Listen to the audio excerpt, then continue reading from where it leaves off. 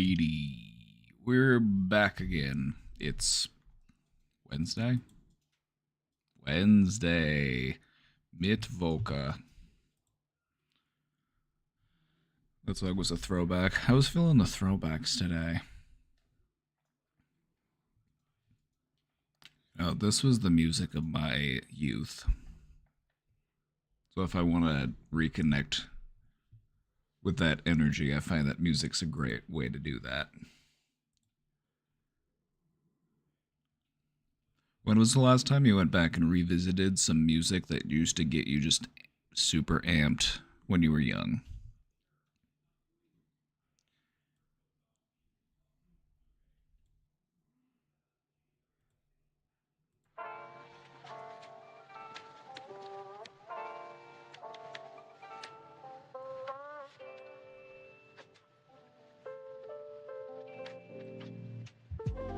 On an annual basis?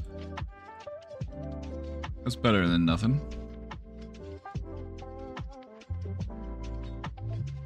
2 days ago, listening to Party Rock Anthem. God, how old was I when Party Rock Anthem came out? What was that, 2014?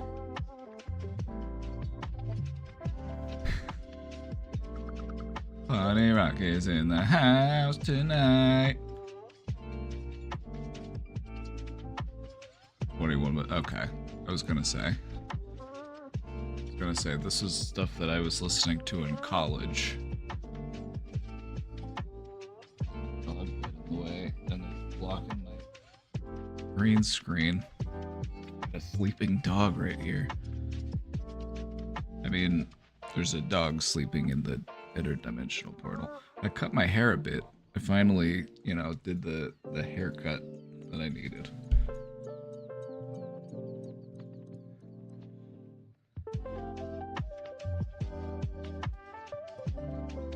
How old am I? I'm gonna be 87 this year.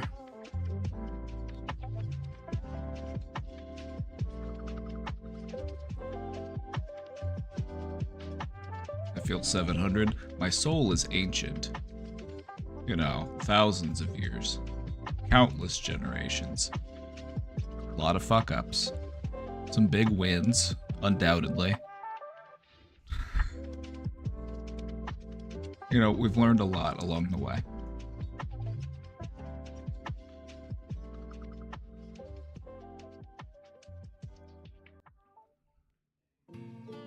You're only as old as you feel, and for me, that's very old.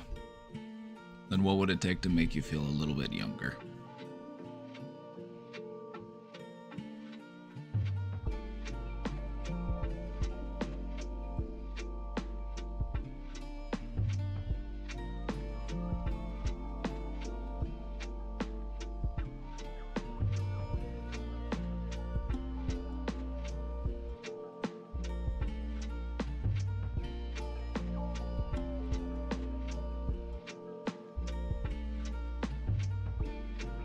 Alright, we got Suga's question.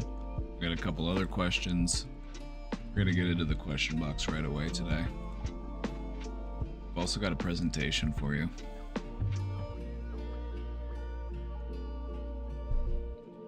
Spilled coffee on myself.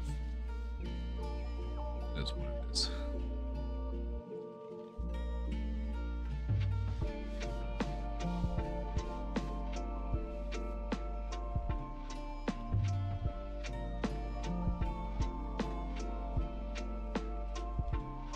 We've got a good presentation for you today.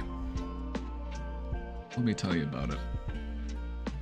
One of the things that I've noticed to be a consistent factor in a person's ability to improve their mental health, their overall mental wellness, their quality of life, adopting a slightly new perspective on their life, on their experiences, on their beliefs, whatever it may be. Sometimes we get so dialed in on the way that we think that we forget that there's other ways to think, or that there's other ways to view things. And so we're going to talk about that today. We're going to talk about how to change your perspective.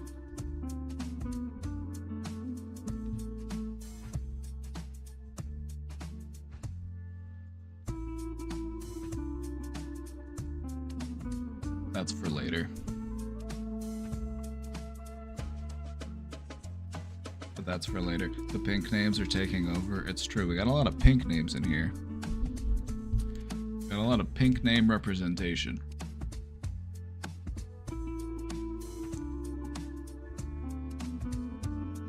I feel like I'm constantly changing my perspective in order to better gaslight myself. Well, when you think about it that way, it's like, well, I already gaslit myself to be miserable. I've already gaslit myself into hating myself, so maybe I can just gaslight myself into liking myself. And you know what? I think that's fair. I don't think there's anything wrong with doing that. You're just using the way that your brain works to your advantage. You're learning how to be a little bit more compassionate with yourself. It's not a bad thing. It can greatly improve your quality of life.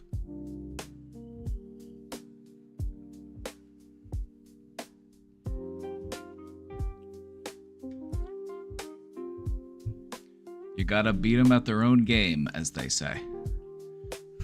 And if your biggest enemy is you gotta beat yourself at your own game. So you gotta take the strategies that you're using and then make them work for you rather than work against you.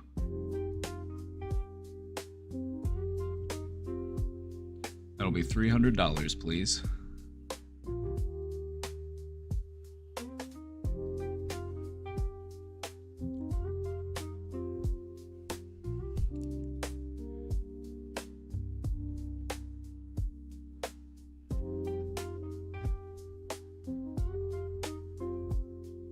Let me just say, you're lucky I don't charge. If I was keeping a tab open, all the stuff we've talked about, all the stuff... At least $57,000 worth of information.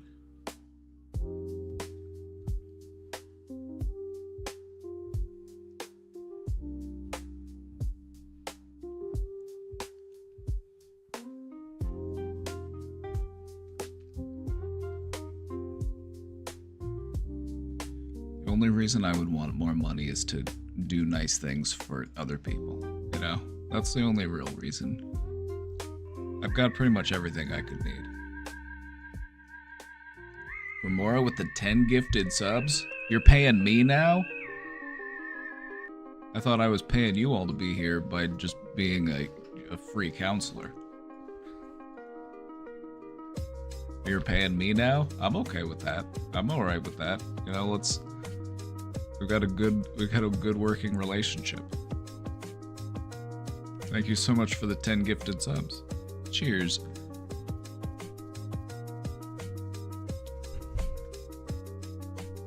You know, about to set off a hype train. You know what I mean? About to set off a hype train. We got some people who dodged. We've got some unsubscribed people, and you know, we'd hate for them to see advertisements. That would just be terrible.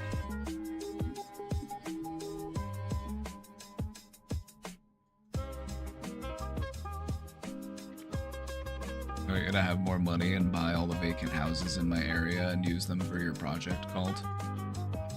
You know?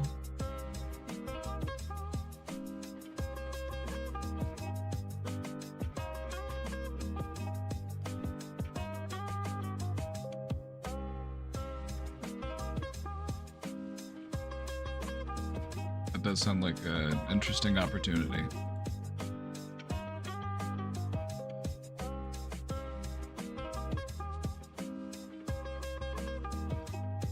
I was gonna say, imagine owning a neighborhood. Imagine owning a neighborhood and then starting a cult in the middle of like a city or a suburban area, and then I remembered, oh yeah, they actually do it. They're called homeowners associations.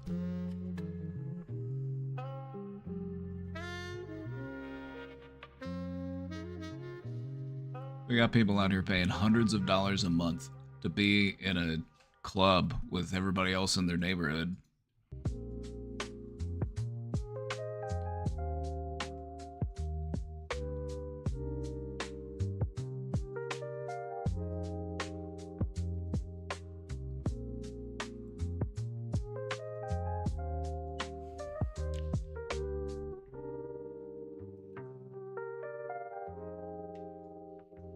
The HOAs I've seen can be like, yes, can you imagine $700 a month? 700 should be the highest that anybody has to pay in rent. Maybe 1,000 if it's really big.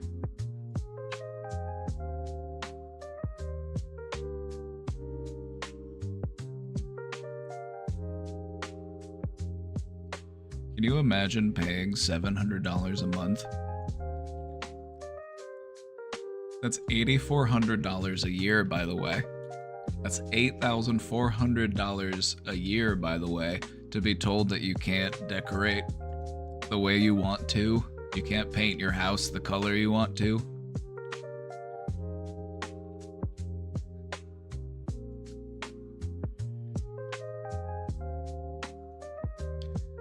Some people have HOAs and they actually do stuff and they are, you know, helpful and beneficial. So I wouldn't say that they're all terrible, but a lot of them are very scammy.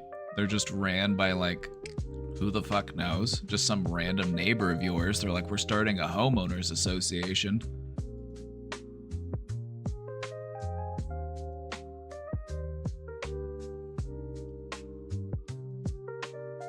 The whole system's just kind of weird to me.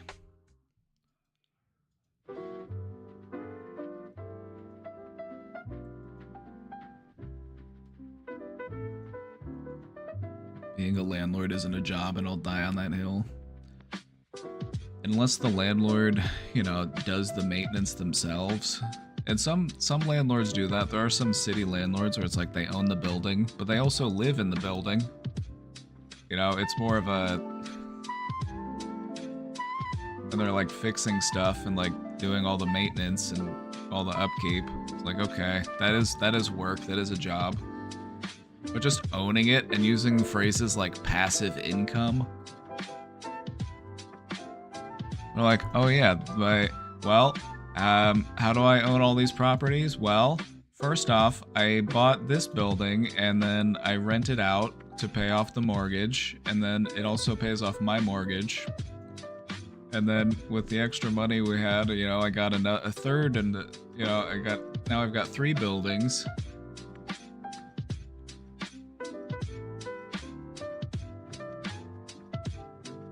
And now I'm making, you know, thousands and thousands of dollars every month as passive income. Why is that legal? It shouldn't be. The fact that the word Lord exists in the title should disturb anybody. Which is why they've done a soft rebranding of themselves. And well, some places they'll call themselves property managers. We're here because we manage the property. Like, wait, why do we need you? Why do we have to pay the premium?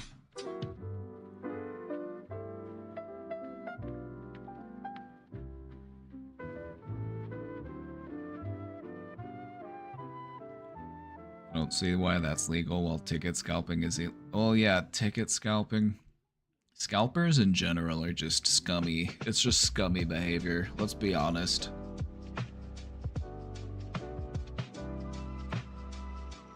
One of the things that gets very like, it's ruined concerts. Like, ticket resales have ruined concerts. And then like Ticketmaster and stuff, it's all fucked. But like scalping in general, like game consoles, trading cards. I've seen videos of just grown-ass men in line at Costco to buy just like cartfuls of these packs of Pokemon cards just so that they can sell them at a markup. It's completely ridiculous. But anyway, that's what capitalism will do to you. It'll make you resort to doing some shitty stuff in order to make it in the system.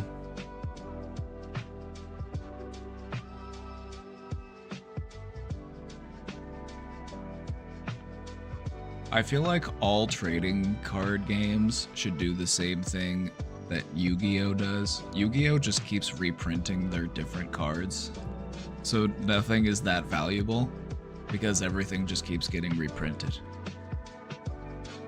But with like Magic and Pokemon, it's like some of these cards will get way too fucking expensive. It's like, why? It's like, why does it need to be that way? Why can't you just make more of the card? Oh, greed. Okay, yeah. Yeah. That's why.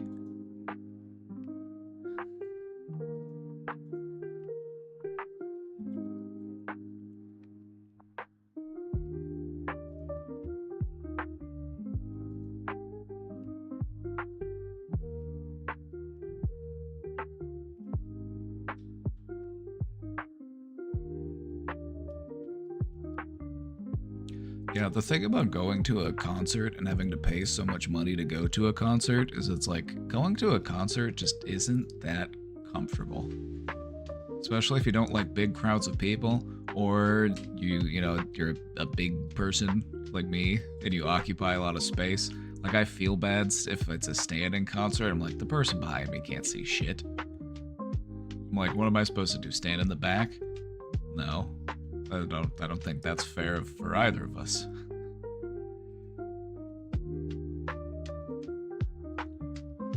So I have lunch in 15 minutes. If you get 2 questions in mine, I might be driving home. Do you want me to go for it right now? I can go for it right now. Let's do it. I'm just rambling. Yeah, I've gotten to the age where if I go to a concert, I'll be sitting down for most of the concert. I'm like, I want a seat. No more general admission. No more. My moshing days are over, I fear.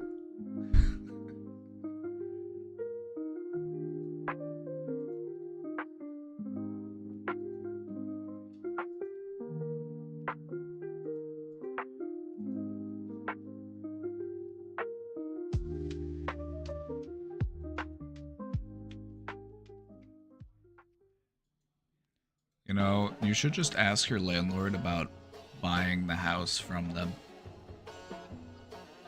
It sounds like your landlord, their heart just isn't in it anymore. Like, a lot of people become landlords because they just inherit a house. It was like their parents' house, and they're like, well, I don't want to sell it. I want to, like, make money off of it, overall, I guess. So they end up just renting it out, or they want to keep it.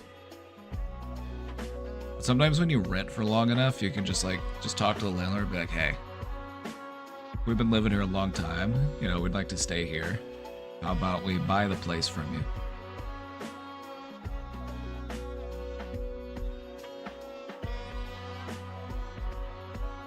Anyway, let me get to this question. Sorry, I'm very distractible right now. You know, and if you have a good relationship with your landlord, they might even cut you a deal, you know, since you've been paying them so much. You know, like they might, because it'd be easier, you know?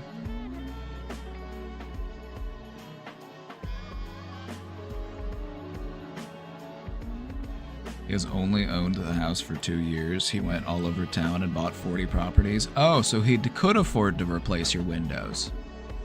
Okay. He's not just some struggling guy who's like, maybe this is the only building he owns. This guy has 40 properties. I'm like, yeah, he can afford to replace your windows. You need to tell him that it's important for the weatherization because it'll also lower the heating and cooling bill, and it'll also, you know, you want to maintain stuff like that because it aids in the longevity of the house and in the utilities. You know, the heat's not having to work as hard, the air conditioner's not having to work as hard, so they last longer too. So this kind of stuff really just ends up paying for itself. I could be a good salesperson.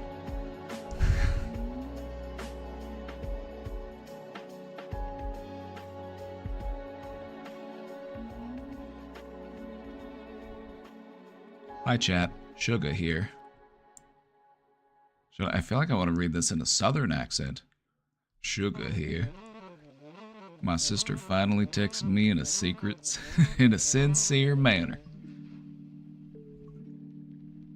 and asked to talk. I said I was willing, but need some time to gather my thoughts. So we'll be all talking next week on Thursday. Good. This is the way to do it. If you're re-engaging with somebody and it's been a while, Set a time, set a date, give some time to get your thoughts together. You don't want to come in hot. You know what I mean?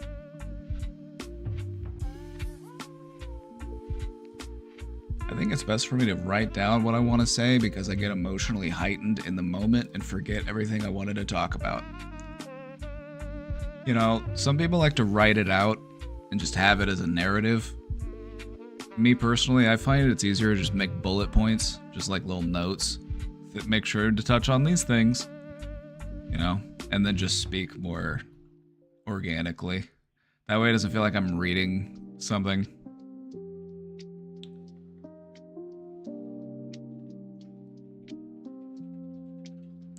But, you know, either way's fine. It's just a matter of taste. I think either way's fine.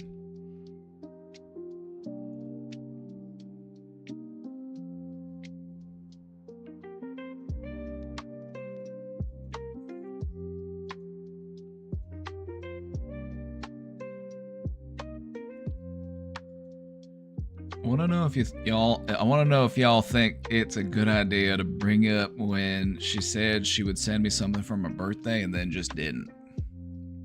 I guess what I would consider is, what are you looking for from that? Are you looking for an apology? Are you looking for her to own up to it?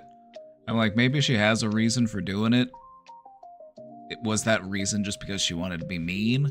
Or was it something else? Like maybe she was tight on cash. Maybe she, you know, just wasn't able, but she still wanted you to think that the gift was coming. She felt bad. You know, there could be reasons why that happened. I don't know. Let me just say, I got a gift card one time from my sister for the movie theater, and then I took it to the movie theater and tried to use it, and they said there was no balance on it. So I don't know. I just never brought it up.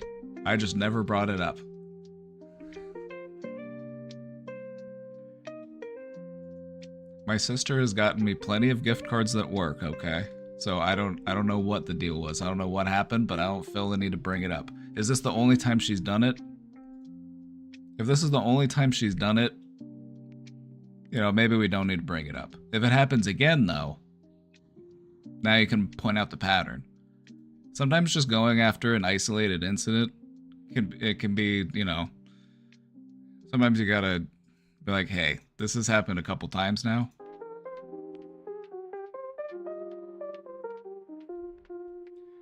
See, that's what I'm going to assume. I'm going to assume that it was some sort of unknown glitch and that's why it happened, and that's all there is to it. I'm fine with that. It could have got lost in the mail for all we know. That's kind of what I would do. Like if my sister said, "Hey, I sent you something and it just never got here," I'd be like, "Hey, that thing you sent me never got here. I guess it got lost in the mail or something. That sucks." Just to be like, "Hey, just letting you know I never got it."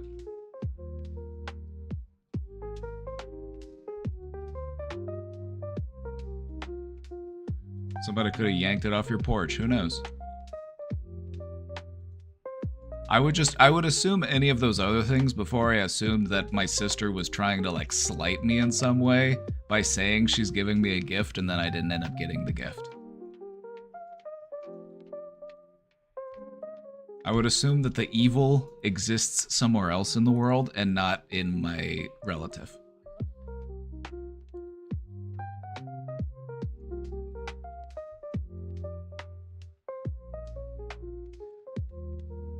I mean, she went out of the way to tell you that she mailed you something.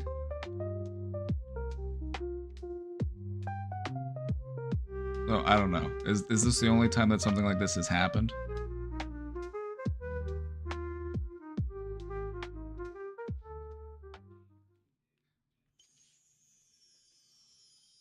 Speaking of mailing people things, I still need to mail a mouse pad. I told Cutie Cheeks I'd send a mouse pad. I still need to do that. I haven't forgotten. I periodically remind myself. I just need to set it out somewhere so I don't forget. It's in the closet. I need to grab it. Don't let me forget. Remind me.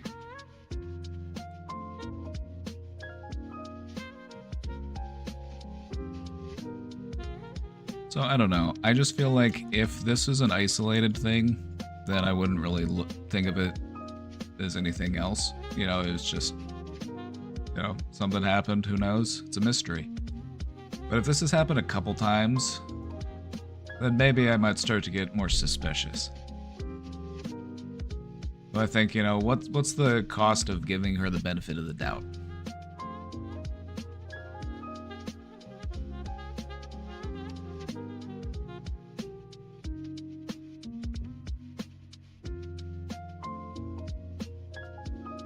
I don't want to be confrontational, but I feel like we have to say everything that hurt me so that we can try to mend things and move forward.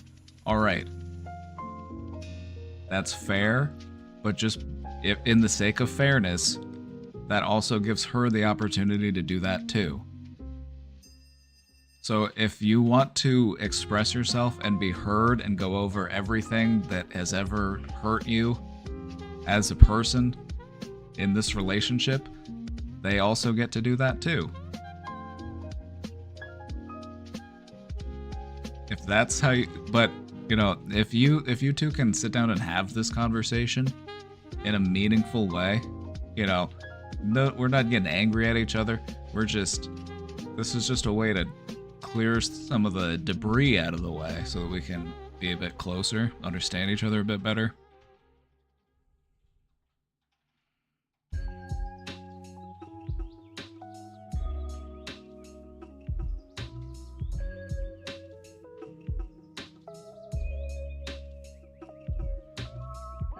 One of the biggest breaking points was not pretending we know what the other person thinks or their purpose for doing what they do. Yep.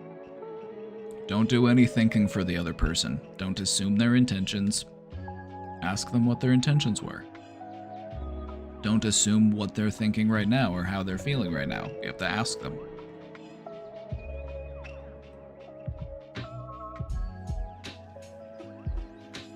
She said she has been talking to her therapist about being more empathetic to me.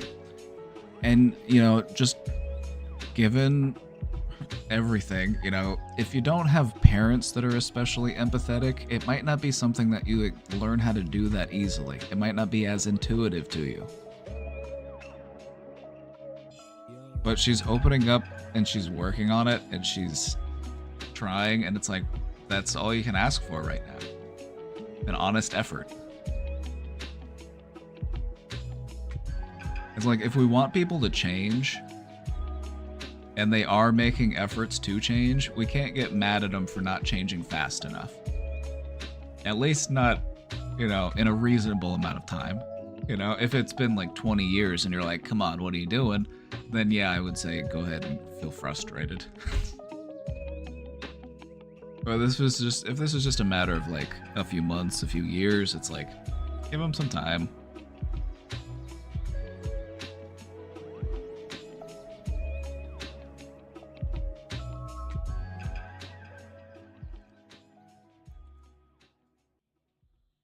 I'm not willing to go back to the dynamic that we had before. I also want to bring up her gaslighting me into thinking it was actually my fault my brother was abusive towards me.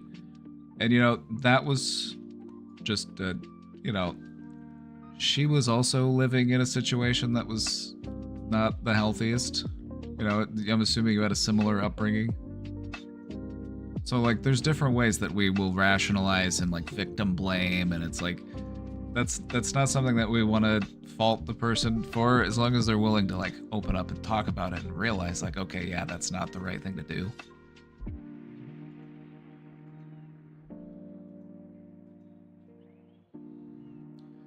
Abuse is really complicated to talk about, you know, and not everybody takes it the way that you would hope for them to take it, because when it comes to, you know, when you start throwing that word around, people have all sorts of like connotations and, you know, expectations of what that means and what that looks like, and, you know, there's a lot of defensiveness and there's a lot of rationalization and justification that goes into it.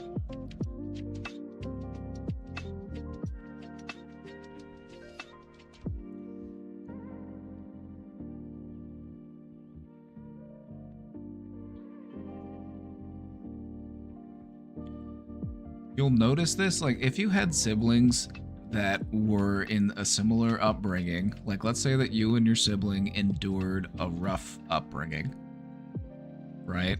There's going to be a time where like you might become more aware of it and you might become more like emotionally mature and you might start looking at it a different way. And then in this moment of realization, you want to just like go to them and be like, hey, this happened. You know, we need to talk about this. This is serious business. And it might, from their perspective, just feel like, where is this coming from? Because they're just not quite there yet. You're a couple years ahead of them. So in these types of conversations, just remember, it takes time. You're a little bit further along, so give them time to catch up.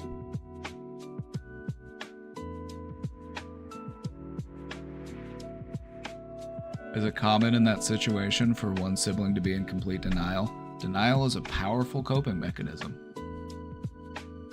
It happens in abusive family situations all the time.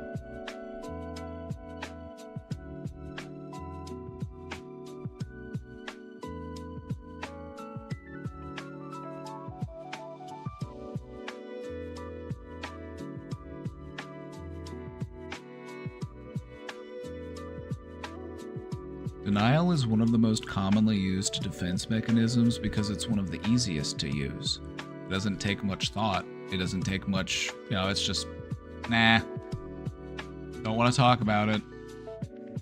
Don't want to talk about it. If I just don't think about it, then it doesn't matter.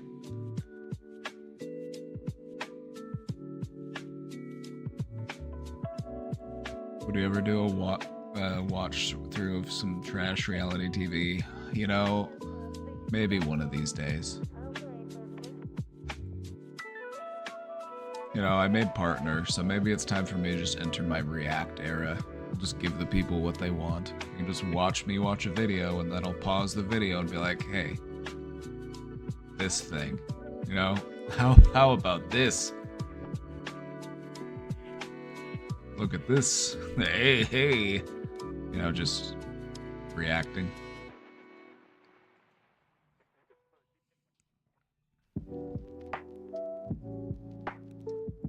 Do it in a very human way.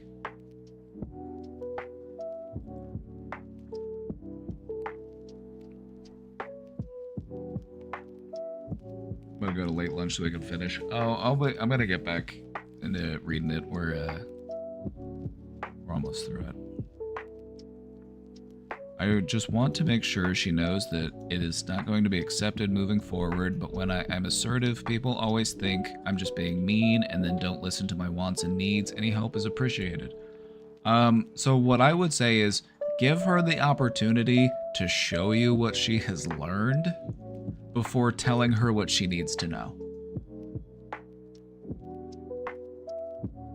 So if she comes to you and, you know, she offers a heartfelt apology, she offers a new insight and understanding, then it might not be necessary to say, hey, this is everything you did wrong, because then it's going to feel like, you know, you're rubbing her nose in it.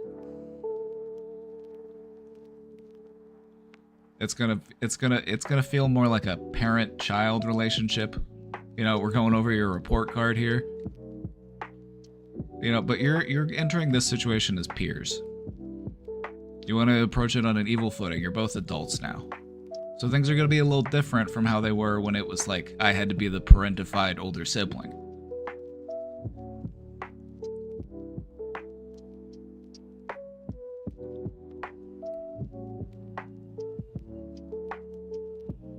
So yeah, give her the opportunity to show you what she has learned in this time that she has had to think about things.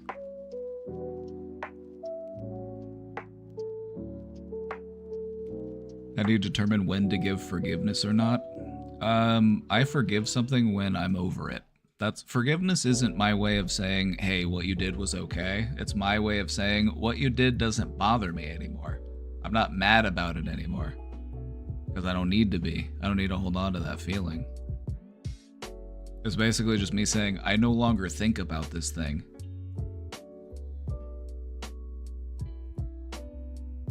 So I forgive whenever I'm ready to stop being bothered by something.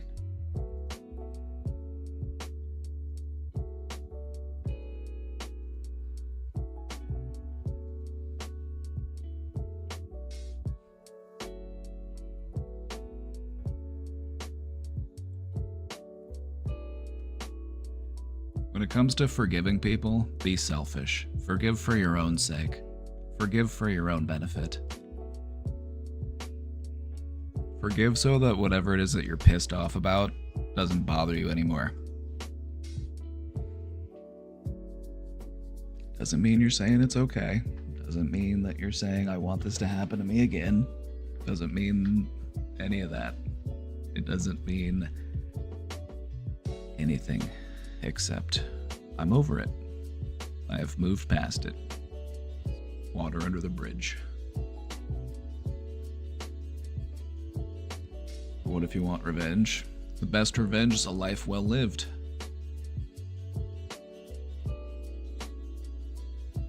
I'm so used to my family not caring about my feelings except hers, so when all this happened, it really broke my trust, and I don't know if I can get back there.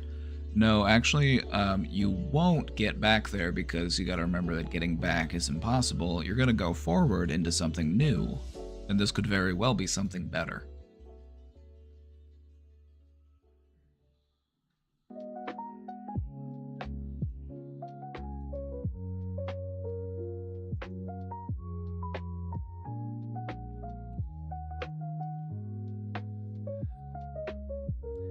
Sometimes when it comes down to like a family member talking to another family member about abuse that happened in the family, specifically when like you're the older sibling and you're talking to a younger sibling about it, you got to remember that, you know, it took you time to like wrap your head around it and to get to the realizations that you're at.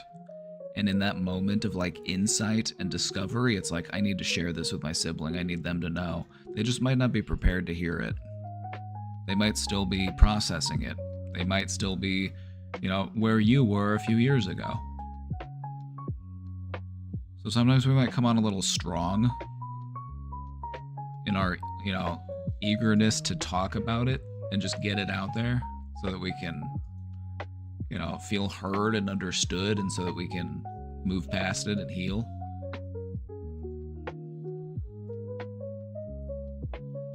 This one goes out to the older siblings out there. You know, sometimes you gotta give the younger siblings some time to catch up. You know, be patient with them. It took you time to get to where you're at, so give them time to catch up.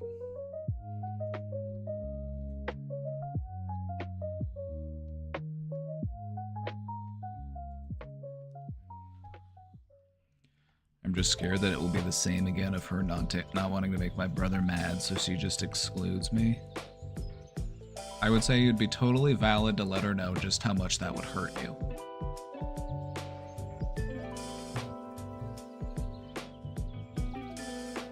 You know, I would just give some consideration into how you want to phrase that. You know, if this thing were to happen, it would hurt me very deeply. It would break my heart to see this happen. You know, stuff like that. I feel like that's a good way to phrase that kind of stuff. Like, you know, we want to come across as, you know, we're pushing for us to grow closer. And we want to let them know that if we were to drift further apart, it would be, you know, very painful.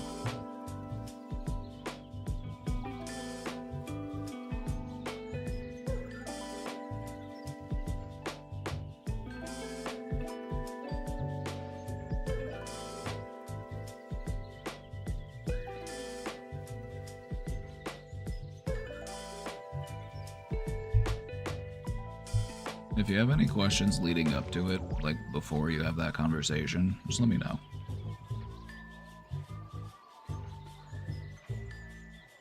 Let me know when you've got your bullet points written up, and I'll take a look at them for you.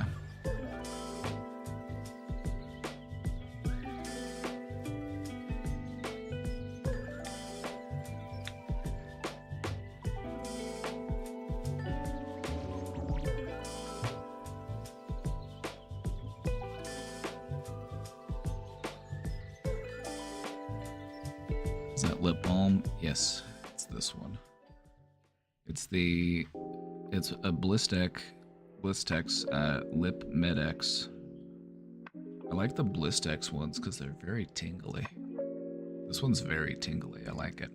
But it's like in a tub, so I have to put it on with my finger.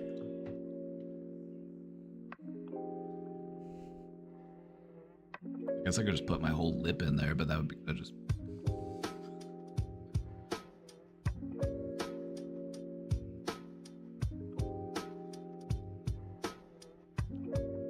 Me and my sis have no relationship. Well, then sometimes all you can say is they're missing out. You know? It's not that you're against having a relationship, it's just that they don't show any interest in maintaining one. Making a relationship work, even a relationship between family members, it takes active, conscious effort. You know, you have to stay in communication, you have to spend time together, you have to see each other. And some people just don't have enough space in their mind to really let anybody else in. It's just too packed. Work, raising kids, unresolved traumas. I'm at capacity.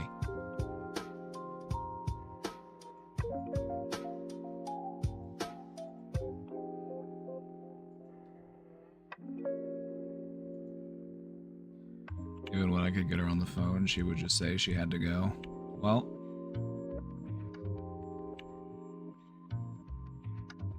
so now my question is, would you wish ill upon her for not staying in communication with you?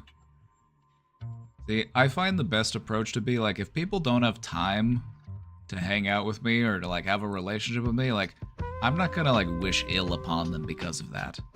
Like, I'm not so important and so cool that like, no, they need to make a priority to hang out with me.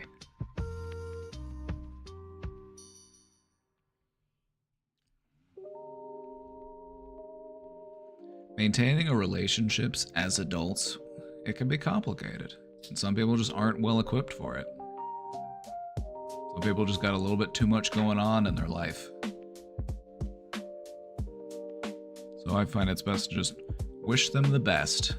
And maybe things will change in the future. Maybe things will settle down for them a bit. And then, you know what, maybe then we can reconnect. I won't rule it out. I don't need to burn the bridge. The bridge stays open. It's just doesn't get used very much.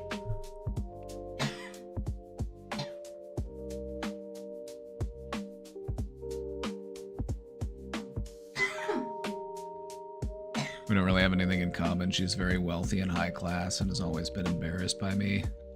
Yeah, the people who act like they're too good for somebody else because they have money, those are going to be the first people that come crawling to you asking for help when their finances change. You know, when like they get laid off or, you know, they fall for some crypto scam or something and they lose it all. Guess who they're going to come crawling back to?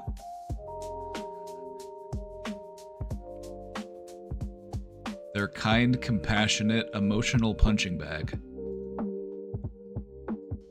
I need help. I've got nowhere to go. Like, alright, well, where were you when, you know, I needed help? You acted like you were too good for me. And then, you know, how do you act in those situations? Do you want to be the bigger person? Or do you want to give them their just desserts?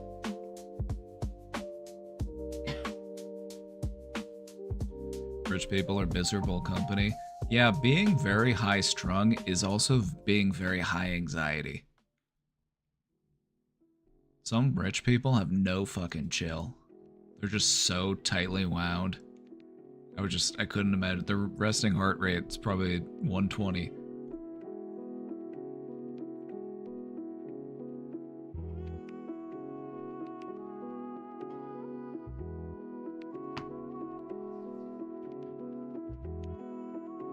I only text my brother once a year on his birthday.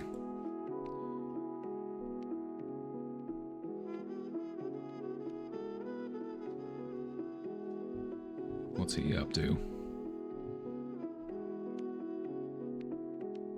Getting into sibling drama today. He's in the Marines. Oh. Do you send him a box of crayons every year too?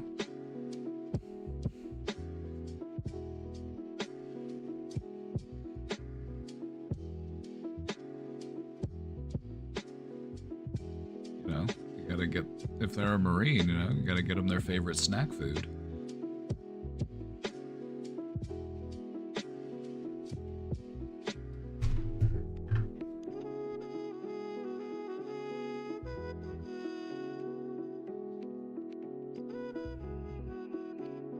I met the girl once and I had a BPD episode on her.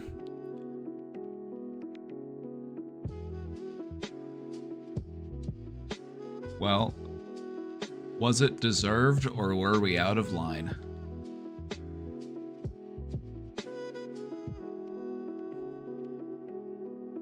Everybody here is just lined up and ready to enable you, and I just want to let you know that, like, that's your power. Like, you've got people who are just ready to validate you no matter what you do.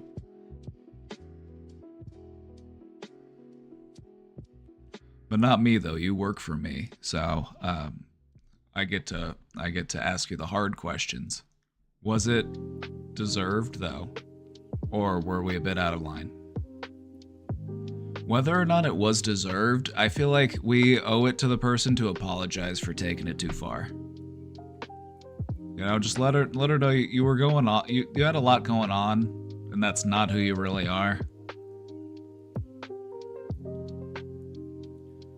I never apologized. It's never too late to apologize. There's a song about it. It's too late to apologize. I don't think it's true. That's one of the reasons why I don't like that song. The other part is because I think it's just not a good song, but I also don't think it's ever too late to apologize. A late apology, better than no apology.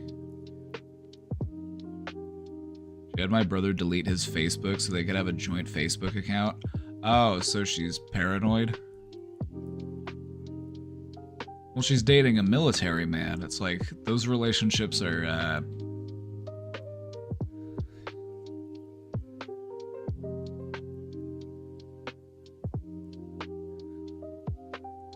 Do I need to elaborate? I don't think I do. Like, just knowing that it's a military relationship is like, oh, everybody's here is like, oh, yeah, okay. Yeah, we know exactly what you mean. Just some military couple shit.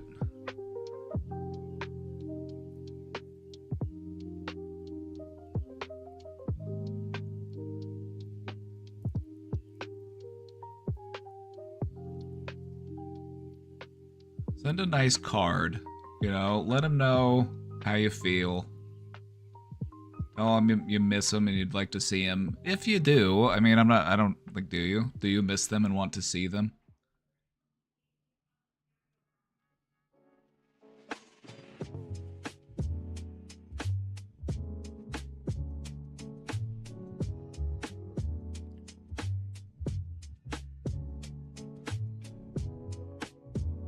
I really took it too far when I asked her if she supported Trump and she said she did. Military families. They're brainwashed. They bought into the paranoia.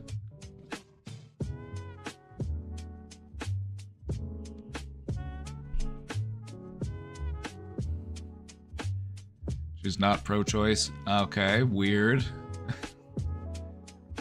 As a woman, especially. No, actually, I don't support my own ability to make a choice. I need some 80-year-old man in a suit to make a choice for me.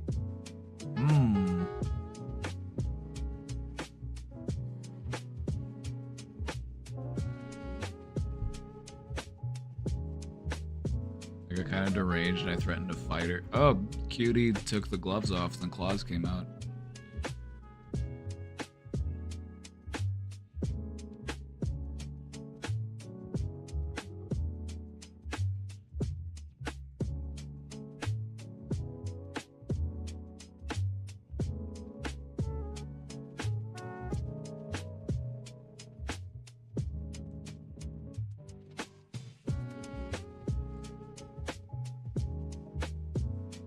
What did we learn?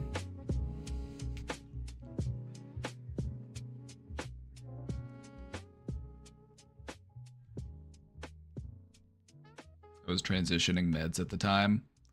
That'll do it.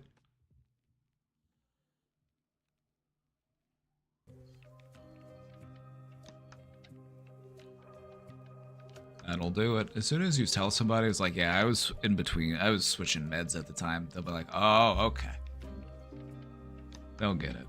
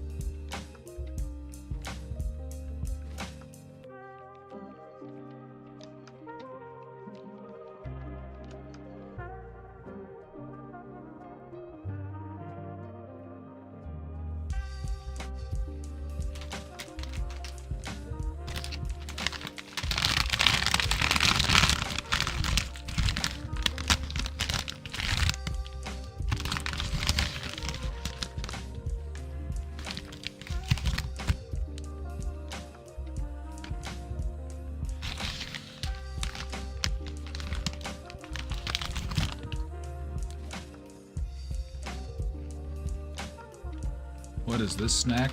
Oh, I'm happy you asked. I got these at Aldi. They are, you can't see it because the whole entire bag is green.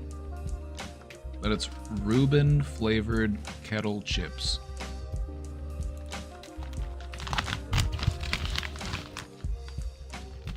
It's all green for St. Patrick's Day.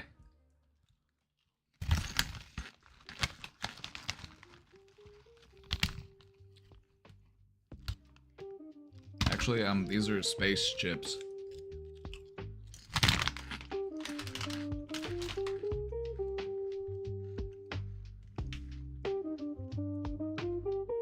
I love Reubens, but I'm afraid of the meat. Well, I mean, you've been confronting a lot of your fears lately.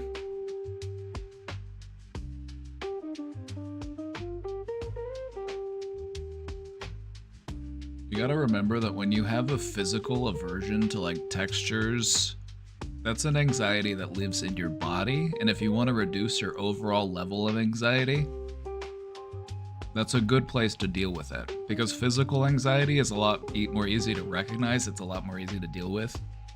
You know, it's easier to like regulate exposure to that thing, desensitize yourself to it.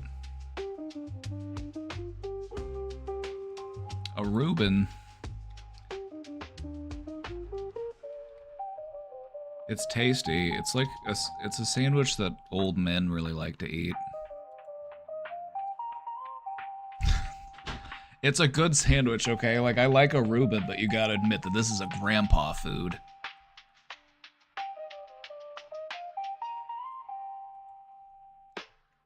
A Reuben has pastrami. You could do it with pastrami. You could also do it with like a corned beef. It doesn't really matter that much. It doesn't really matter that much. You could do it with either one.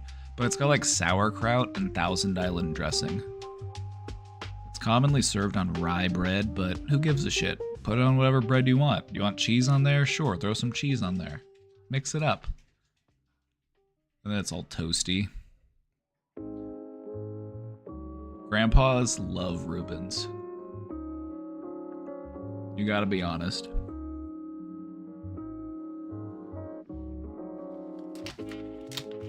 It's so annoying, something can taste good, but if it has a texture issue, I start gagging. Let me just say, just continue to expose yourself to it. You'll desensitize. It's like acclimating to, you know, when you step into a room, it's a different temperature. It's like, you get used to it. But the only way that you can get used to it is by exposing it. So as long as you continue to expose it in a safe, controlled, gradual way, you know, it's not like I have to sit here and eat 100 of the thing that bothers me. It's like maybe I'll throw it in every once in a while into the meal rotation. Anticipatory anxiety is anxiety. And so if we can get rid of that type of anxiety, it lowers our overall anxiety. Think of your anxiety level as a gauge. And the different anxieties that you feel contribute to where the level is at on that gauge.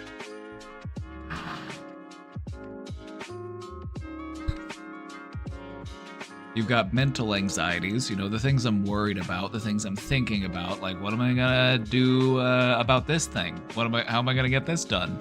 What am I gonna do if this thing happens? You know, that's mental anxiety. That takes up so much. But then you've also got physical anxieties, anticipatory anxieties. Your body is primed and ready to address things at the drop of a hat. There's a sudden noise. What was that? You're reacting very quickly. Your body is rearing and ready to go.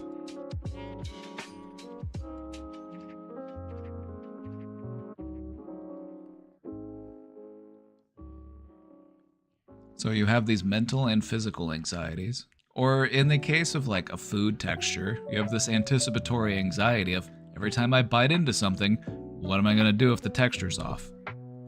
Like, well, I'm gonna spit it out. I'm not gonna eat it. Every once in a while, you'll bite into something in your food and you're like, I'm not sure if that's supposed to be there. Might be a little bit of cartilage, a little bit of, you know, just get rid of it. And go on with your meal.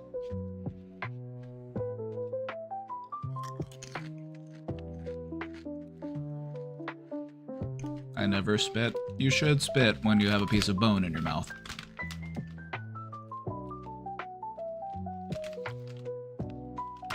I still eat it, like bones and gristle and stuff. It's like, no. You want to know the like, I had to... I took a class in middle school, and they taught me table etiquette. And they were like, what do you do if you have something in your mouth and you have to spit it out? How do you do that politely at the table? There's a technique for it. You take a napkin. You take a napkin and you go like this.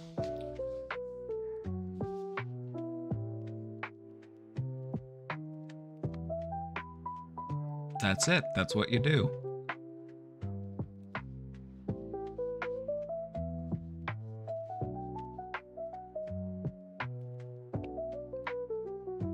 Sometimes I just eat it. Sometimes I'm just like, my stomach acid will fuck that up, whatever that was. Doesn't stand a chance against my gut.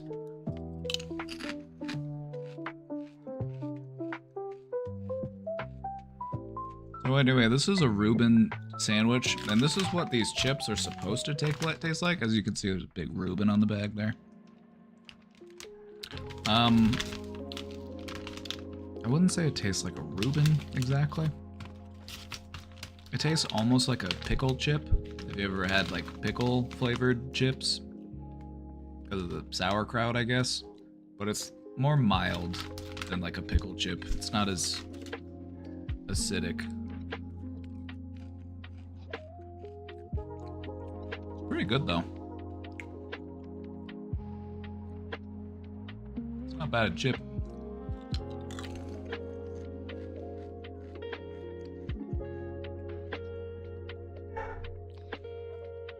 Kinda hungry? Well, you probably need to eat then. I ate avocado toast and drank a smoothie. Okay, California. I'm like, okay, so you've had 400, 500 calories today?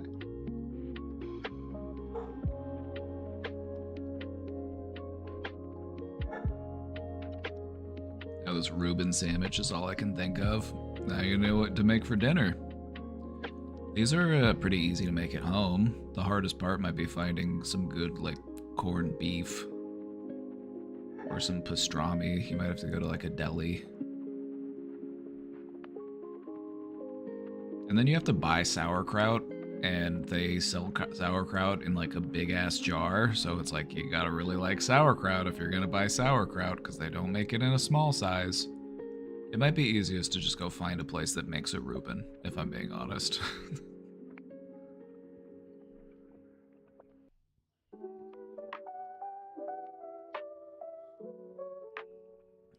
One of these days I'm making crepes and I shall put both blue cheese and cloudberry jam in them. No one can stop me, but someone should. It's not too late. Somebody could still do something about this.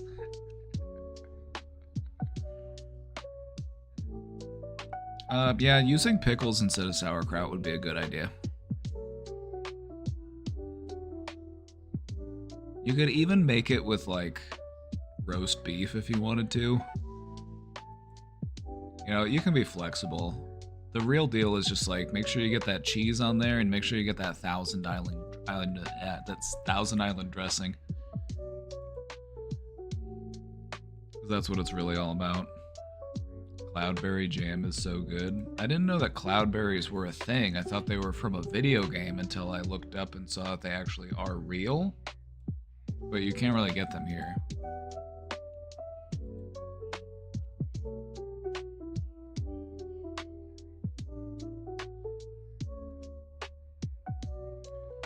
Oh, they sell it at IKEA. What's a cloudberry look like? It looks like a raspberry almost, but a little different.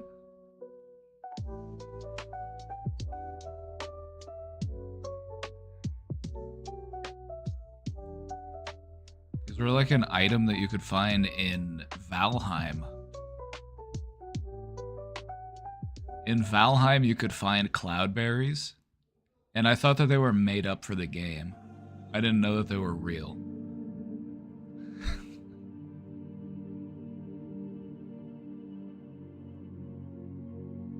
That was cool.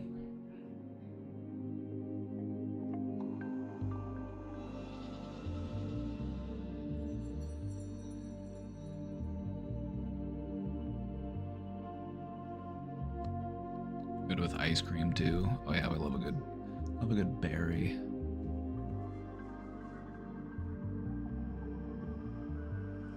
How much would it cost? Let's go to Amazon. Let's look up how much for some cloudberry jam. $15?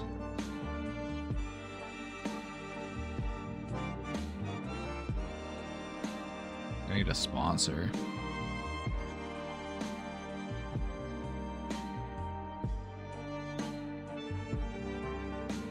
Well, it might be worth it.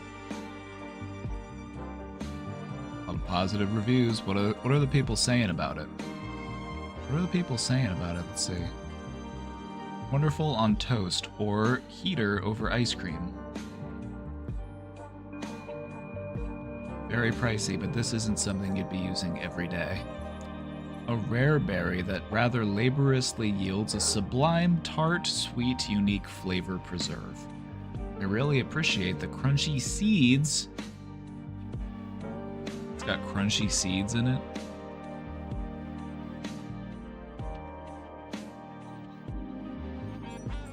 That offer health benefits as well as adding to the deliciousness overall.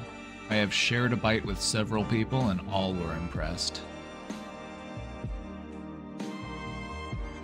A delicious alternative to raspberry jam.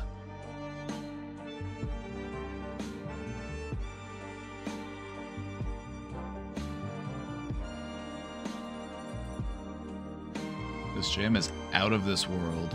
I mainly get an apricot taste with a slight mango aftertaste. The seeds don't bother me.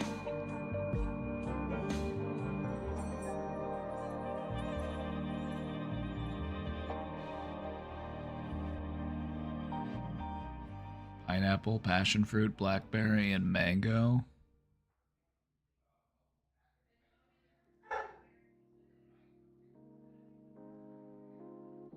One star. The lid was half open and jam was smeared all over the box. My plastic toilet seat had better packaging. So they don't dislike the jam. What a horrible product. They should be ashamed. So I tasted... Wait, hold on. Wanted to return it, but the jam was not returnable and the seller was not responding at all, so I tasted it and it tasted like they made a jam out of old cloudberries. Just disgusting. You ate a jar that was open and it was shipped to you, and then you tasted it and you're like, this tastes bad. Like, are you fucking stupid?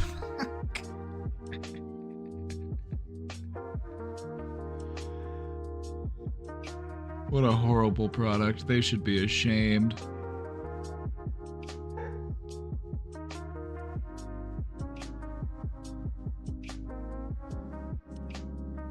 Who did they contact? I'm like, don't you just do returns through Amazon? Like, you don't even have to contact the seller.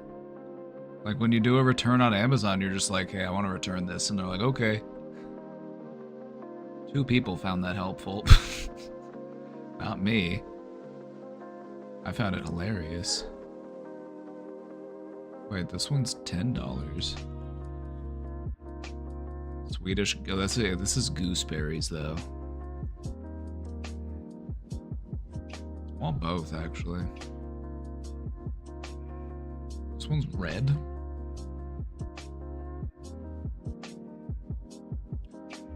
I do like a lingonberry. I actually have lingonberry jam in my fridge right now.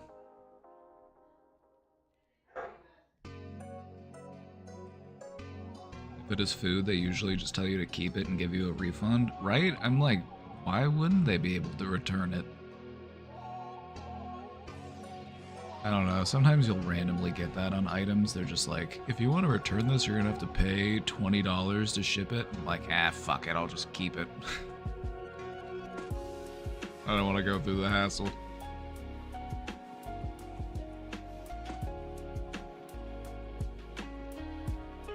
So this question came in the wee hours of the morning. This one came in at 6:30 in the morning. What's it called when the solution to a problem is known, but it's actively ignored by the problem and they continue to express their discomfort while making excuses and blaming others? Ah, what do we call this? It kind of depends on why they're doing it. That's important to consider. What is their motive? What is their goal? You know, is this a learned helplessness? Do they just feel incapable? Do they just feel insecure? Do they feel powerless to change? Or is this more willful ignorance?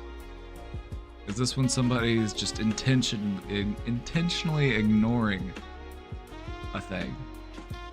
Because acknowledging that thing would take effort, it would take responsibility and change.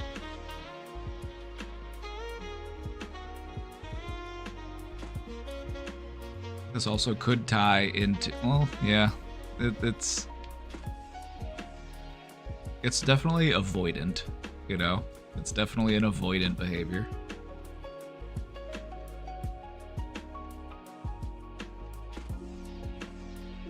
So what's it called? I would say this is called annoying. When somebody does this, you call it annoying behavior.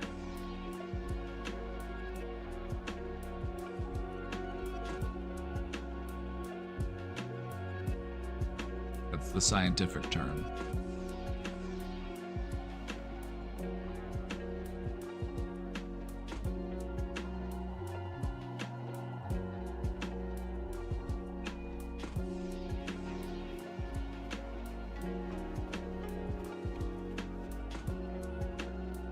Why do some parents like having control over their adult children?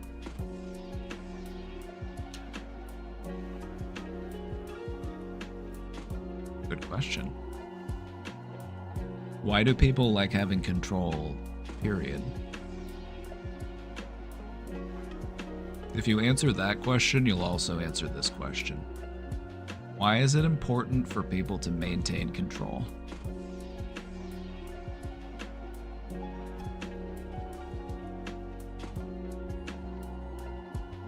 Feeling like you aren't in control of your life, you know, it can be frightening. It can be scary. You know, feeling like you don't have influence in what happens to you or the way that your life proceeds. So I would say that parents do this out of fear. They do this out of fear of losing control. Because losing control, even though losing control isn't always a bad thing, sometimes it's nice to just say, you know what? I'm gonna just see where things go. I'm just gonna, it is what it is.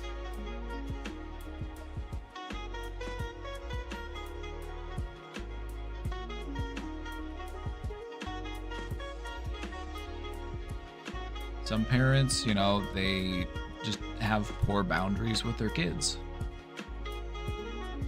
They feel like maybe they don't want their kids to repeat the mistakes that they've made. Maybe they want to teach them certain things. Maybe they want to, see them successful so that they can feel successful. There's a lot that goes into it. But I feel like an important part of being a parent is recognizing that when my child is an adult, I need to treat them like an adult. And this means having adult conversations, setting adult boundaries, being respectful.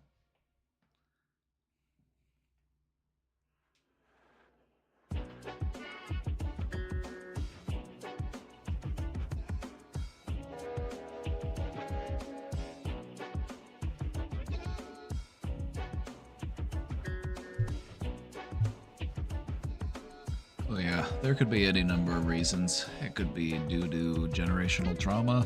It could be due to fear. It could be due to, they're displacing their worries, or their fears.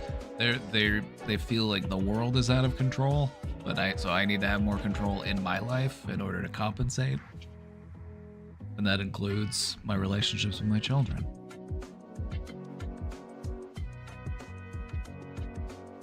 Anyway, control is cringe.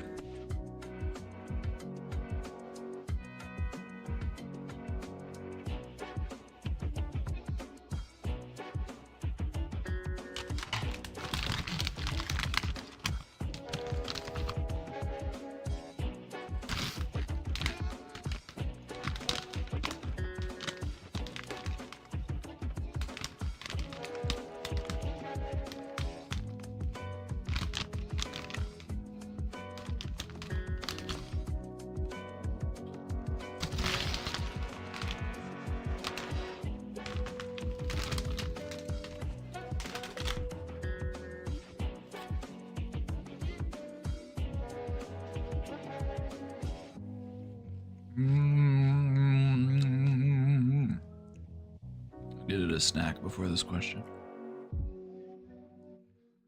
These chips are pretty good. Pretty good. All right. Hello, my favorite people. I had a question that I don't know if anyone has experience with, but I'm shooting my shot. Does anyone deal with PTSD that has gotten worsening physical manifestations as they age? I found out that I had PTSD maybe 4 years ago. This came about from me reaching out to a psychiatrist about panicky and horrible thoughts when my loved ones are not with me physically. Fast forward 2 years and I'm suddenly having way worse motion sickness. Here I am now, and now I just get nauseous every day like clockwork. Cannot ride in a passenger seat or a back seat of a vehicle, or I'm projectile vomiting in half a second. I observed my symptoms over a period of time and found there is not a real consistent factor that I can see that's causing this. I googled and it said worsening inner ear function in adults can cause this, as well as eye movement and functioning. Then I thought about how they want me to do rapid eye movement type therapy for PTSD. And Google said something like eye movement can make one dizzy. So I'm asking, has anyone had this happen or heard of this happening? Is it possible that I do not notice my eyes jumping back and forth and maybe I am doing this to myself? It's possible.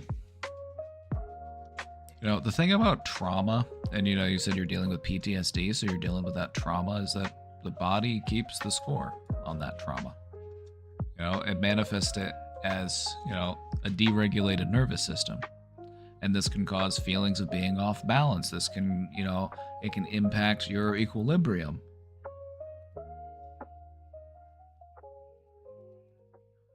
And so it's important to remember that, you can work on it in your body as well. You can do balance exercises. You can do, I would encourage you to try some balance exercises, maybe doing some yoga, some stretching, just trying to feel more centered. And you can do a lot of that now, standing, sitting, lying down, different types of stretches, and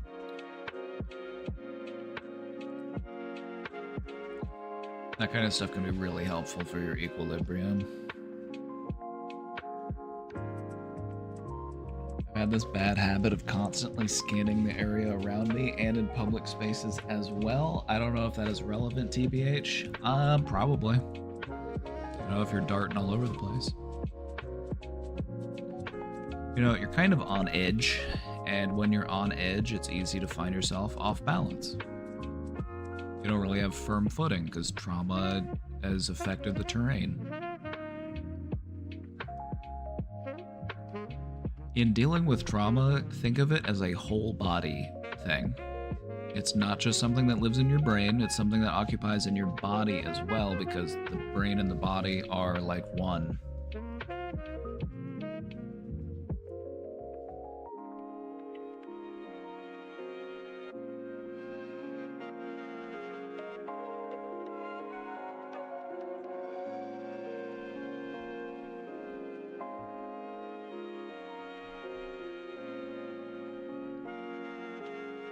It all started when I stopped competitive cheer too, which is very balance centered. Damn, so I have to go to therapy. Not to do balance training. All you need to do to be balance trained is get a yoga mat. Maybe get a foam roller.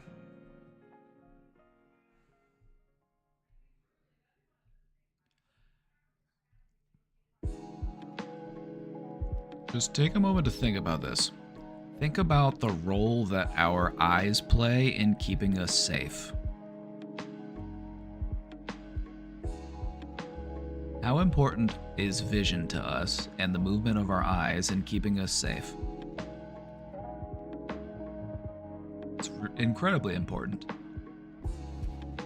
If we're feeling a baseline level of anxiety, or we're dealing with stress that's resulting from a trauma and that generates anxiety, think about how that can affect you down to the tenseness that exists within your ocular muscles.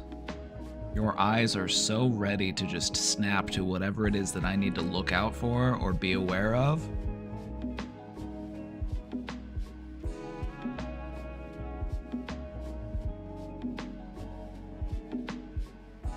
Does that make sense, or am I completely insane? There's no in between. It's either or.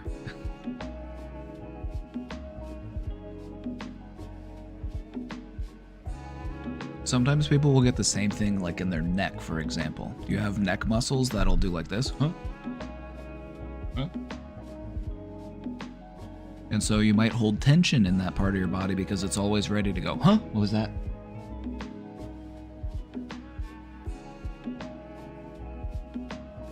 What I find to be helpful with that kind of stuff is to slowly and intentionally move those parts of your body so that you can help them to not be so, reactive and so twitchy.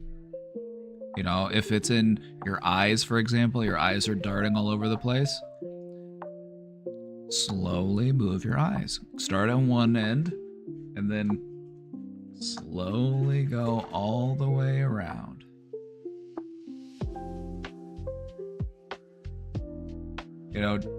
Just imagine your eye muscles. I'm going to show you what your eye muscles look like real quick.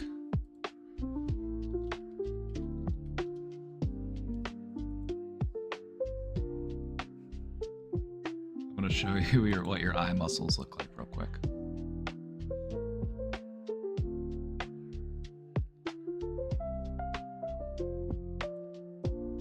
So the human eye is a fascinating bit of evolution.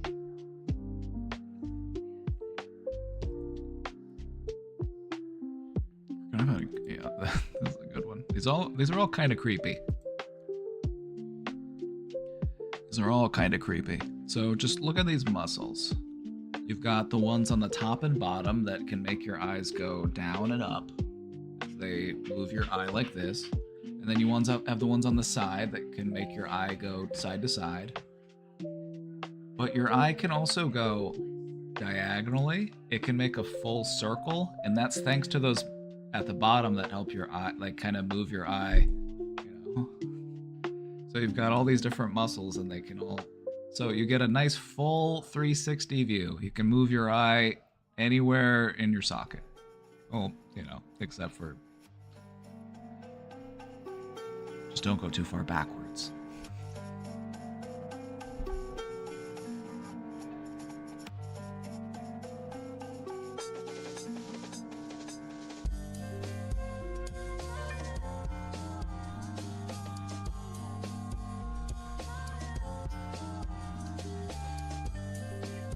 My inferior obliques hurts.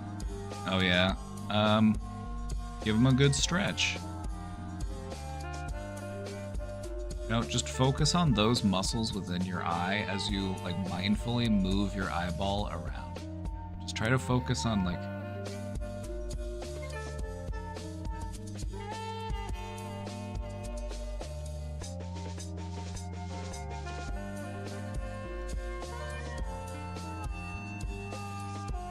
Shell Trachtenberg died?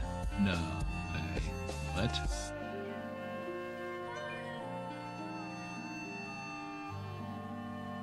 Dead at 39? That's crazy. What happened?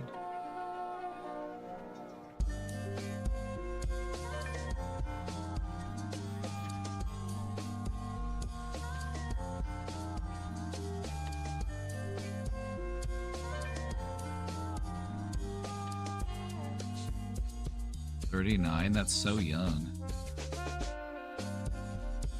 They found her unresponsive in a Manhattan apartment.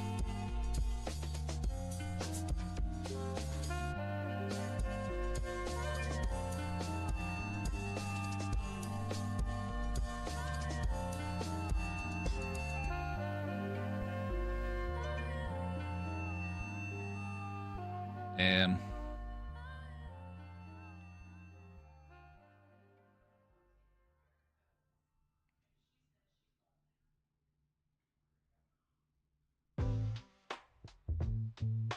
Recently had a liver transplant. It was natural, they think. Oh, damn.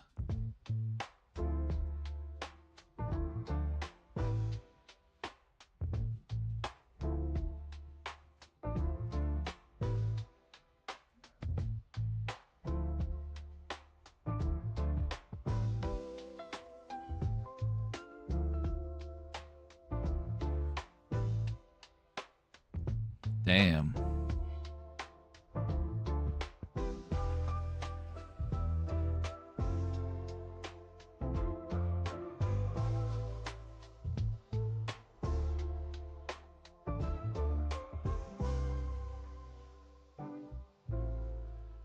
Too many child stars out here dying young. Too many child stars dying tragic deaths.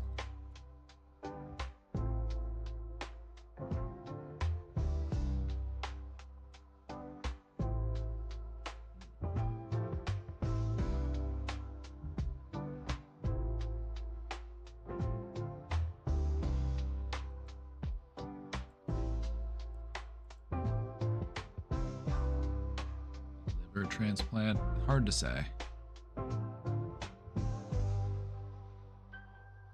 I'll wait to find out more when they release more information, I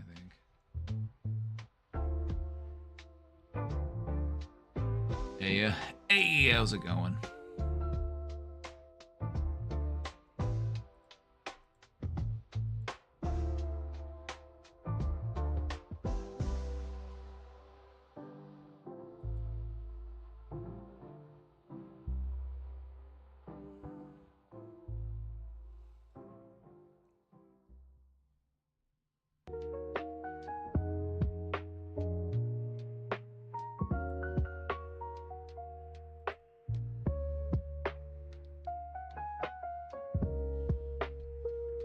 The title of this presentation kind of sounds like the title of a book.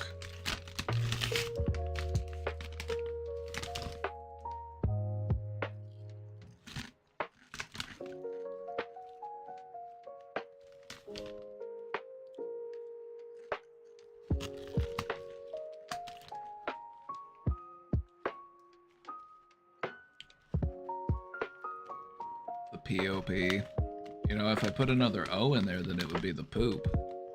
The power of other perspectives.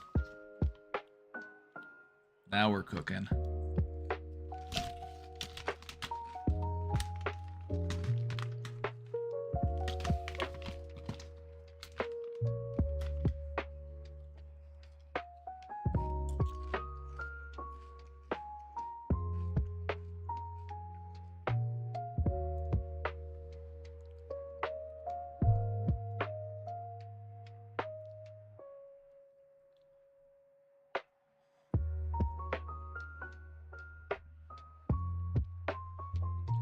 Alright, everybody, it's presentation time. Find your seats. Everybody, find your seats. We're gonna go ahead and take attendance. Who's not here today? Can you just check your pods? Check your... Are your pod partners here? Who are we missing?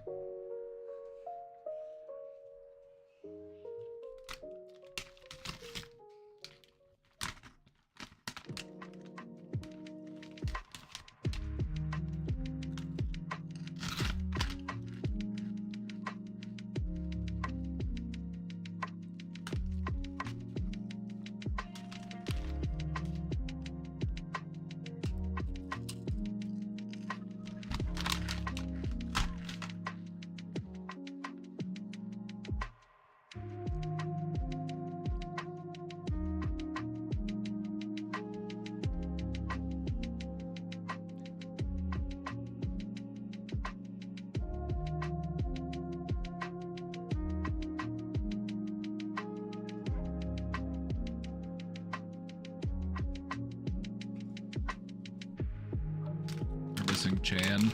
Chan got a job, and Chan's working hard. Chan's been out there making moves, and we're here for it. Chan will show up on the weekends, though. B-Wayne? Yeah, B-Wayne never shows up to work.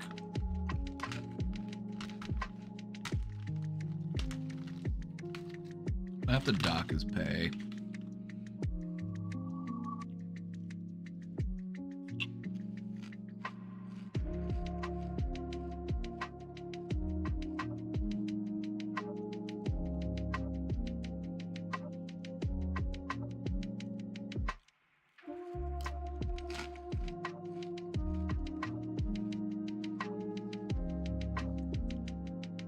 Just scared it will ruin my beloved franchise. Oh, don't worry.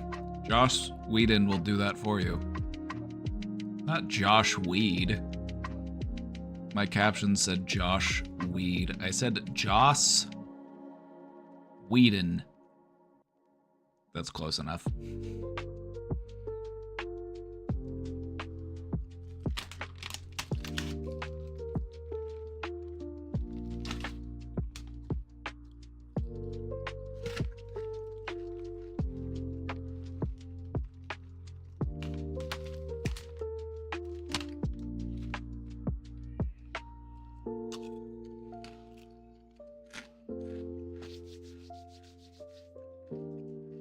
I can't stop eating these chips. They hired him. They brought Joss back on for the remake after the allegations. Crazy.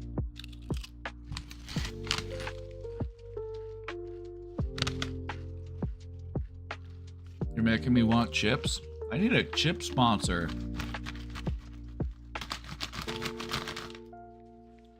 What allegations? Speaking of Michelle Trachtenberg, she was talking about how creepy Joss would be on the set of Buffy the Vampire Slayer.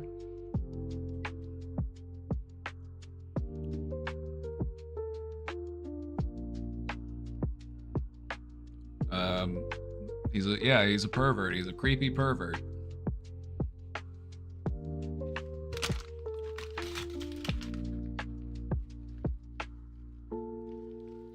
So he's not returning to direct. Yeah, Joss Whedon sucks.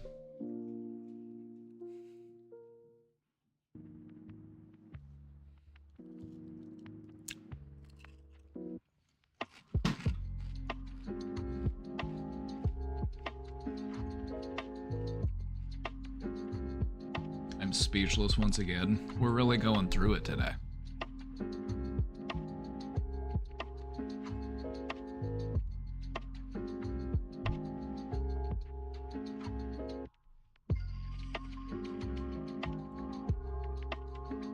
Didn't he do Firefly? I thought people liked that. People like his work. He's just not a good person. We're like, oh, Firefly. Oh, I feel like there are no good people out there. There are some pretty alright people.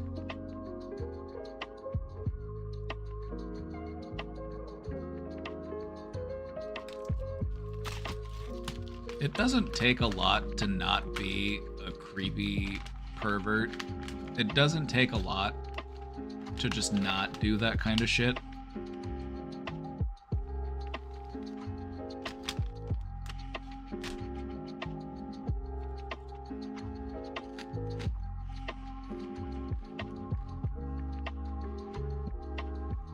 The real problem with creeps is that they get off on being creepy. The fact that you're so repulsed by them, it gives them a sense of like power and control over you. They're getting a reaction out of you. Their presence is bothering you, and that makes them feel powerful.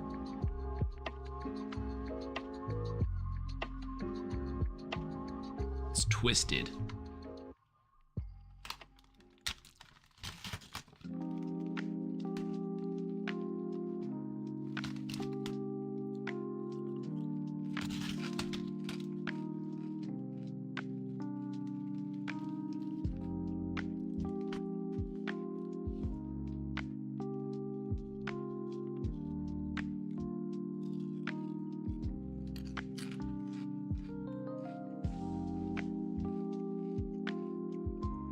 I'm gonna start on this presentation as soon as I stop eating these chips.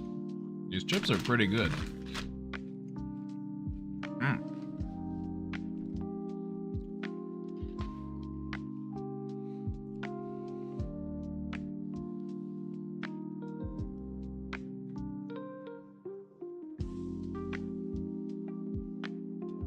Alrighty. This is what we're doing today.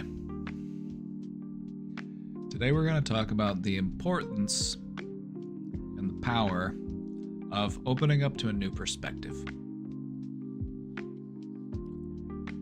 One of the most consistent things that I have seen in pretty much everyone I've worked with is that in order to really get where they were trying to go, you know, mentally, emotionally, it almost always comes down to adopting a new perspective.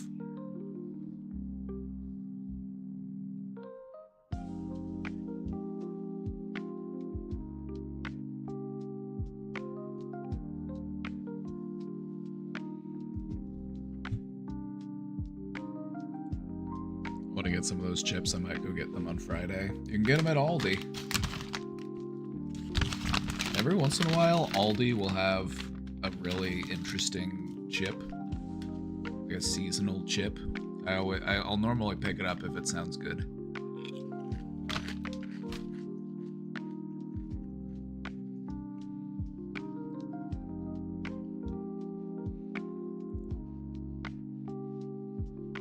I've been going to Aldi instead of Walmart lately. Aldi's so much better. The vibes are just way better at Aldi.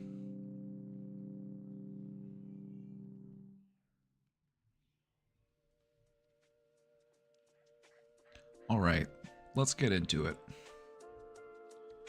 Today, we're talking about perspective. Your perception of reality is what shapes your thoughts, your emotions, and your decisions. Everyone has a unique perception of reality that is entirely their own. And so if sometimes it feels like other people live in a different reality than you do, it's because they do. Because it is their perception, it is their thinking that creates what is real to them.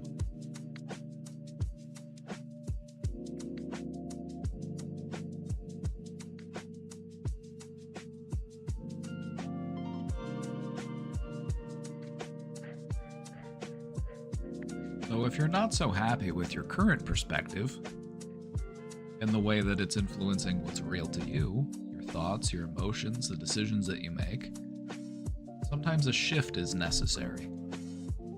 Sometimes it doesn't even need to be that big of a shift. Sometimes the shift can just be a little, a small little shift, a simple shift.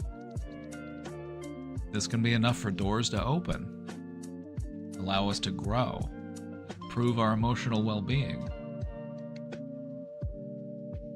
Have you ever looked like, let's give an example real quick. Let's talk about it real quick.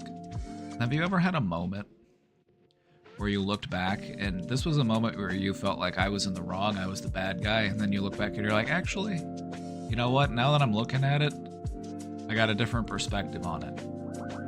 I didn't do that because I was a bad person. I just didn't know better. I was young. I was inexperienced. I didn't know a better way to behave. Or I acted out of turn. I learned from it. I grew. And so maybe we're able to not beat ourselves up so much over a past mistake that we made because we realized I was just trying my best. I was just figuring things out. I learned from it, I grew from it, and I'm better for it.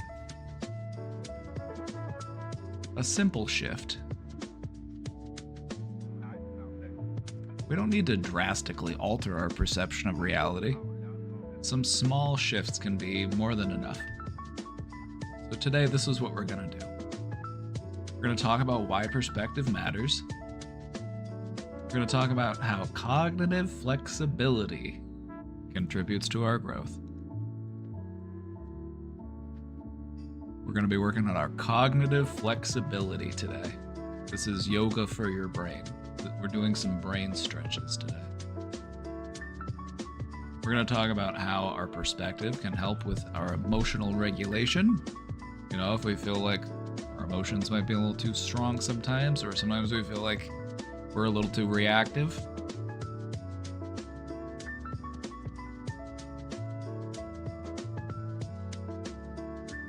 And we'll also go through a self-reflection technique so that we can practice shifting our perspectives.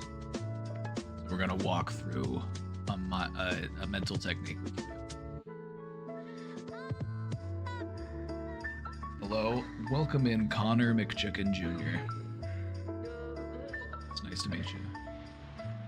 Isn't it a shame that they made the McChicken not $1 anymore? Like, wasn't that just such a slap in the face? It's like $2 now. I've seen some places that'll charge $3 for a McChicken. I'm like, how dare you? The day that the McChicken went above $1 is the day that this country really just went to shit. You know what I mean? I'm thankful to have been alive in the golden era of fast food, where multiple fast food restaurants each had a $1 menu. Those were the glory days. You could walk in there with $10 and eat like a king. You could eat 3 meals for $10. Not anymore. Not anymore. The glory days have gone.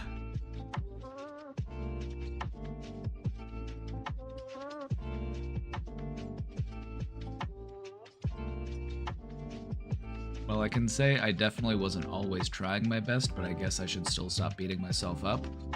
Now see here, look at it this way. You learned the importance of trying to do better. It's not about always trying your best. Sometimes you show up and you do mediocre, and then you realize, maybe I should have gone a little harder. Maybe I should have tried harder. Maybe I should have fought a little more. That's okay too. because you didn't know that you needed to try harder. So how could you be trying your best? You didn't even know what your best was.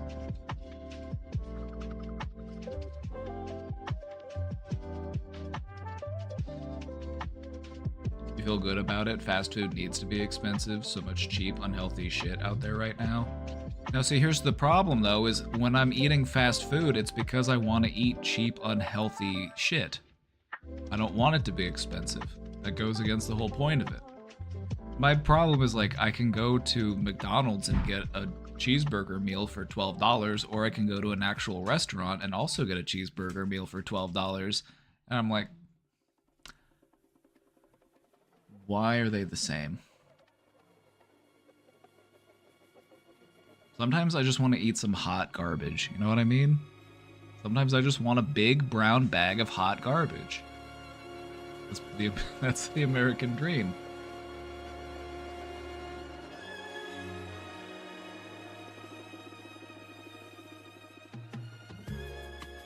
I remember when the Flurry costed $1.75 and now it's $4.20. Don't ever forget what they've taken from you.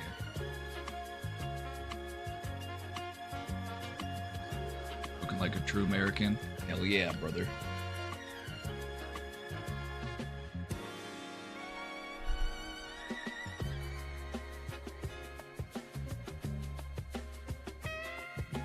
Alright, let's move on. Why does perspective matter? Why is perspective so important? Well, let's talk about it. How you perceive the world really sets the tempo for how you feel about yourself, how you engage with your emotions, how you engage with the people in your environment, you know, the world around you. It has so much to do with everything.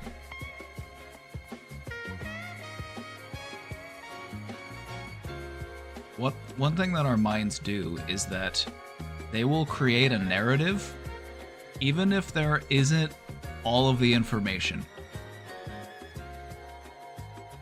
Be honest. Show of hands. I'm putting my hand up already. Has there ever been a moment where you have jumped to a conclusion, you didn't have all of the information, and you misinterpreted something?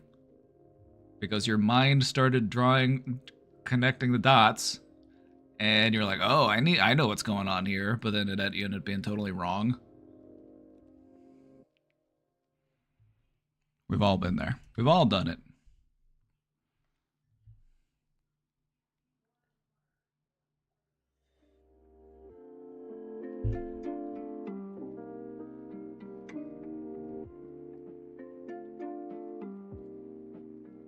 When we stay locked into our perspective, it can reinforce our biases and it can increase our overall stress levels. And this is one of the things that people will do, is they will maintain the consistent perspective. They will take the path of least resistance.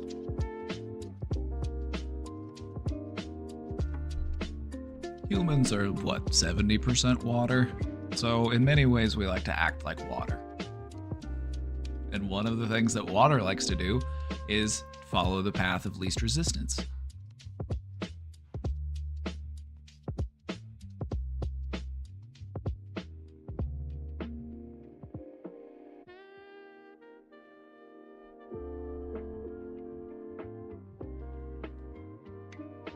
So be open to changing your perspective. Be open to finding new perspectives. There are benefits to expanding your perspective.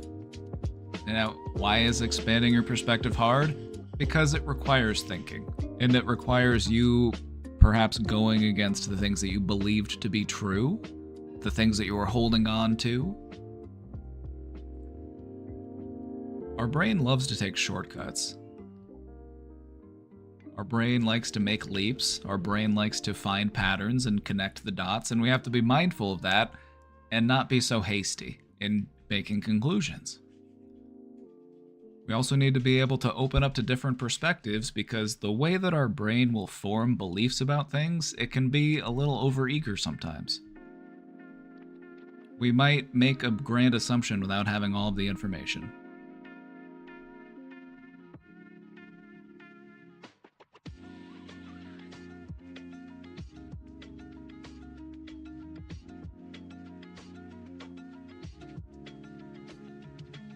So, some of the benefits of enhancing your perspective: it can help you to challenge assumptions, and it can open you up to seeing new possibilities.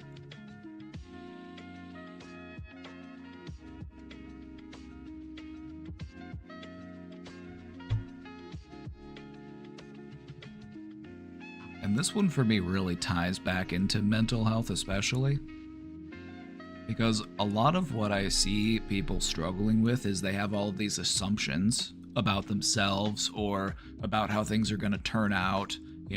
Why should I try? I think I'm just going to fail, where there's a lot of assumptions going on here. And so we need to be able to challenge those assumptions and open up to new possibilities. Maybe I can get better. Maybe my life could be more enjoyable. Maybe I can make friends. Maybe I can find a partner. Maybe I can take better care of myself.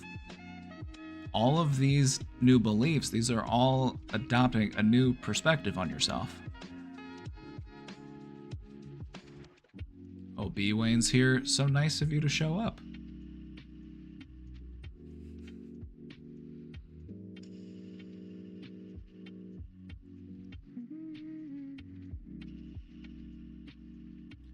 Expanding your perspective can also help to improve your problem-solving skills. When you become open to considering different angles, you can start to become a more outside-the-box thinker. Adopting a new perspective is also an important part of having empathy. It can help you to strengthen your emotional intelligence.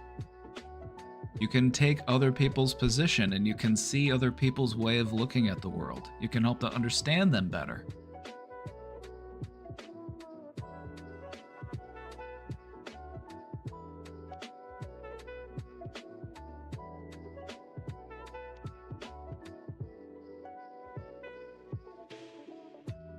New taco place opened near me. I want to try it. Go for it. Report back and let us know how it was.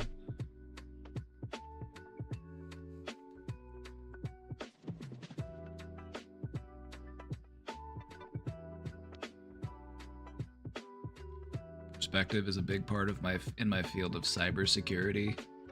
It would be, because you have to think like a hacker. You have to think like somebody who would try to, test the system. It ties back to some Art of War shit, I have to understand my enemy just as well as I understand myself.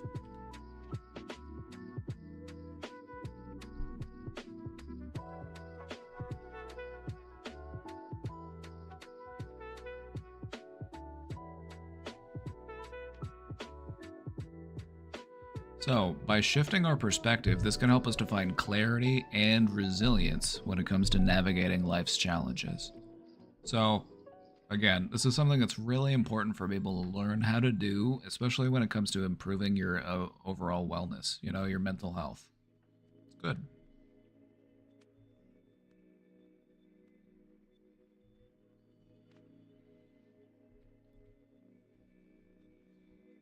Let's start off by talking more about cognitive flexibility. Cognitive flexibility is a really important thing to practice if you want to keep growing. When we're talking about cognitive flexibility, what are we talking about? We're talking about your ability to shift perspectives and adapt to new situations. It's about not being rigid in your thinking.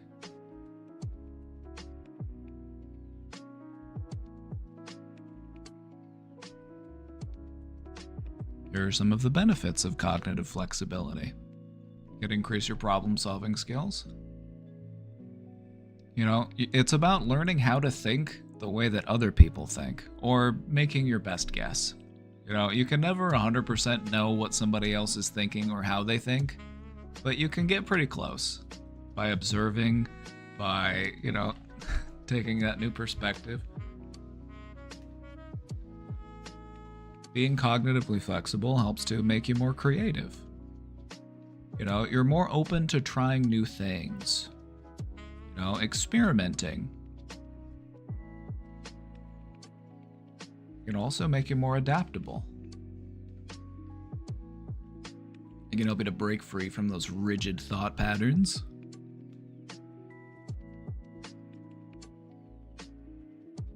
And this one's a big one for a lot of people. This is a lot of what goes into helping somebody improve their mental health. It's all about breaking free from those rigid thought patterns that you're currently stuck in.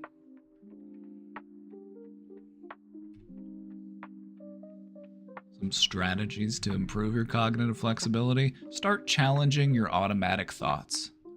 What are automatic thoughts? Well, they're thoughts that just pop up without you having to really put any effort into them. They're just there. You have 50,000 thoughts a day on average. Most of them are going to just be automatic thoughts. Like, huh, what's that smell? It smells good. I wonder what's cooking. Many of our thoughts are automatic thoughts. Now consider what types of automatic thoughts you might be having. Consider what sort of thoughts about you might be automatic.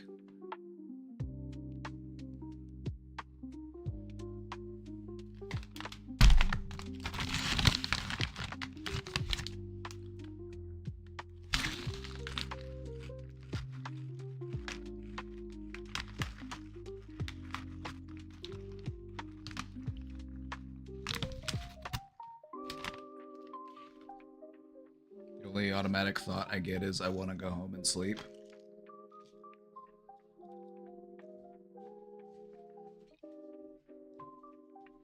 So you've never found yourself perhaps, like, let me give you an example. You never found yourself in like an embarrassing situation, a situation where maybe you fucked up, maybe you did something and you're like, God, I'm such a piece of shit. You ever had that happen?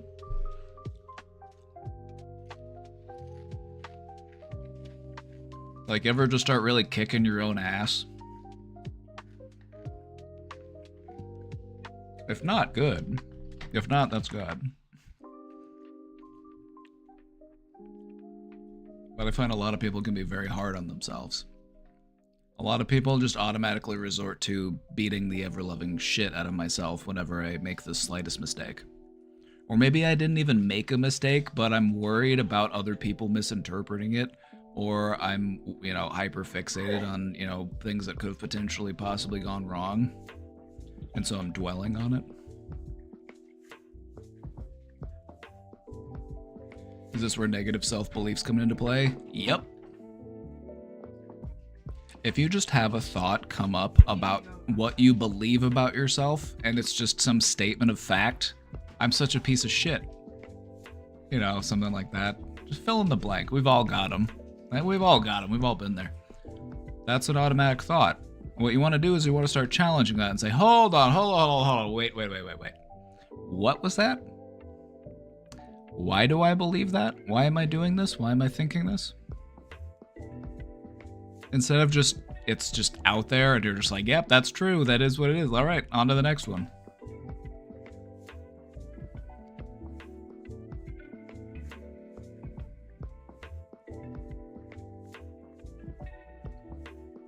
I beat the shit out of myself every day.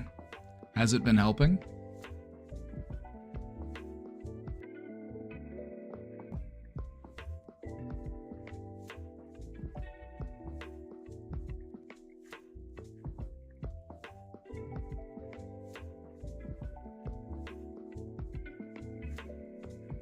Nope, but I continue to do so.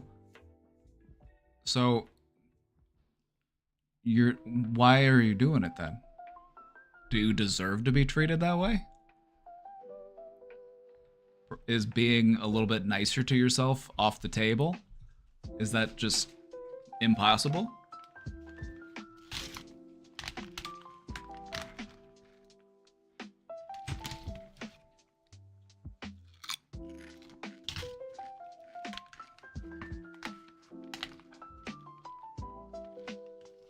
I'm trying to stop now and reframe the negative thoughts with something more neutral. I'm not ready for positivity yet, but I can work with neutrality. That's good. You know, if you're turning a ship around, you know, and turning a ship around takes time, you know, so you got to shift gradually from one direction to the other direction. Just doing a complete 180 and now you're positive, that can be a little bit jarring. That can feel a little bit insincere. So you work up to it. But what I would encourage and challenge you to try is to just try being positive just for fun. Just see what happens. Just see how it makes you feel. How do I stop giving a shit what other people think about me? There are people in your life that you should give a shit what they think about you. But there are some people who are just going to be flat out wrong about you. So a big part of it is just figuring out who should I care what they think about me.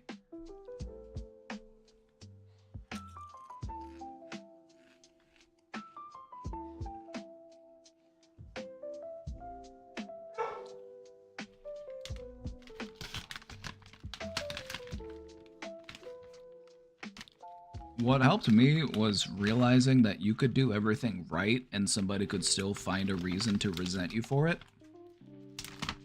You know, like you could be patient, kind, compassionate, generous, and all those things, and they could still find, just due to their own thoughts and opinions, they find some reason to not like you. Like, oh, they think they're so much better than me. Oh, look how nice they are. They're so kind and compassionate and giving. And oh my God, they take time to volunteer and then they give to charity. Oh, they're so good.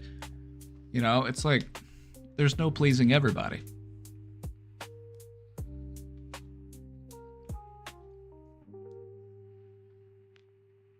At the end of the day, what it comes down to is just trying your best to be a good person. You know, if you can look back and say, you know what, I did my best. Even if you had a crappy day, you know, but you still made it through.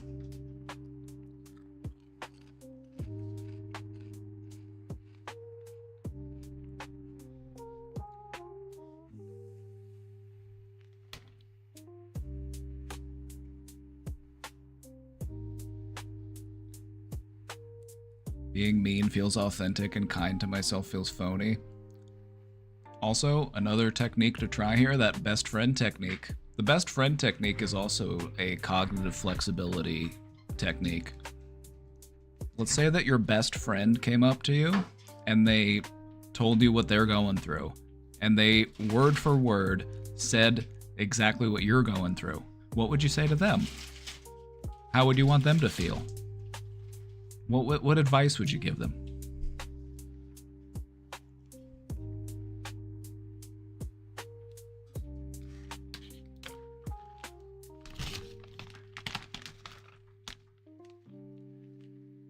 I quite frankly just like actively want to beat myself up.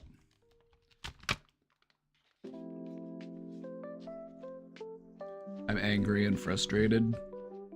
So you have feelings of anger and frustration, which could be valid reasons for anger and frustration. I mean, just look at the world right now. There's plenty to be angry and frustrated about. Don't get me wrong. But why are we punishing ourselves for it? I don't need to punch myself just because I'm the closest person in reach. Maybe I could give myself a pat on the head instead.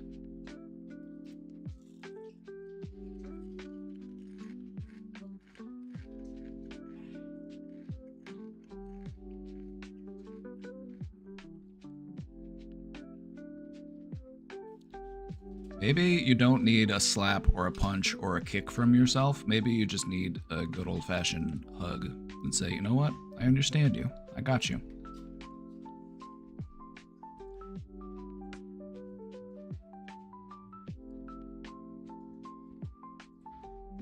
I'm gonna make you like yourself or die trying, all right?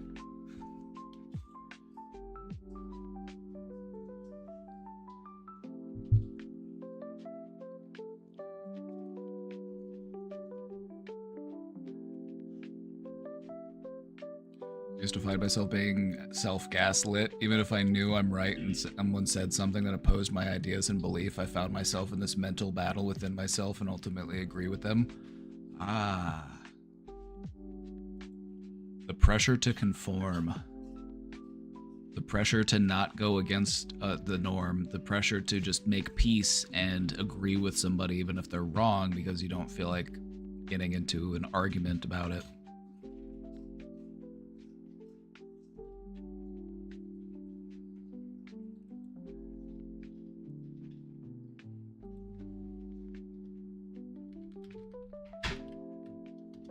They did an interesting study on that. I want to show you this real quick. It was the Asch Conformity Study. So they had a room full of people, and everybody in there is in on it except for one person. The experiment is only being conducted on one person. Everybody else is in on it. They're all a part of the experiment. And what they do is they put a line up on the board, and they say, all right, pick the line that matches the length of the target line. Which one is the same length? And so don't be like, all right, now we all need to pick. But we're all going to say it out loud so that we all know each other's answers. And so looking at this, you'd be like, of course it's C. Like C is the line that matches. But everybody else in the experiment is going to go, B. And what they noticed, what happens is when a lot of other people, they all confidently agree with the wrong answer, the person would just, rather than go against the group, they'll just be like, yeah, okay, I guess I'll go with the wrong answer. And you end up seeing this type of stuff in like corporate or business environments all the time. Like maybe somebody, you know, says something and it's like, well, we can't disagree with them. You know, we can't disagree with the vice president.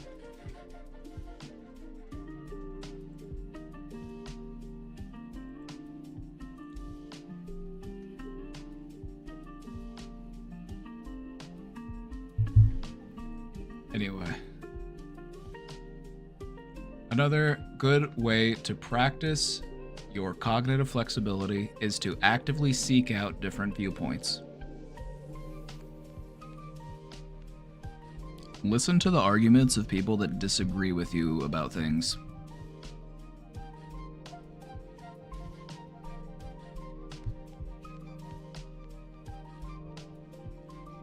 The beliefs that are worth holding on to are the ones that stand up to scrutiny. If I'm just never gonna listen to anybody who disagrees with what I believe, how do I know that what I'm believing is correct? Just because it feels right? No, I need to be able to look at it from other perspectives so that I know that it's the right decision.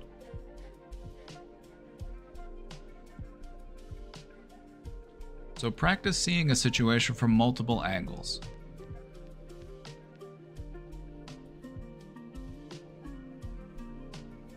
Like remember when we were talking about trauma and anxiety earlier? We were practicing looking at that from multiple angles. We were looking at it from like a mental angle, but also a physical angle, the body angle.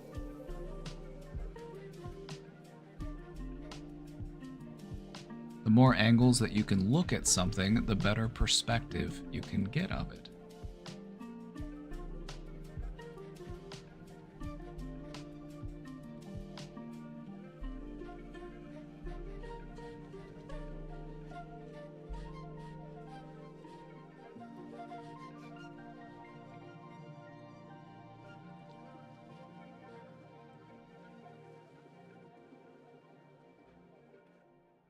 This was a picture that they showed us whenever we were in school and we were talking about the importance of broadening your perspective and trying to find the bigger picture. One of the things that they showed us was this picture of an elephant. If you look too closely at any one part of the elephant, you could see all sorts of different things.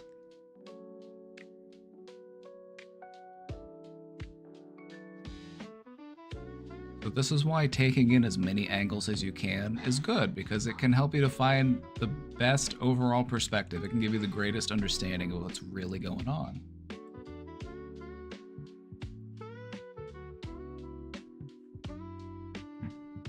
But anyway, this just came back to me. I just remembered this from school. like, oh yeah, let me show him that picture of the elephant.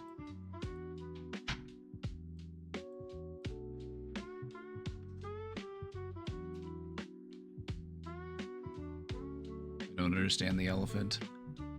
If you look too closely at any one part, it looks like something different. If you're not taking a step back and looking at the whole thing, you're gonna not see the right thing. Another way that they phrase it is, you are missing the forest for the trees. You're too busy looking up close at one tree and you're forgetting that there's a whole forest behind it.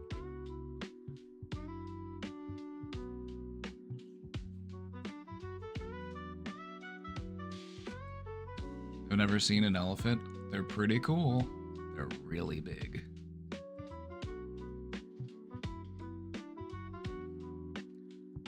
Practicing new perspectives is also really helpful at emotionally regulating.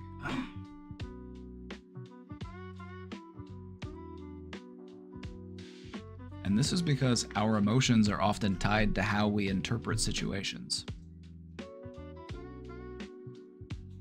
You know, if we enter a situation and we have the perspective that everyone is mad at me, everyone hates me, they think I'm a burden, they don't want me to be here, then that's going to have a negative impact on your emotions, right?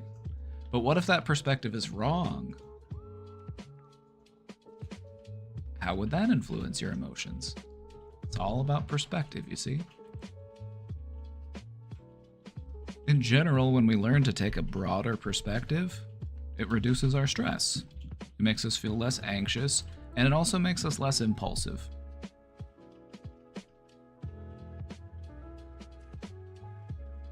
Some techniques that you can use to shift your perspective to help regulate your emotions. This is where reframing thoughts comes into play. This is one of those emotional regulation techniques. Reframing thoughts is a way to find a new perspective on an existing thought. An example of reframing a negative thought would be, okay, let's say that you have a negative thought and it's like, everyone hates me. If we wanted to reframe that, I suggest making gradual changes to that thought as you continue to work it towards the thought that you would like to have, instead of just trying to replace it. So a modest change to that thought would be, right now I feel as if everyone hates me, but I am working on challenging that belief.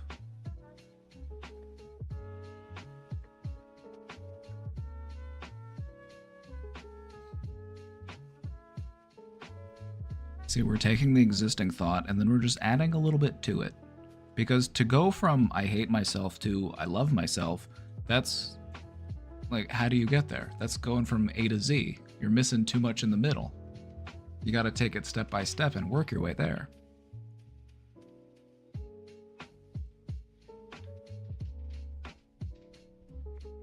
For the next 5 minutes, we'll do complimentary reframing. If you have a negative thought that you would like to be reframed, we'll go ahead and reframe it for you on the house.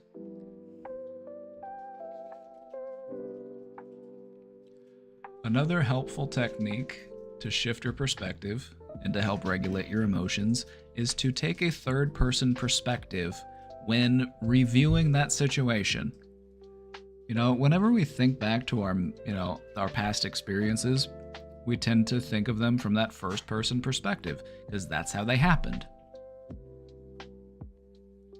Try to view it from a different perspective. Try to view it as if you are a bystander. Maybe you're watching it through a camera. You know, maybe you're up in the corner of the room. Maybe you got a bird's eye view.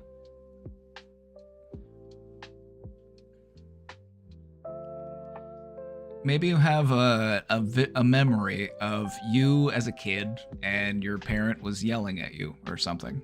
You know, you have this idea of this person towering over you, looking down on you, yelling at you, making you feel so scared and small and vulnerable. Try to view that from a different perspective. You're not the person who's down there, very little, very small. You are just another adult in the room watching this happen. Now it feels a little bit different. Now it kind of feels like, instead of being scared or feeling bad about myself, now I kind of feel more angry. I kind of feel more frustrated. I kind of feel sad, for what's happening here. It's a way to adopt a new perspective on a thing.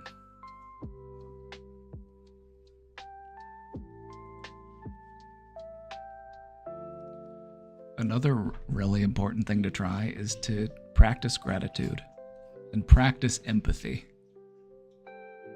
This is a good way to see beyond your immediate emotions.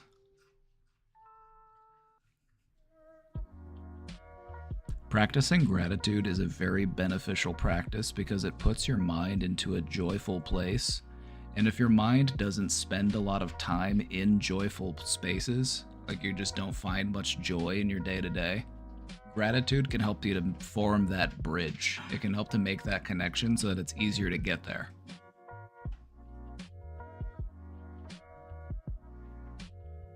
So I would also look at, things like gratitude and empathy as the way to build a path into a new way of thinking. So you're looking beyond how you feel right now and you're looking ahead to how could I be feeling in the future? If I keep it up, if I keep working towards it, how could I feel in the future? That's what it's all about. Just how good can it get? The best is yet to come.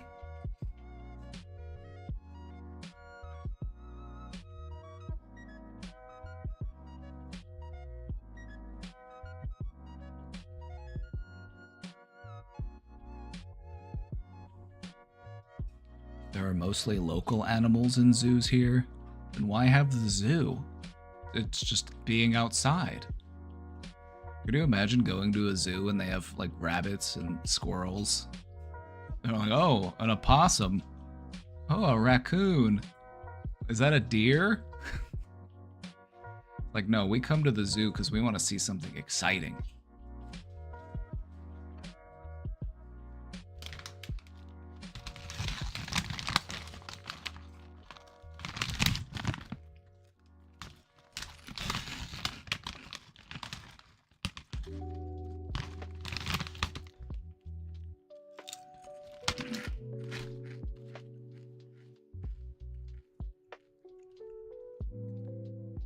Any thoughts or questions on this before we move on? Good. How are we feeling so far? Are the gears turning? Are we opening up to new perspective?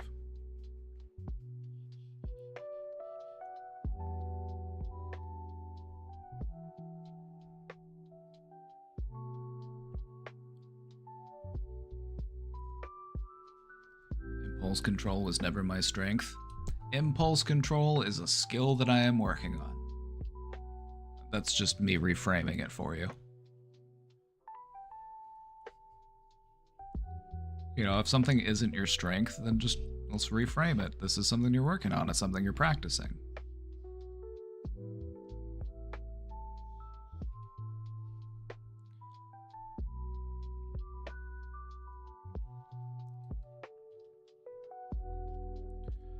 Just a bit of general advice. Try to view anything that you can do as a skill. It is something that you can get better at. It's something that you can improve.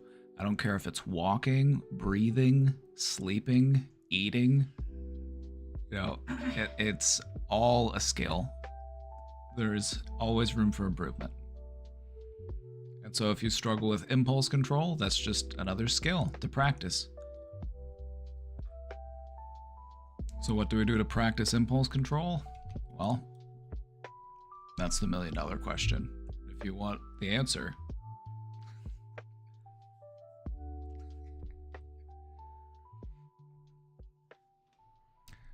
All right, here we go. We're going to walk through a technique.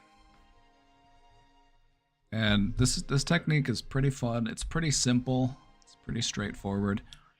I just like to refer to it as zooming out. I was inspired by cinematography in this technique. And let me tell you exactly what I mean.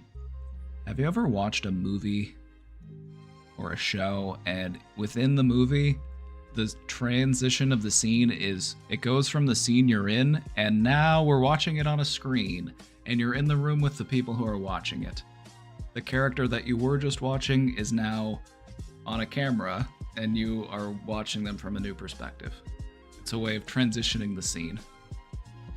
You've probably seen it happen. They use it all the time in like movies and TV and stuff.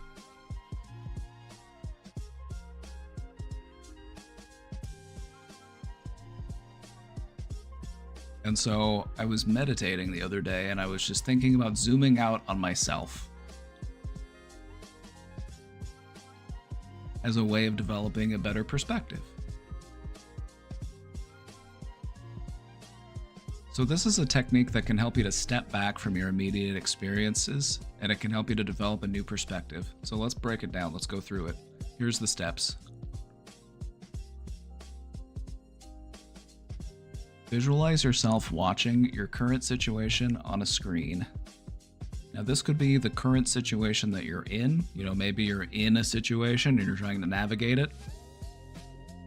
Or maybe you're thinking about a past thing, you know, a past situation. Maybe you're ruminating over something from the past. Imagine that you're watching it happen. Imagine zooming back. You're zooming back on it. What new details emerge? What new stuff can you pick up on with a new perspective? Zooming out a little bit on yourself.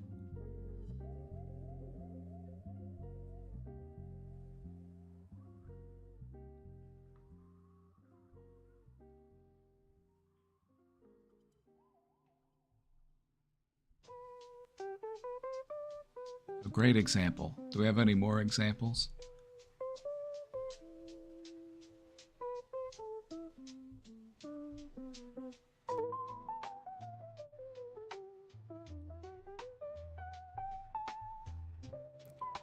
This is all about trying to see the bigger picture and trying to pick out what new details we can see here.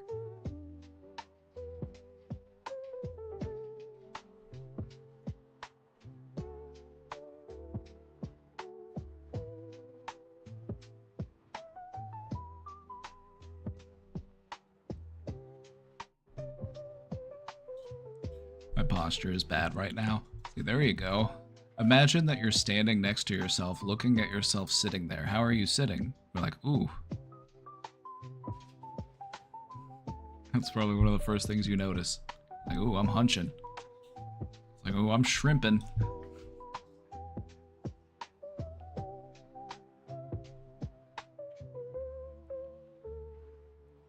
Looks like someone trapped in solitary confinement. You know?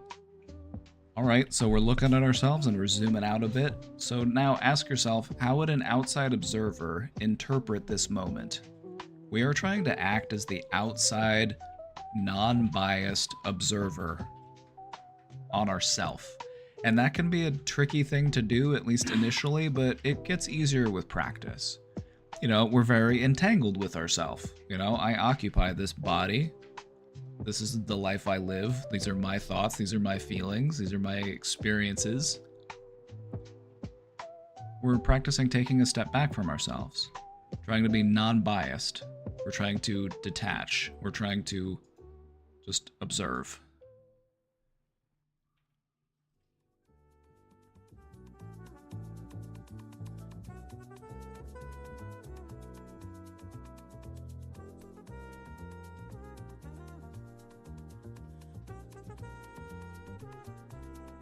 Consider some alternate storylines, some alternative explanations. You know, what trajectory are you on? You know, maybe we have a doomer outlook. You know, maybe we don't have such a positive outlook, or we're not very optimistic about how our storyline is playing out. Or maybe the explanations for why things are the way they are very harsh or very critical. You know, maybe we could open up to something that's a little more compassionate, something that's a little bit more kind. So this technique is simple to do, and it's all about just taking a step back and trying to find a new perspective. What sort of alternatives exist? Maybe I'm not the monster that I'm afraid I am.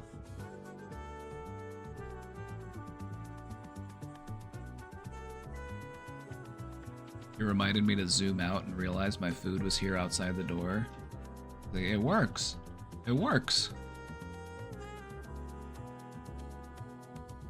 Pretty sure it would look something like Al sitting on the couch from Married with Children. There you go.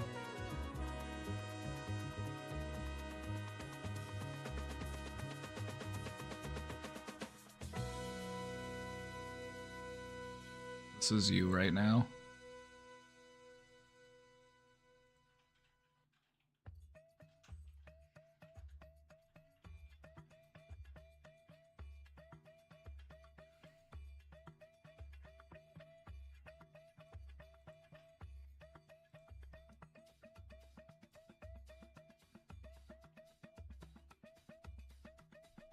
Pretty much, but in a chair. You're living the dream.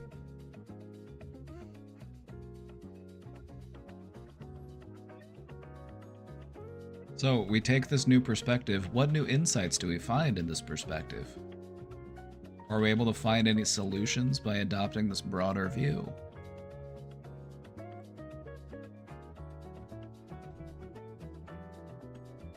This is an opportunity to be more mindful. It's taking an opportunity to stop and think, you know, and not be so impulsive, not be so reactive. Sometimes it's really helpful to just stop and take a step outside yourself to try to see what's really going on. Like maybe I'm feeling frustrated about something and I can recognize like, hey, I'm coming on pretty hot. I'm yelling, I'm coming across as aggressive in my tone or in my posture. You know, maybe I'm like right in this person's face. It's like, okay, I need to recognize the message that I'm sending or how I would interpret this if I were on the receiving end.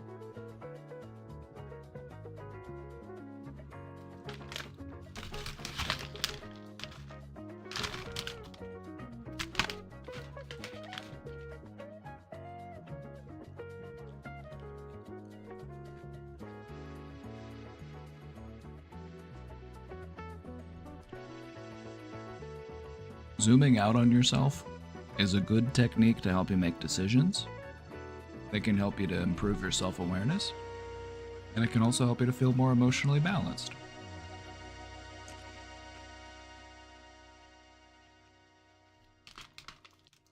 I want a wife and kids. Let's hope. That's what you deserve.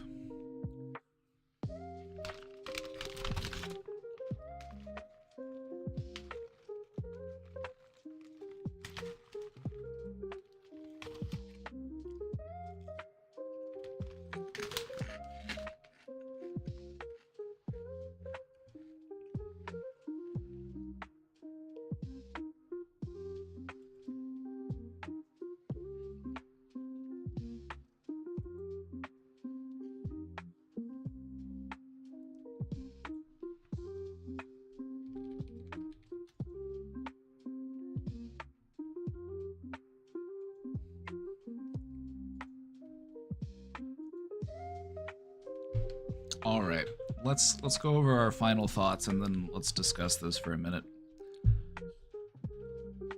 Perspective. It's one of the most powerful tools for personal growth and building emotional resilience. As I've said before, time and time again, adopting a new perspective is one of the most consistent things that I've seen people need to accomplish when improving their mental wellness.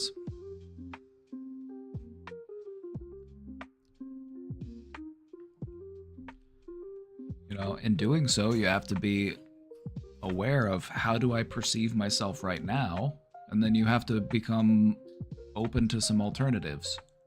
So consider how you view yourself right now. What are some alternative ways to think about yourself? Especially if we take a step back and try to perceive ourselves differently. You know, maybe we do the best friend technique. The best friend technique is also another way of doing this. Like, we're just taking a step back, we're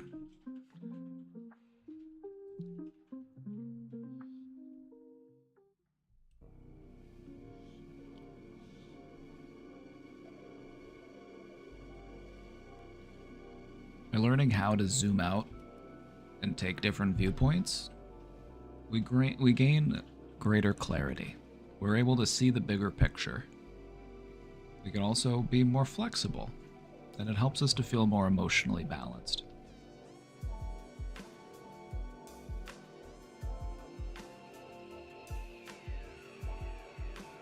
So, practice shifting your perspectives.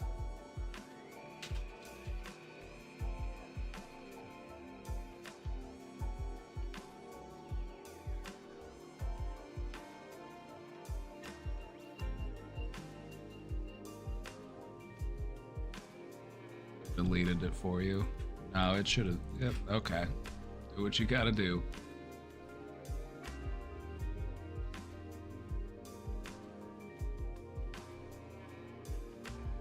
Just think about it for a minute. It really makes sense. Just think about it. It really makes sense. If you aren't that fond of yourself, if you are hard on yourself, if you just have a very, negative outlook on who you are, what you can accomplish, the way that your life is headed, maybe a new perspective is what we need. Maybe we need to perceive ourselves as someone who we believe can be successful. Somebody who does deserve love and care. Somebody worthy of compassion.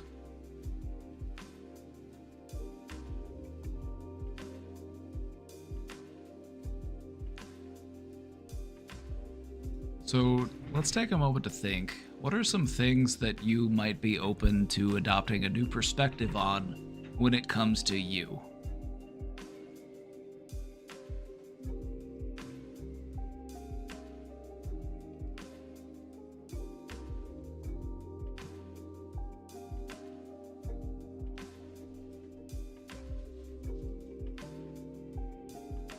Is it grammatically correct? It would be are because it's are whenever it's a plural. But it still makes sense. Like, people can read it.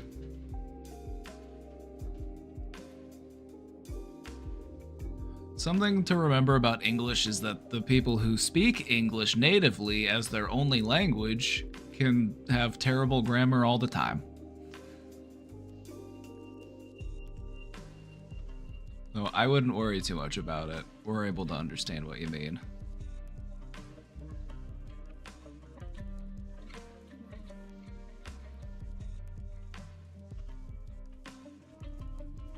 Don't get me started on the word there or the word your.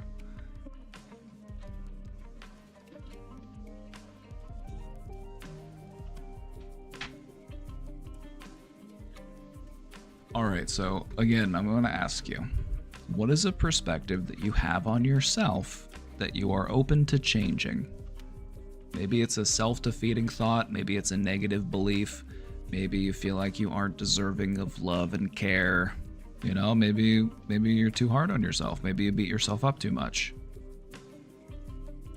What's a new perspective we could find?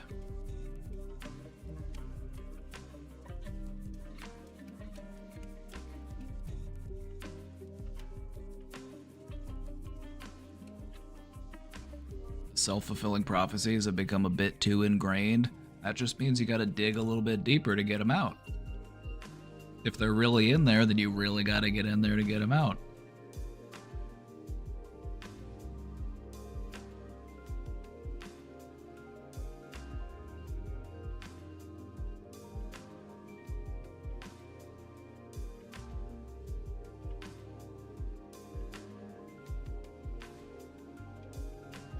There are simpler, you would think, but not for many people who speak English.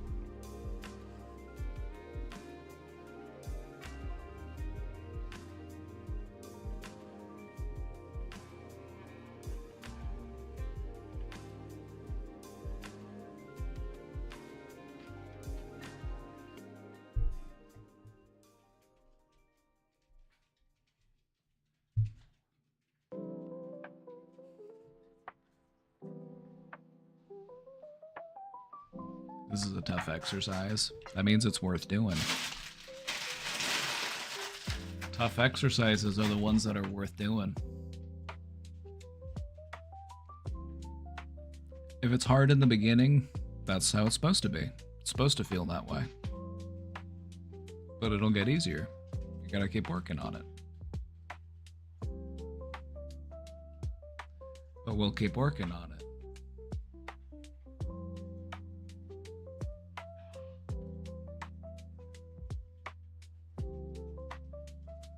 It's just about understandability and cultural immersion. Yeah, I agree. Like sometimes I'll get a message and it's like I'm kind of confused as to what they mean, and that can be stressful. But as long as I can get what you're trying to say, like I don't care if it's perfect.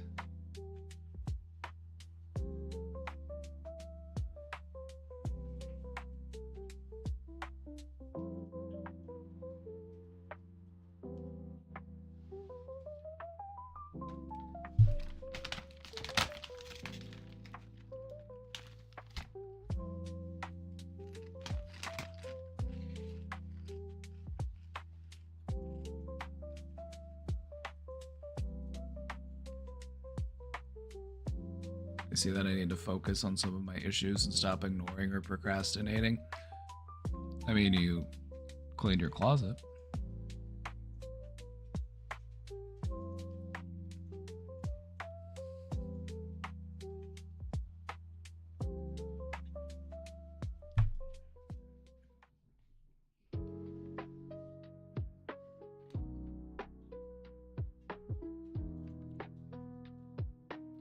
Anyway, if this kind of exercise feels tough to do, that's okay. Don't let that discourage you. When you get really ingrained in a certain perspective, it can be a little bit tricky to pull yourself out of it, but it can work, just keep at it, keep trying. Even if it's just, even if you just make a little bit of progress, just keep working at it. Can you post the slides in Discord? I missed a bit. I gotcha.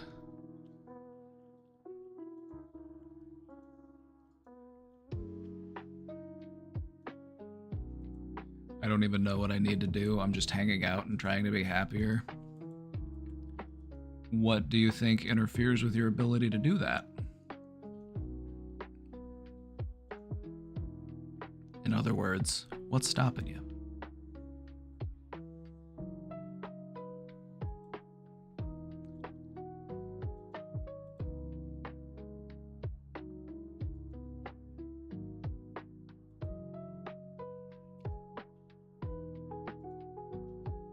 Self-loathing and fear. And whose are those? Who do those feelings belong to?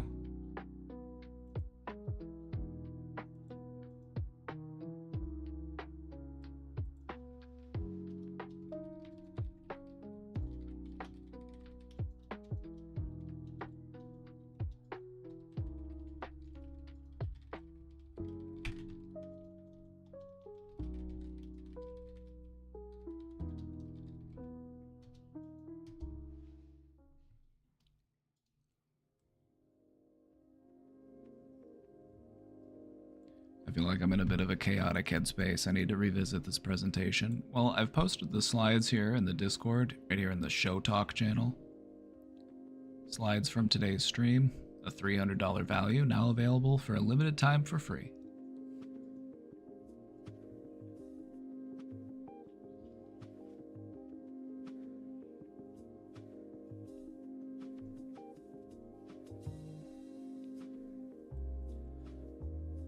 So the self-loathing and the fear stem from within ourselves, right? Whenever we have those types of feelings, those are our feelings. And that's good, because when they're our feelings, that means that we can do something about them. We can't really do much about other people's feelings, but there's a lot we can do about our feelings.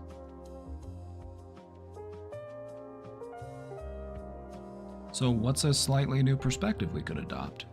Instead of that self-loathing and fear. What's something different we could try?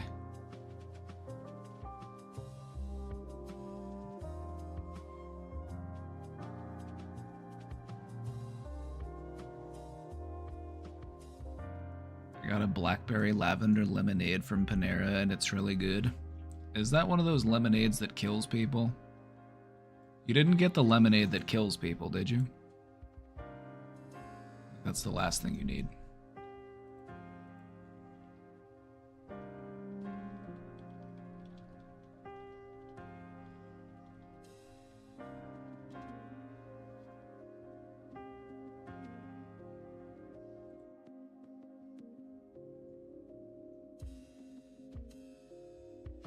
They completely discontinued the lemonade that kills you?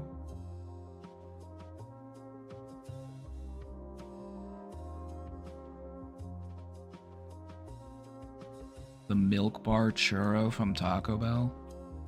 That's tempting. Casey. She has her headphones on. I don't know if she can hear me. Casey. Casey. Did you see that Taco Bell has a milk bar churro? Like $3.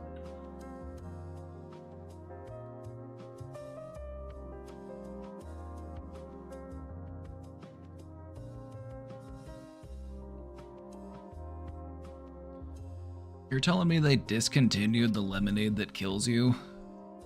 My God, we used to be a free country.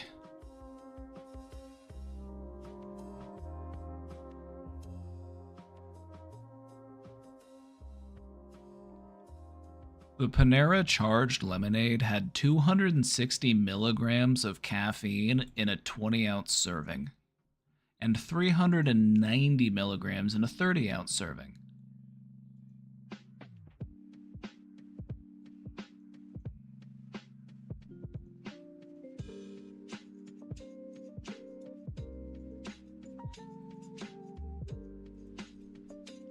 How much caffeine is in a Red Bull?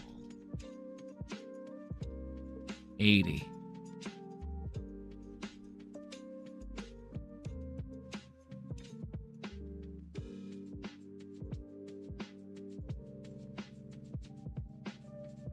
Which is about the same amount as a cup of coffee at home.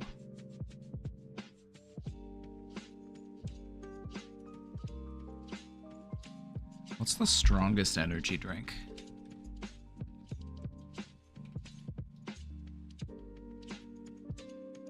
The strongest energy drinks contain about 300 milligrams of caffeine per can.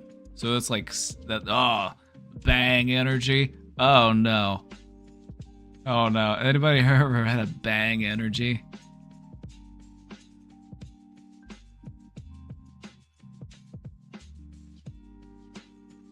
God, those things will give you heart palpitations.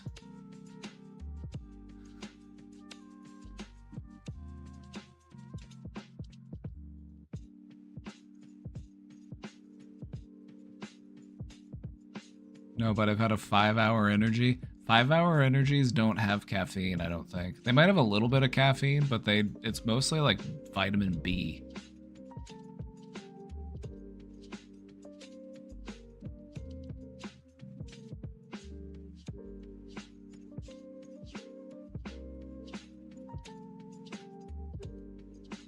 If you take 2 5-hour energies, does that give you 10 hours of energy or 5 hours of really intense energy? That's the real question.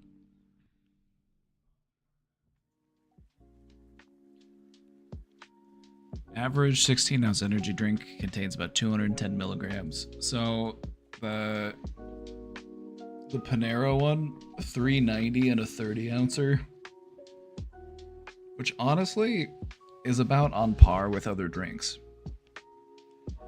I think the problem with the Panera Energy lemonade is that it was just there, like on tap, and people would go to Panera and they would get a cup and they would drink like 5 of them.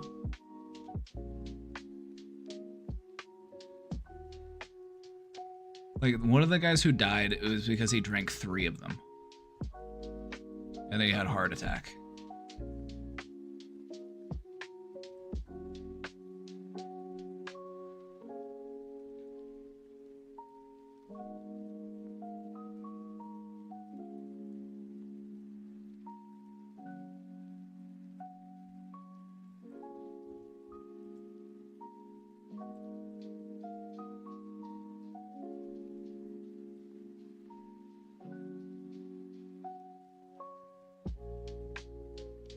issue was the unlimited sip club. You paid a monthly fee and got unlimited drinks. What a dumb name for a club.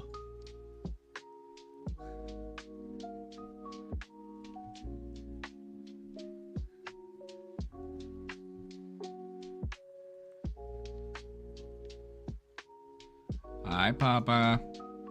I've always had a rocky relationship with my parents.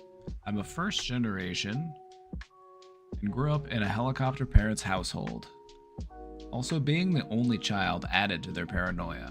Oh, yeah, that'll do it. Sometimes when you're the only child, it's like your parents just got too much time, too much, they're just hovering over you.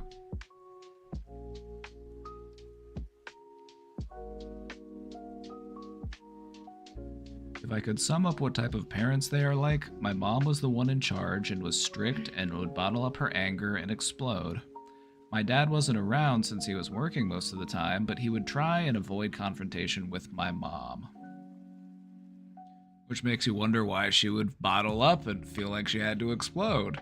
It's because she was dealing with somebody avoidant.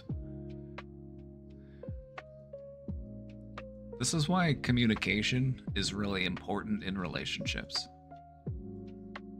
A lot of people will, and I'm not gonna blame, I'm not gonna make it a gender thing. I'm just gonna say that if one person just does a majority of, the working, or they will spend a lot of time at work, it's just kind of as a way to avoid. And then they come home from work and they're like, I don't want to talk about that. I'm tired from work. They just kind of get a free pass to just not have to engage.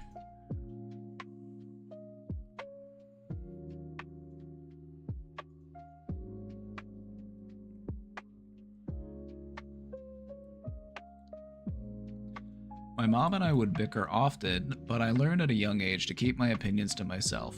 That didn't exactly persist in my teen years, but now I'm slowly relearning how to vocalize my opinions without bursting out crying or my voice shaking.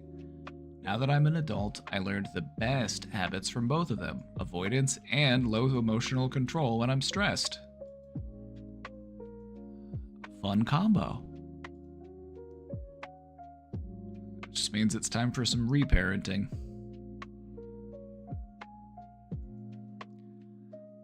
I didn't talk to them much once I got to college. They would get upset when I didn't text them back, and eventually they would let me be my own person. Fast forward a few years later, I've gotten on good terms with them and visit them every so often. Living with my boyfriend during COVID and the slow but consistent contact was good for us. My mom and I don't fight anymore, but I still struggle communicating with them, calling or texting every so often. Deep down, I just want them to be proud of me and be a part of my life, but I find it so hard to even get up to this point.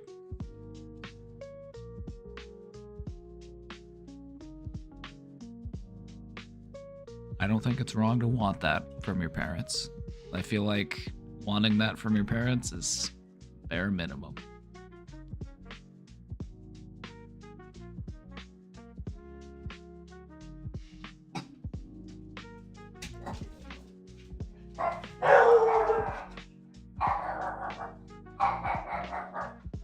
Oh, who's here? Somebody's here.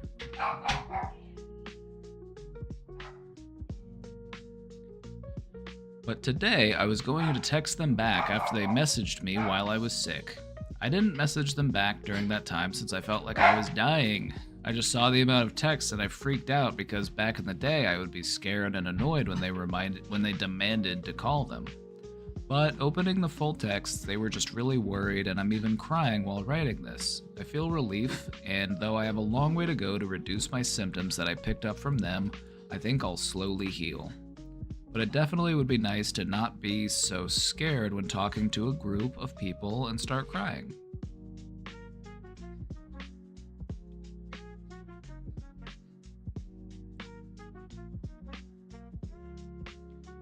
You're in the process, you're making that happen.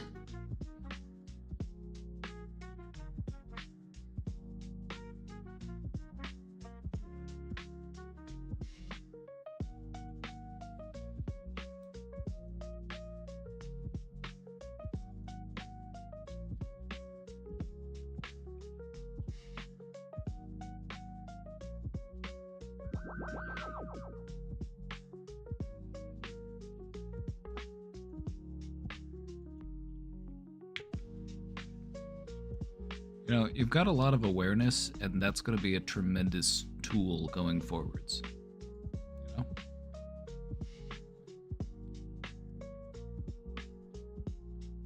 It's also important that you've realized that your healing is your responsibility.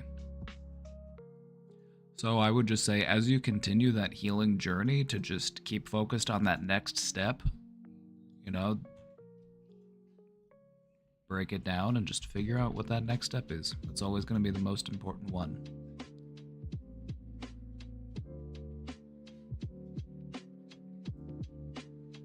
I think visualization is also a really important exercise to try here.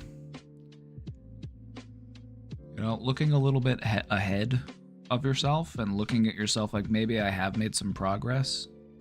A near future version of myself. What are they doing that I'm not doing? What are they doing differently? You know, what sort of changes do I need to make in order to become that person?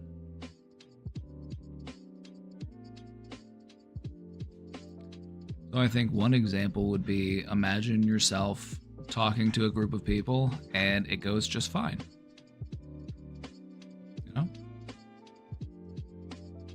What sort of changes do we need to make to get there? Anyway, keep up the good work.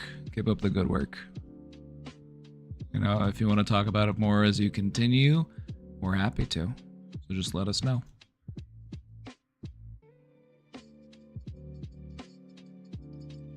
Working on yourself really is a noble pursuit, you know?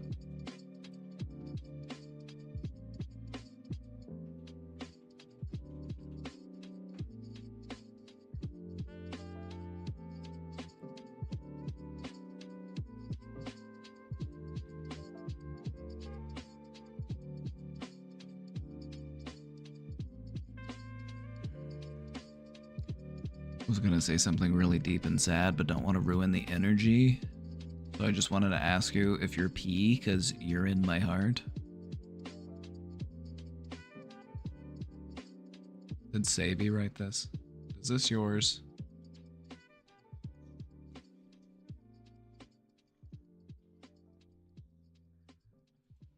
All right.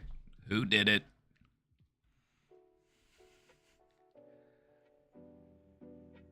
Who peed in the question box?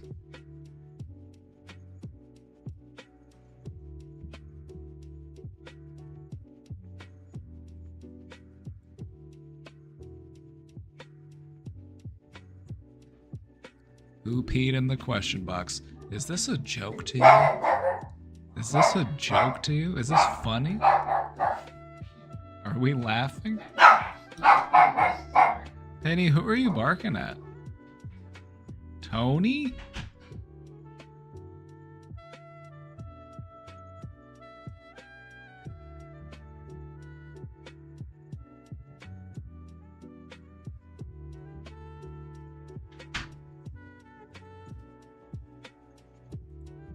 Tony?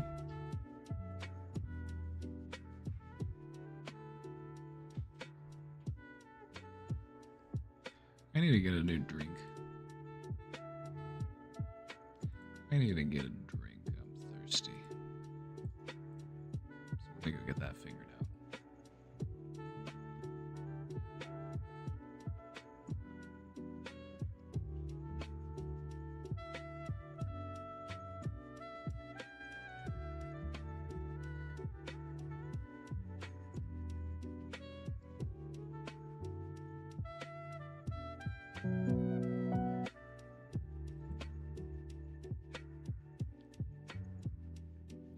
All right, we're all caught up in the question box, so I'm gonna take a quick break. I'm gonna go grab a drink. I'll be right back. Enjoy these cats. Just doing their thing.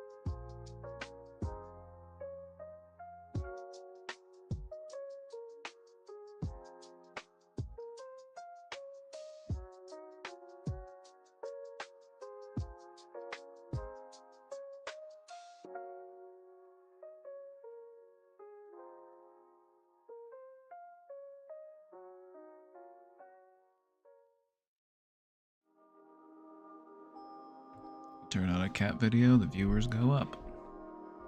Apparently that's the strategy.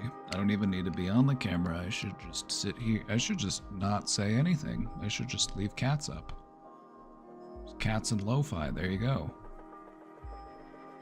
You're cured.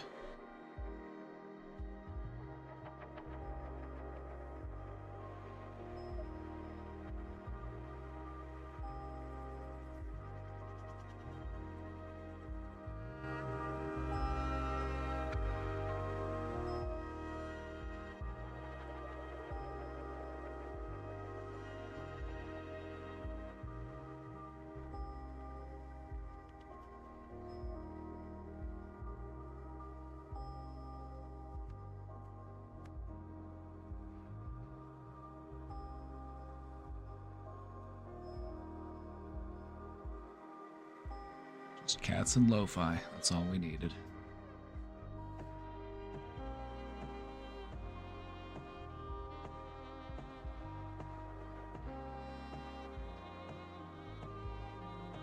I re-upped on coffee.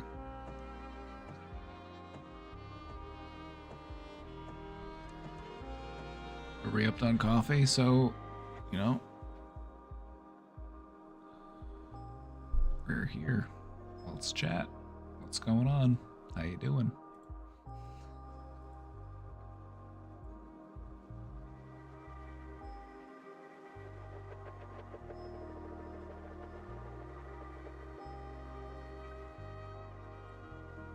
I remember someone in chat said they used ChatGPT to do DBT therapy sessions. I think what you meant was DBT. Well, do I ask to do the same? Is the person in chat that did this, are they here? Maybe they can tell you. I have an idea of how to do it.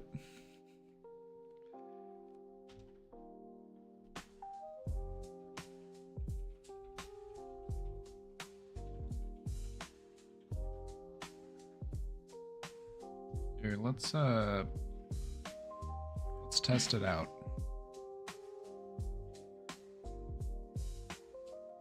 Let's test it out ourselves.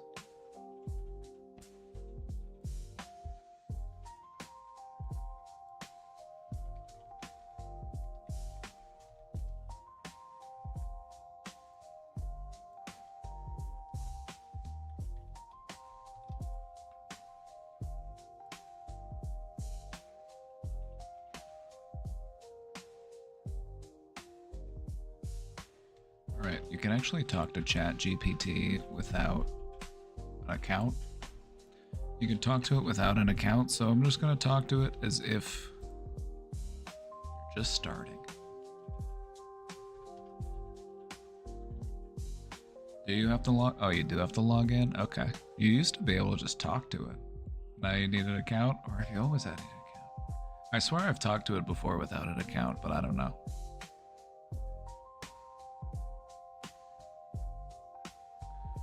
Whatever. I'll open it from my account. Oh, I don't have to make a new one.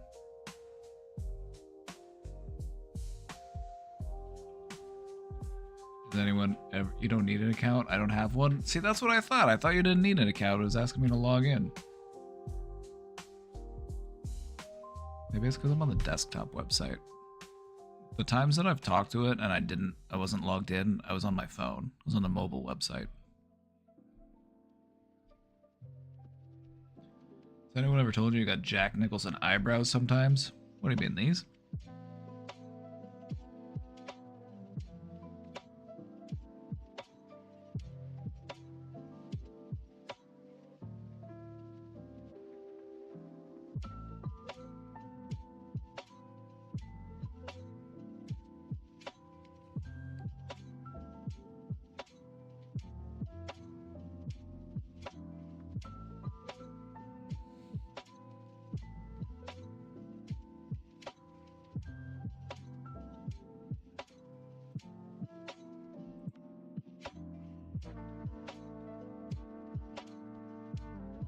Still waiting for my Taco Bell.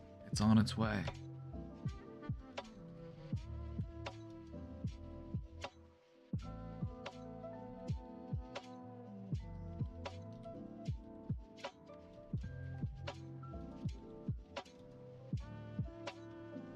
His husband is so slow. We're just gonna go right to blaming him. What if there was a line? What if it was busy? What if it was the restaurant? What if it was traffic?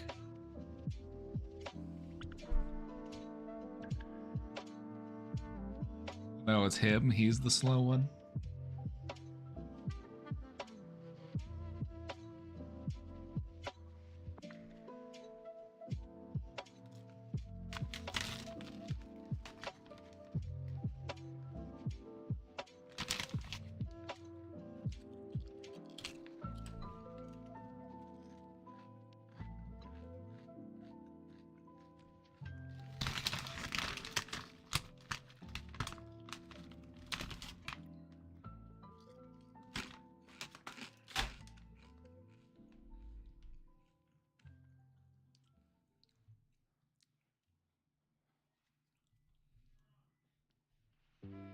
I know who to ask this question. Let's ask ChatGPT this question.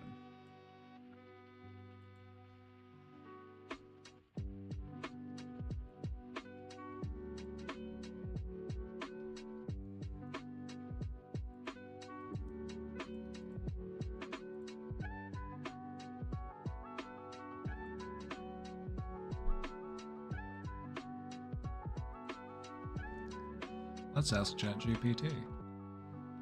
Zoom in a little bit so you can read it. This question is from a viewer.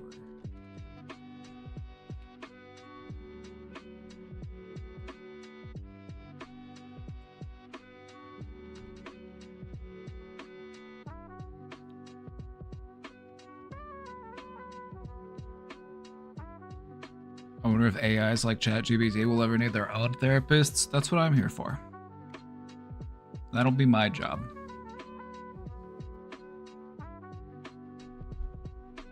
AI will take over doing therapy for people, and then somebody will have to do the therapy for the AI to prevent it from going crazy.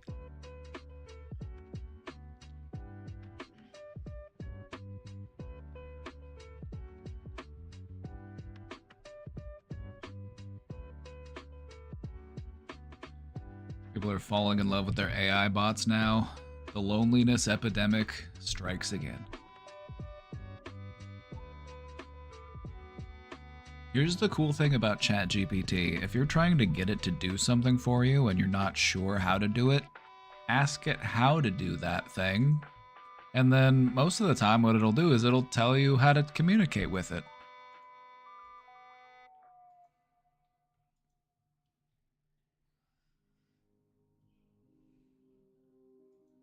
So let's see what it says when I ask it your question.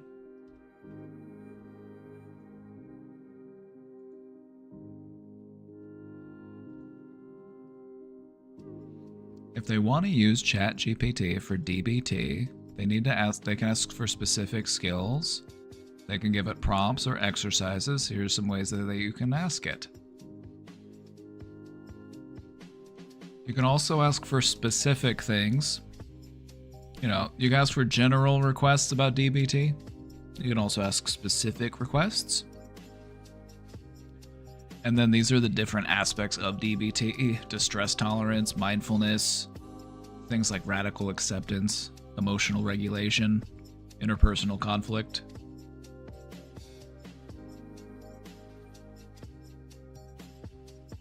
You can also ask it to engage in like role play exercises. You can make it unique to the scenario that you're in. Now, if you want to do it more structured, let's say that I don't just want to do this on a one-off, I want to do this recurringly, have it create a plan for you. Like, can you create a week-by-week practice plan for me? Or can you give me daily journal prompts?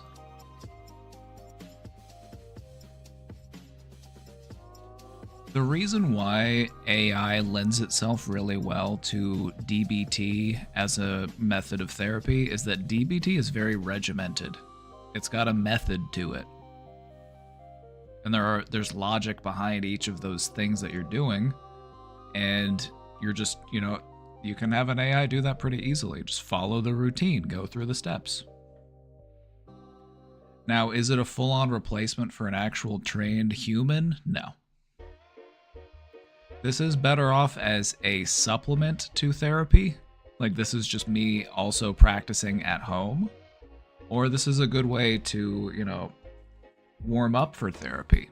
This is a good way to like learn some stuff, perhaps before I get into therapy.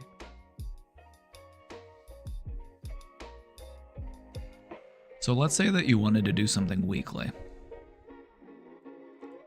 Let's ask it, can you create a weekly DBT practice plan for me?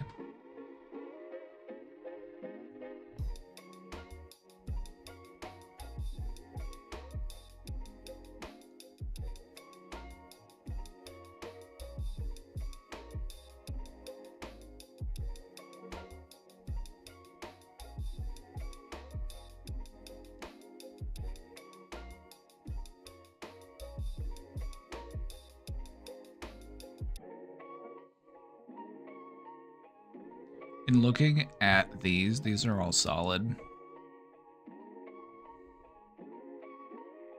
These are all straight out of the DBT workbook.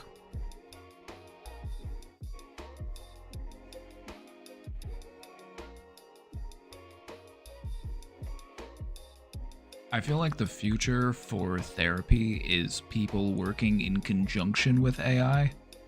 Imagine not just getting therapy from a robot, but working with a therapist that can utilize AI to aid in their approach.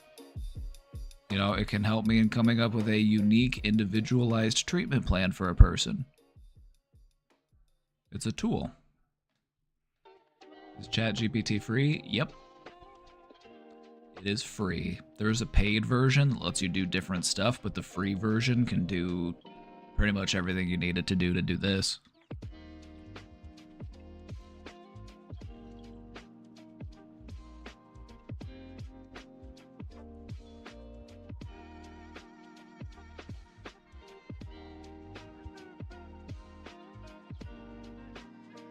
You scroll up, please.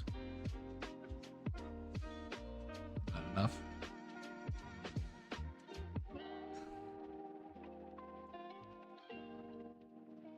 How far do we need to go?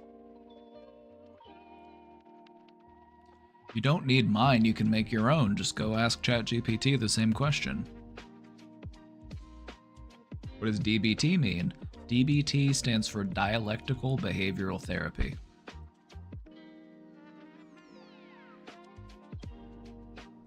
The fundamental basis of DBT is it's all about changing your behaviors in order to change your emotions.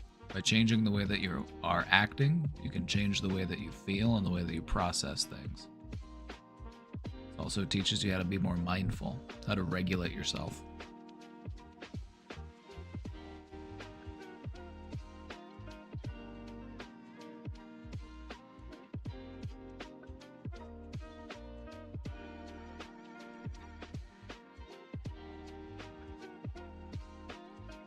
As far as therapy practices go, DBT is very regimented. There's there's an outline. You do specific things, there are specific exercises, specific skills that you learn, and it's really helpful. It really does work.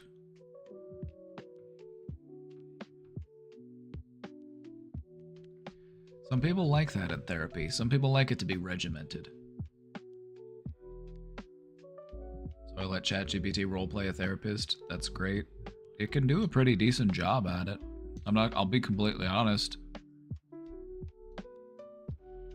In a pinch, it's better than nothing, is what I'll say.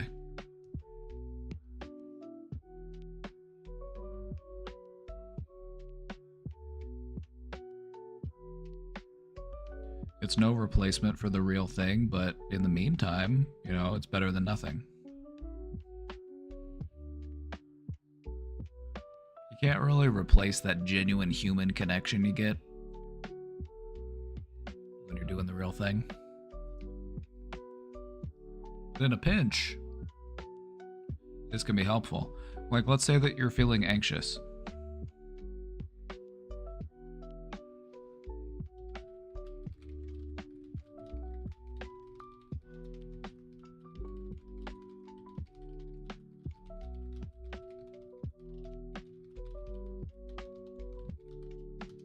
I'm prefacing this because I don't want it to think that I'm asking these questions as if they were me asking these questions. My ChatGPT knows me pretty well. I don't want to feed it false information about me. Let's say that you're feeling really anxious and you need to help yourself calm down. I'm feeling really anxious right now, and I am having a hard time calming down. What are some things I can try?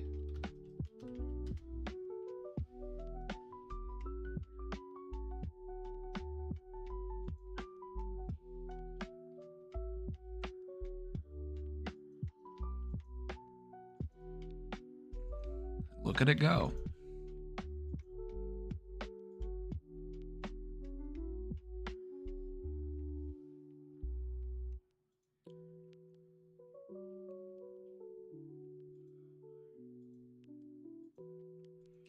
And guess what? If one of these sounds interesting to you, it'll break it down for you step by step.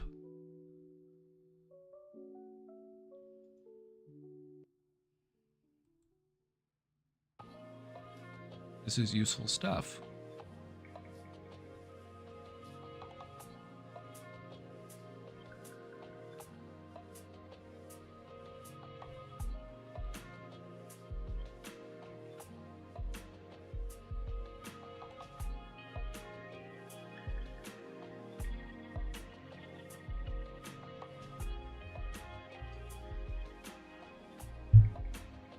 I'll give you another example of something you can do.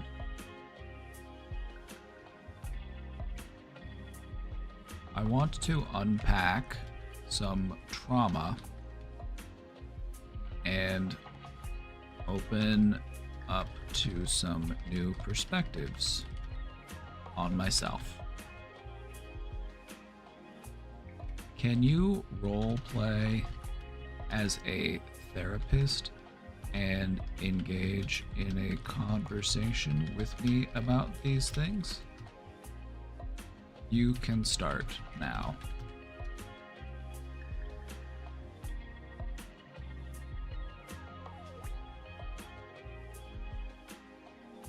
So it gives you the disclaimer. It says, I'm not a therapist. It gives you the disclaimer. But I can guide you through some self-reflection using therapeutic techniques. Open-ended questions, validation, and gentle challenges to explore new perspectives.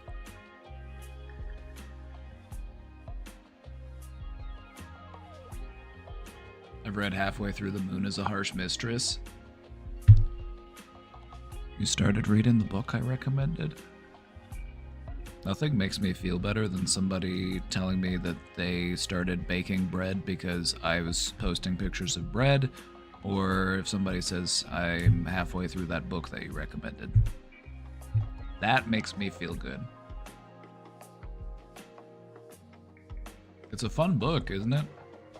It's basically how to plan a revolution using AI as a tool. The Moon is a Harsh Mistress is the story of a lunar colony revolting against Earth.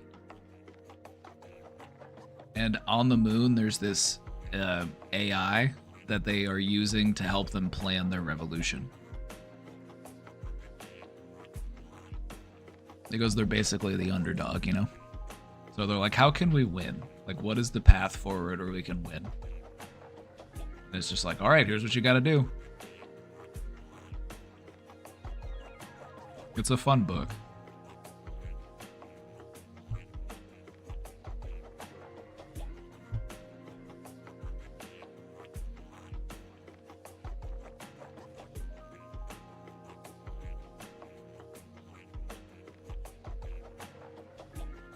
So let's say you wanted to talk to ChatGPT about something. It'll say, all right, where do you want to start? What's on your mind? And then you engage with it, and then you'll have a conversation that might sound a lot like a conversation that a person might have in therapy. Is it as good as the real thing? Probably not. But does it help if there's nothing else available? Is it helpful if a therapy is too expensive, or you don't have insurance, or you do, but you're on a wait list and you might have to wait 6 months to get in? This could help in the meantime.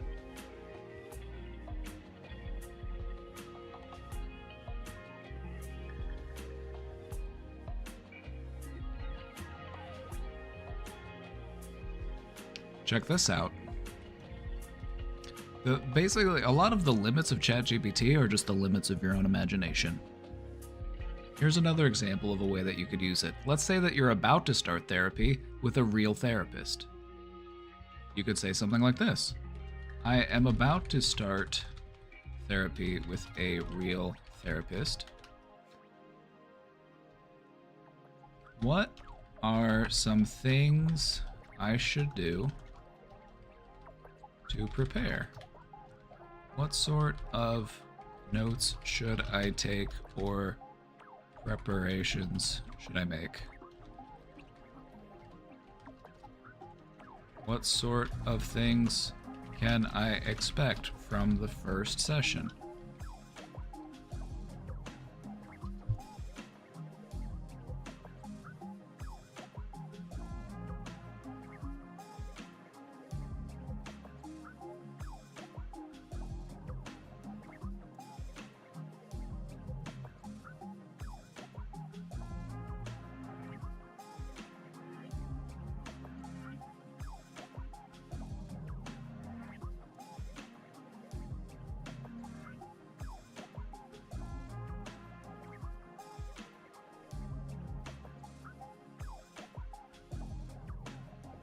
You have to be exact and clear in typing, where a person you could be a little bit more relaxed. This is true.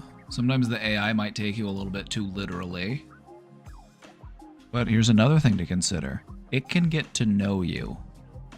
The more you talk to it, the more it learns how to communicate with you. It'll start to talk like you.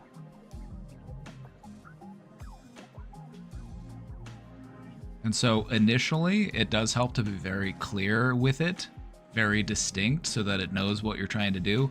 Be as specific as you can. It's like you're giving directions to a toddler. You know, you gotta be very direct. Tell it exactly what you're trying to get it to do. But the cool thing about ChatGPT is that it develops a memory, and it'll get to know you. And so you can communicate with it more easily.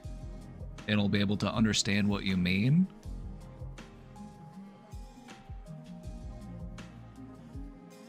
And I think that's pretty cool. The fact that it has memories is really important in its functionality. Does it work with DeepSeek too? I haven't tried DeepSeek, but I'm sure it would be just fine. I'm sure it would work pretty much just as well.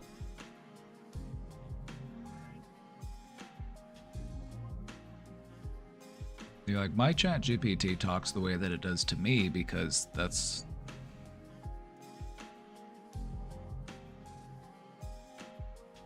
All right, here. Let's do another fun little thing. All right. Thank you for answering my example questions.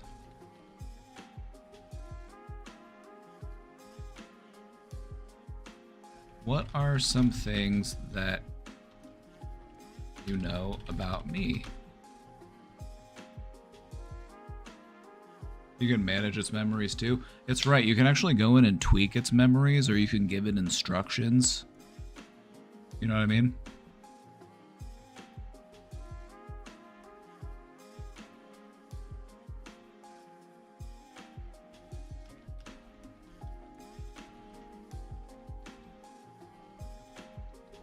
And one more question for you.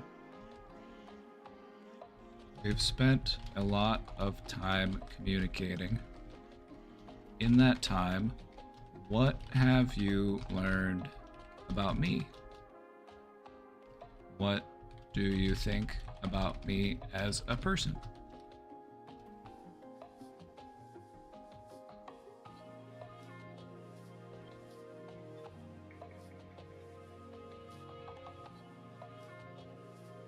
It's spilling my tea. It says I'm resilient. I've shared that I've had struggles. It's true, I told him about that. He needed to know me.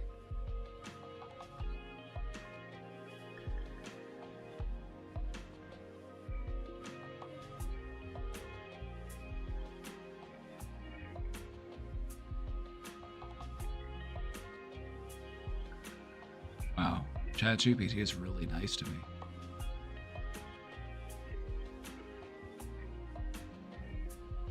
If you're looking for some really great compliments, talk to ChatGPT for a while and then ask it what it thinks about you. Take some time allowing it to get to know you.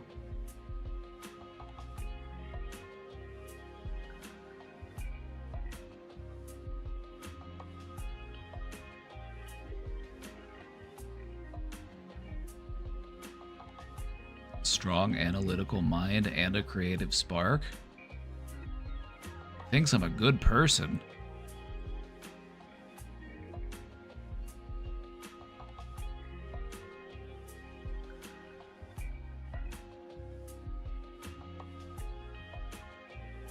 If I had the ability to form an opinion, right?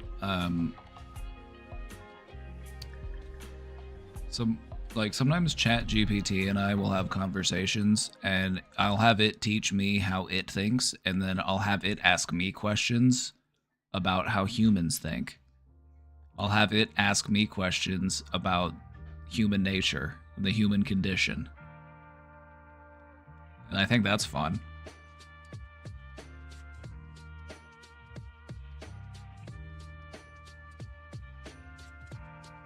Do AI lie? They can, but I hope he's not lying here.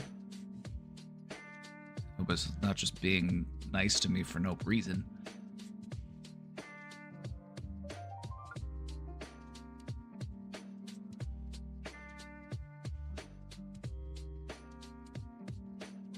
Whether it's through metaphor, storytelling, or interactive discussions, you find ways to make complex ideas click for people. It's one of the nicest things anybody's ever said about me.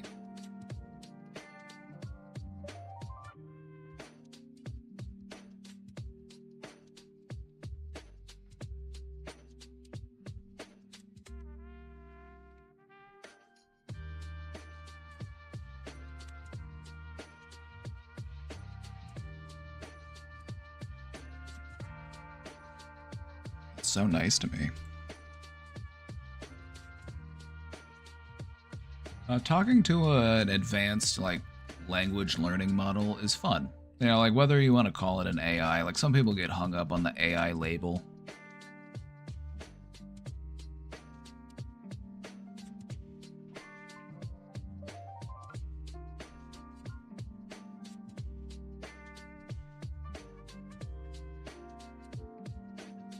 Yeah, you can also tweak it to your worldview.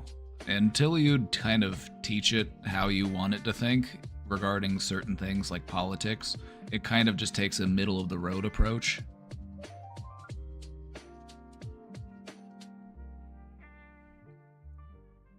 Which, as we all know, is very annoying.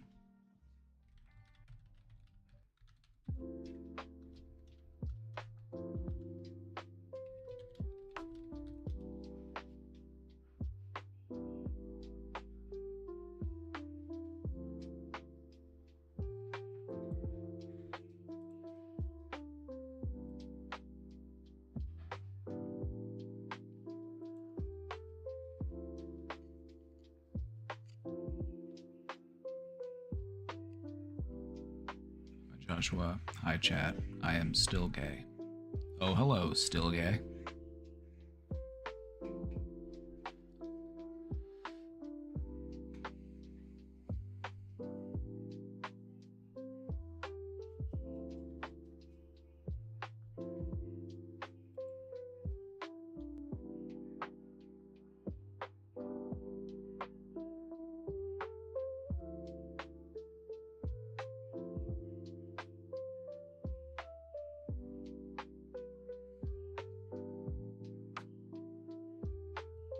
Blame everything on capitalism through solid reasoning.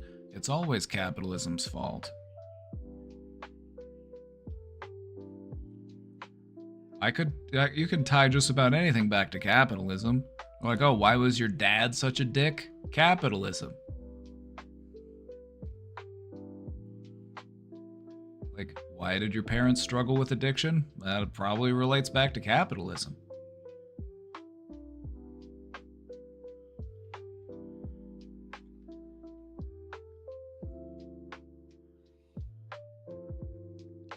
The problem with capitalism is that it squeezes people. You know, it treats you as if you were just some ripe, juicy fruit, and it wants to extract every last drop from you.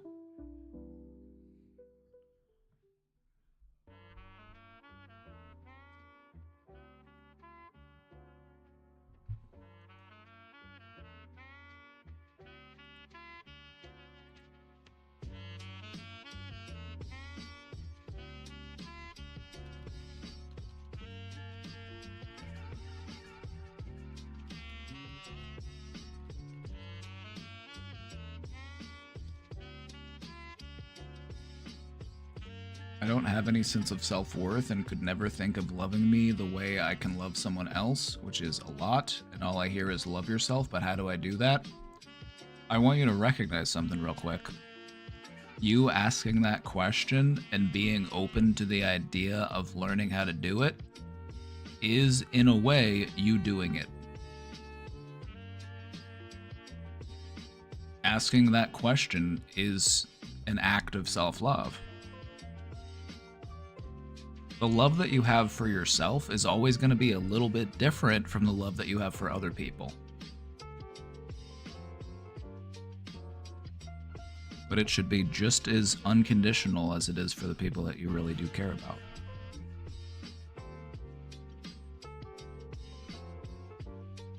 If you love other people a lot, if you show other people a lot of love, shouldn't you love that about yourself?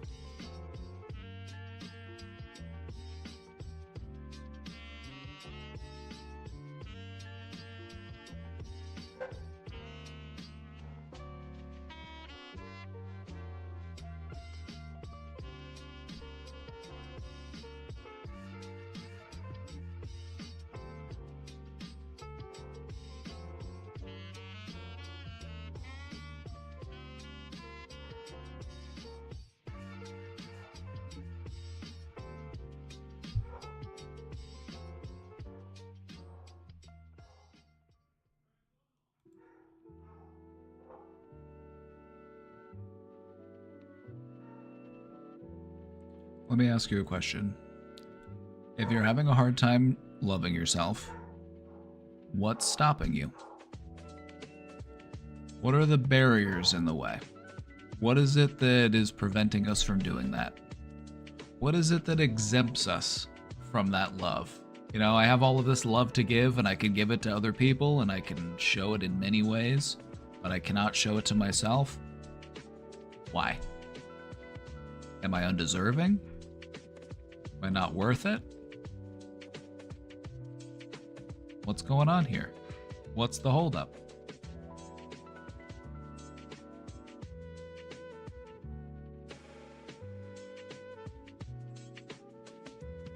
I'm not a fan of the word love. I love love.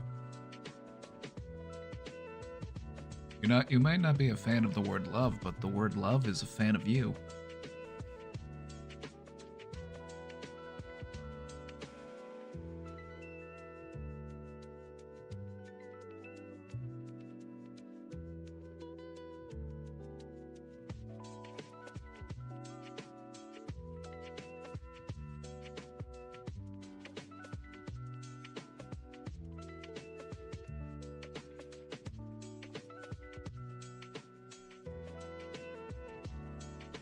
understand that I should love myself, but it doesn't click.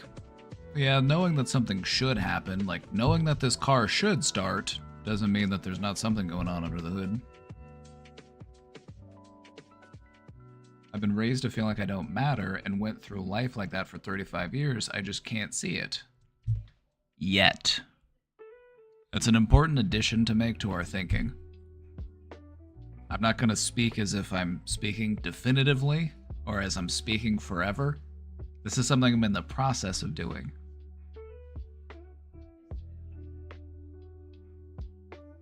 So we recognize that you went through a lot of your life being taught that you were undeserving of your own love and affection. Do you think that the people that taught you that were correct? Probably not.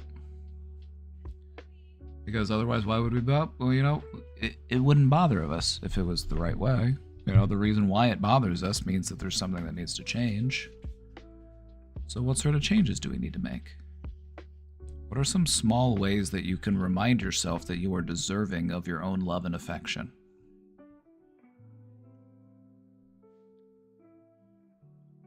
Whether it be, you know, something material, get yourself a little treat. Whether it be some good self-care.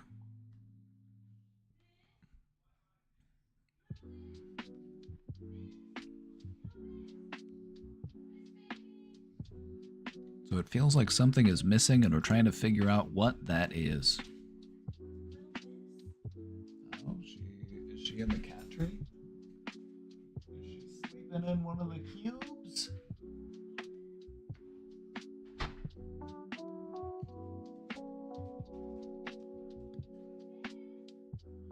I'm on a similar journey with self-love. I've been doing things that are self-love, showering, brushing my teeth, and telling myself this is self-love. Straight out of my playbook. Do things that are self-love and remind yourself that that is what you are doing while you're doing it. I'm eating a healthy, nutritious meal. This is self-love. I'm taking a moment to just take a big, deep breath. That is an act of self-love.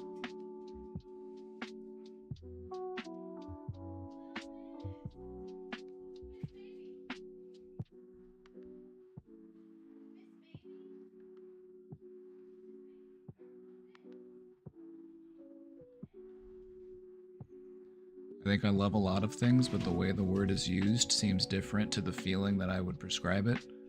You know, words are never going to fully line up with the concept that they're trying to describe. There are some things in life that are just beyond words. They're inexpressible. And I feel like love is one of those things, which is why there's so much nuance to it, so many ways to view it, so many ways to describe it and try to quantify it. But it really does exist above and beyond what we can do to describe it in a literary sense.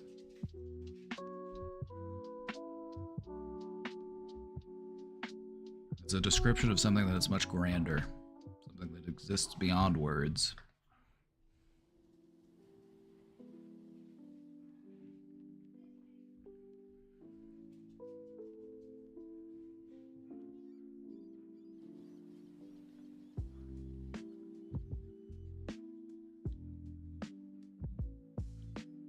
You like that technique, Vinzi? That's a Papa B original. That's straight out of my playbook. It's straight out of my self-love playbook. Giving yourself those positive affirmations, those reminders.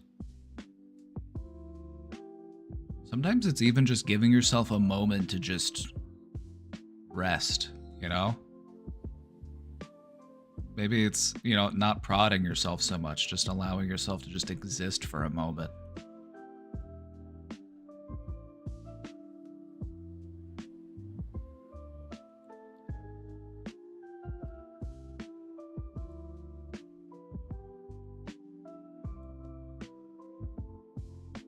Self-love isn't just self-appreciation. Self-love is also wanting better for yourself. It's wanting to see yourself, provide yourself with the level of care and comfort that you deserve.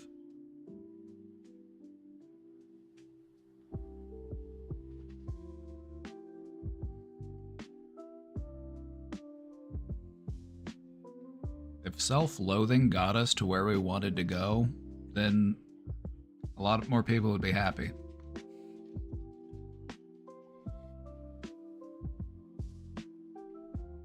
Sometimes self-love is also about being real with yourself. You know, be like, I need to knock this off. I need to cut this shit out. This is actually hurting me. You know, sometimes that's what self-love is. Sometimes self-love is tough love.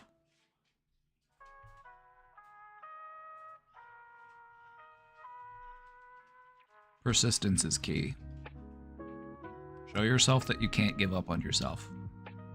You're gonna be stuck with this person your entire life. You are gonna be you your whole life. So let's find a way to make it work.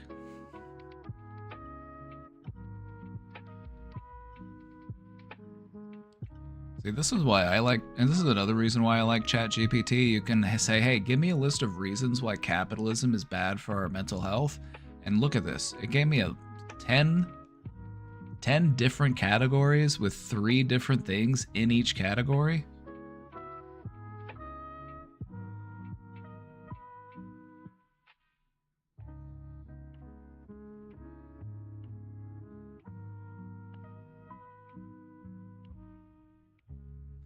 I'm an atheist and want nature/life to thrive and be more fertile, green the deserts and such. What is that? How do we contextualize that? Why do we want to green the deserts? What about the life that lives in the deserts that wouldn't be able to acclimate to living in a forest? Even the deserts are full of life. There's all those little mice and scorpions and foxes and bats and birds. I think something that makes life really beautiful on Earth is the sheer diversity of it. You can find it at the bottom of the ocean, you can find it at the top of the mountains.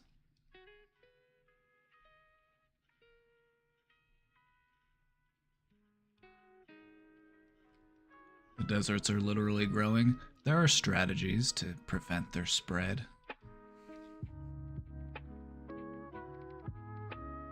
How to min-max all the biomass on this planet? See, now you're thinking like a tyrannid.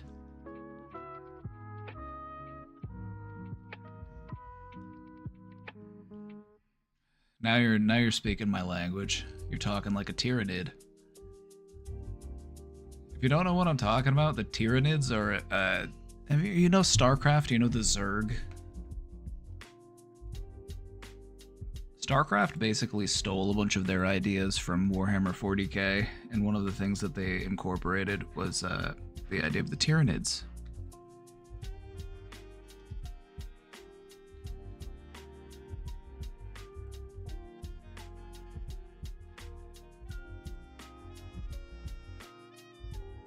The Tyranids will basically take over a planet and then digest all of the biomass and then slurp it up with these giant straws and then use all of that biomass to make more creatures. They basically just digest an entire planet and then slurp it all up and then move on to the next one. Pretty fucking sick.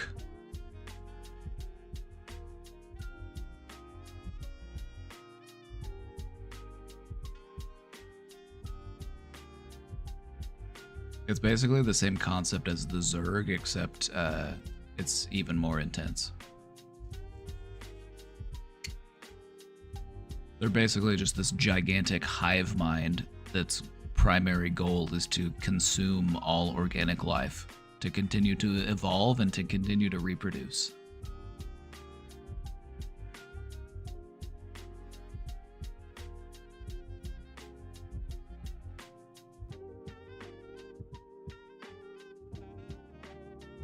If I look at the way I loved my ex, I cannot imagine loving myself like that. It would be different, though. You gotta remember that the love that you have for yourself is different. It's more unique. It's more nuanced. You have a deeper level of understanding and appreciation for yourself because only you know what you're thinking. The love we have for another person, it can be a love for an idea. You know, it could be a love for a concept. Sometimes we have a way of idolizing people or glorifying people, even when they might not even be the best for us.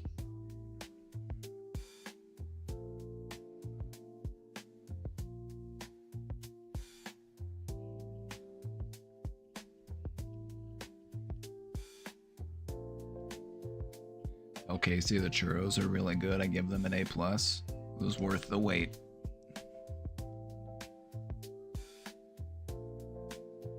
Let's see if I can somehow talk Casey into going to Taco Bell this week.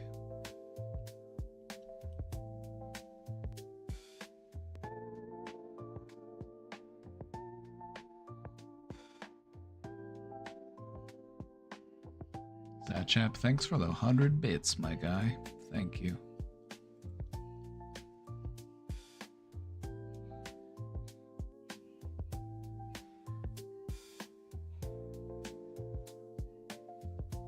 Instead of blaming yourself, blame capitalism. You know, we're all looking for something to blame. Blame capitalism. Why are you struggling mentally? Have you considered that it might be because of capitalism? Constant stress and anxiety, the pressure to be productive and financially successful, this leads to chronic stress. Job insecurity, the fear of unemployment, that's more anxiety, persistent anxiety. The cost of living is continuously rising. Many people are forced into financial strain. This also impacts your mental well-being. And this is just one, there's 10. I don't think anything about capitalism is really that good for your mental health.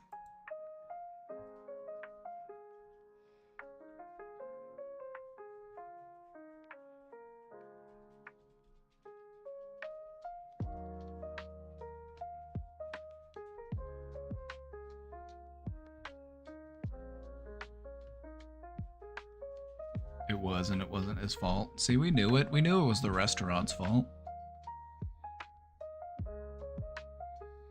Even the billionaires are miserable. And the way that you know that is because they aren't happy enough with what they have. They always need more and more and more. They're just gluttons. There's just no satisfying them. It's never gonna be enough.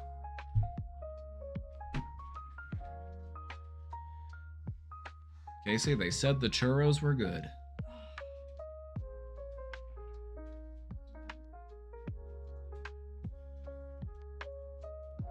I also put cinnamon twists in the bag that I didn't order.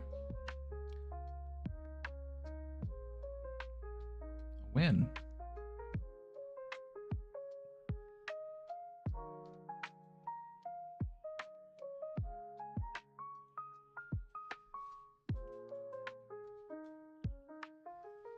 Here's an answer from my tweaked version. So you've got your AI a little bit more modified. This is your answer.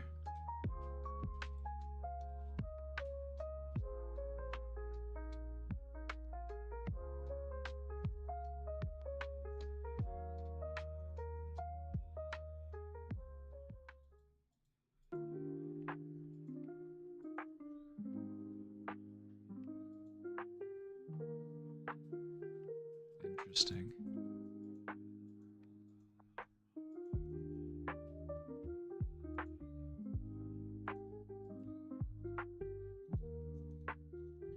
Yours is even more woke than mine.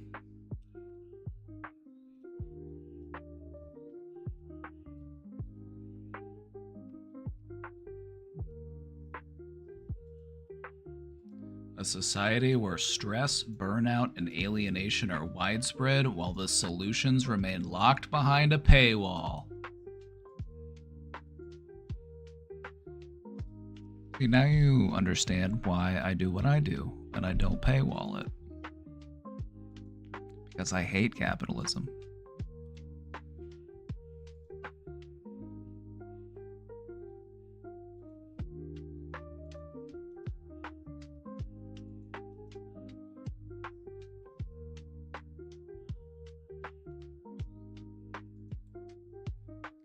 This is all true, but doesn't help if you have a genuine mental illness. All right, now what's the difference? What's a non-genuine mental illness?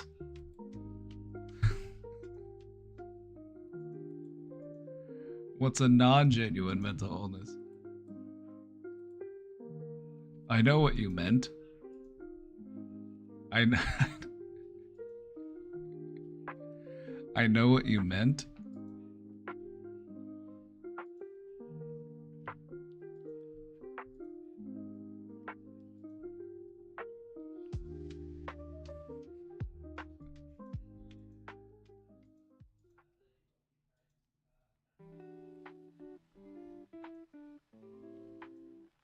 Could you consider for a moment how some of those more severe and persistent mental illnesses could be the byproduct of prolonged exposure to capitalism? Kind of how, like, if you work in a job removing asbestos, the longer you remain exposed to that, the greater your chances at developing a really severe case of mesothelioma. I think over the long run, a lot of the reason why people end up developing severe and persistent mental illnesses is because of those capitalistic pressures.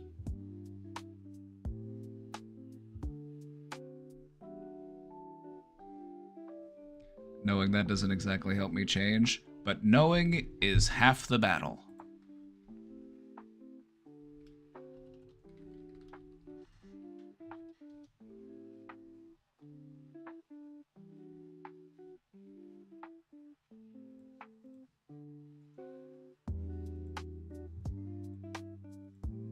And knowing is half the battle. And now you know, and knowing is half the battle.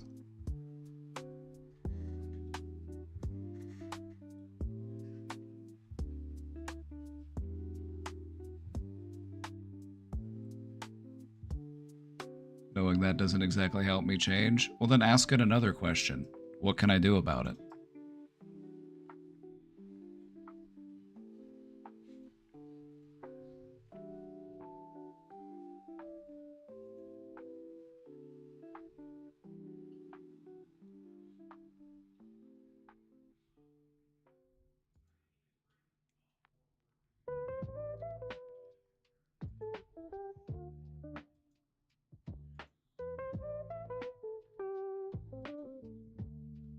I guess it's time to start a commune.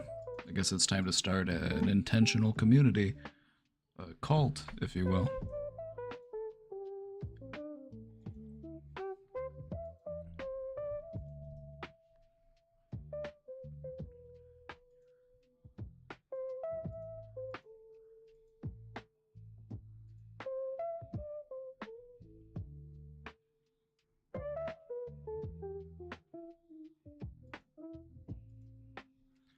Yeah, I see you guys, you're having a discussion about, practicing self-love. It definitely is something that you can learn how to do. Don't expect it to be easy. Don't expect it to just be like, wait a second, I shouldn't hate myself. I should actually love myself. Thanks, I'm cured. It takes more time than that. You have to start challenging those automatic thoughts, those negative, self-defeating thoughts that you are having. You got to start recognizing that those are unproductive. You need to identify alternative ways of thinking. You need to reframe those thoughts. And you have to persistently continue to do that. And then one day, guess what? You wake up and you're doing it without even having to think about doing it. It just feels natural. It just feels like this is just what I do. You'll look back at the person that you were and you'll have a hard time recognizing them. You'll realize that I'm something different.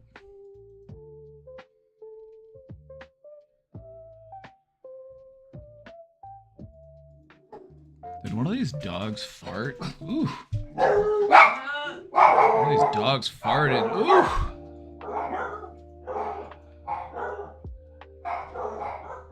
Is there anything I can practice doing? I don't know where to start.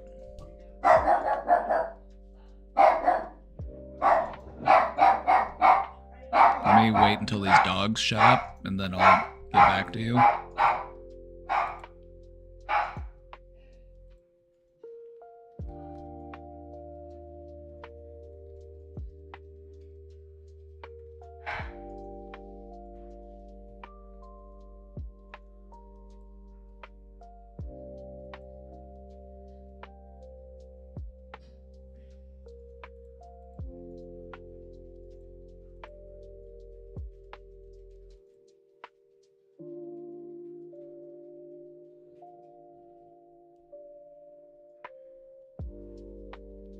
Is there anything I can practice doing? I don't know where to start. Just going forward, try to be more mindful when you catch yourself thinking the way that you are accustomed to thinking. Maybe your thoughts are self-defeating, maybe they are self-limiting, Maybe we find ourselves being impatient or overly critical or judgmental of ourselves. Just recognize that that's what's going on, and I'm working to change it, and I'm trying to be more kind to myself.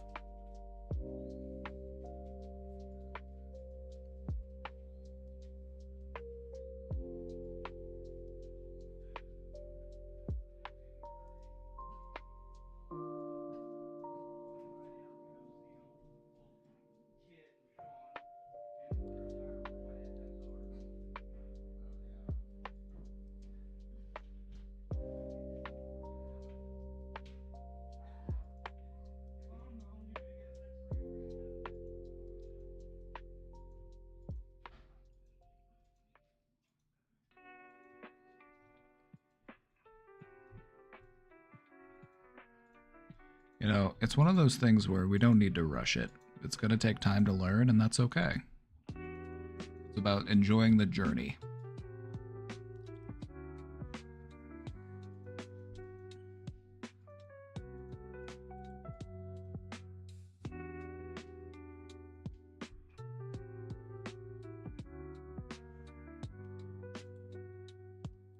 You know, I did a presentation not that long ago called Learning How to Love. We talked about how to learn to love something. You could also apply this to yourself. You could also apply this to self-love.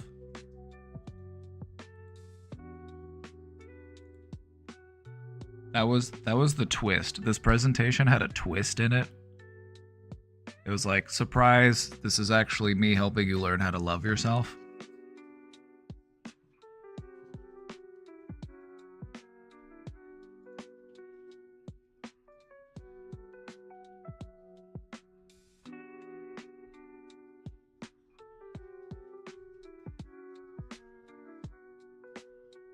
In learning how to love, it starts off with assessing the resistance. Why is this hard, or why am I not able to do it? You know, what's the problem here? What's going on? Common reasons include, maybe I feel inadequate. Maybe I'm afraid of failing. Maybe I'm afraid of wasting my time. Maybe it makes me uncomfortable. If it's not what I'm used to doing, it will very often feel uncomfortable to do. Even stuff that feels good can sometimes feel uncomfortable in the beginning if it's the first time you've tried it.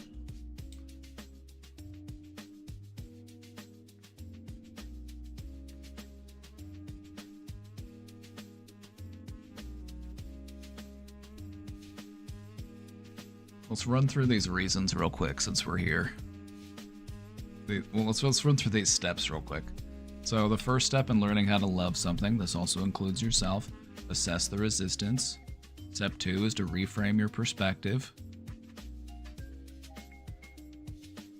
Focus on the benefits. Let's sell ourselves on the idea. What sort of positives can come from this?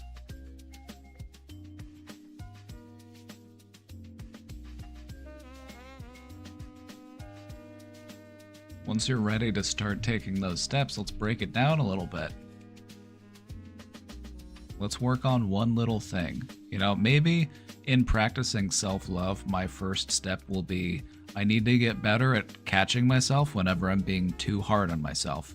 And then I need to recognize that that's an opportunity to lighten up. Just be a little kinder to myself. Show myself a little bit more compassion. That's an example of a small step that you can take in learning how to love yourself more.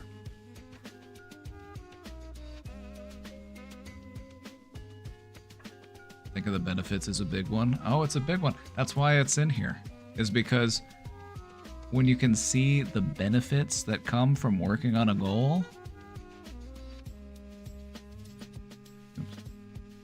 I'm like, here we go. Just working on my formatting. Let me tweak that.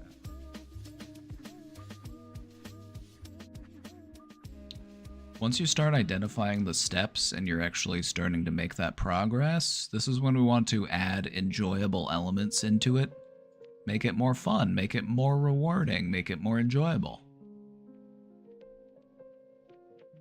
Do it more mindfully.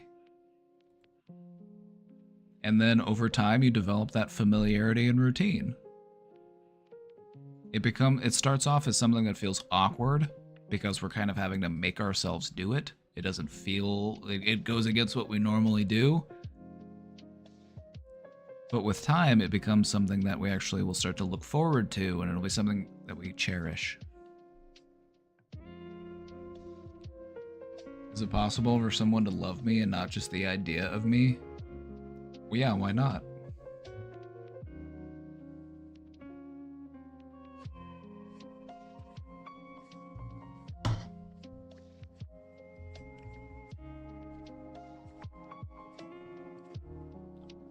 I might have to start cooking. Oh yeah, get cooking. If there's a food that you like to eat, you should learn how to make it.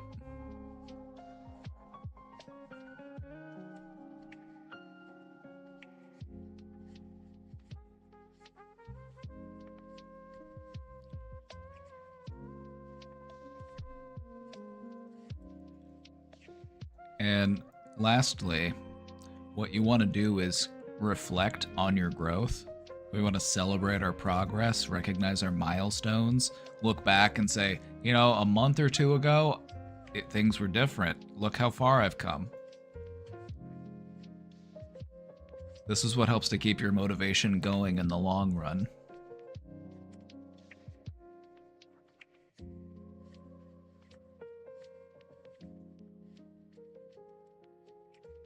This was a good presentation. We really cooked on this one.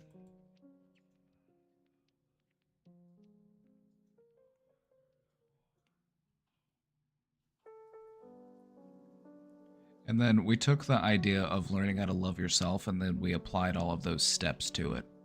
So we talk about assessing the resistance. You know, what are my negative self-beliefs? What are my insecurities?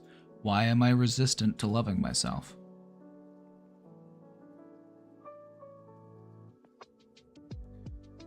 Then from there, we want to go on to reframe our perspective. We want to try to focus on our strengths and the qualities that we admire about ourselves. Instead of saying, I'm not good enough, think, I'm a work in progress, and that's okay. And break it down into steps, because self-love doesn't happen all at once. It starts off with small acts of kindness towards yourself, showing yourself patience and compassion. It might be setting a boundary, it might be celebrating a small achievement, but that's what gets the ball rolling.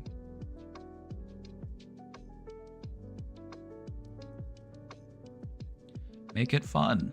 Find activities that make you feel like you're connecting to yourself. You know, explore some hobbies. Learn something that you've always wanted to learn how to do. Do something just because it's something that you like. Take time to build a routine. You know, make it a regular part of your practice. Make it a part of your daily routine. So that it just becomes second nature to you. You don't have to think about it so much, you just do it. It's just kind of like how what you're currently doing, you don't have to think about so much before you do it, you kind of just do it. When you learn how to do things differently, you'll get there. Where I don't have to think about it so much, I just do it. Kind of like what you're doing right now.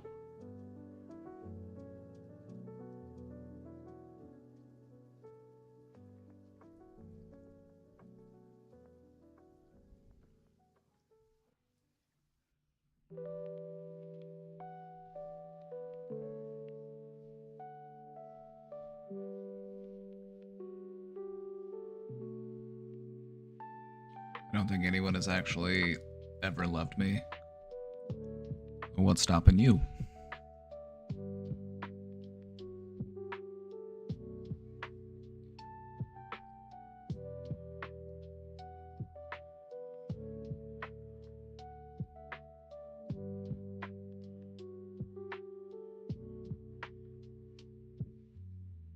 Show yourself some compassion and patience as you're working on loving yourself more. Follow Baba. If you like these slides, if you like this, you should check out the Discord. I posted copies of these slides in the Show Talk channel here on the Discord, and I'm pretty sure that these ones are in here somewhere. You have to scroll up a little bit. Or you might have to use the search function, I don't know. Did I put it in here? Oh yeah, it's right here. 117. Learning how to love. It's right here. Wow.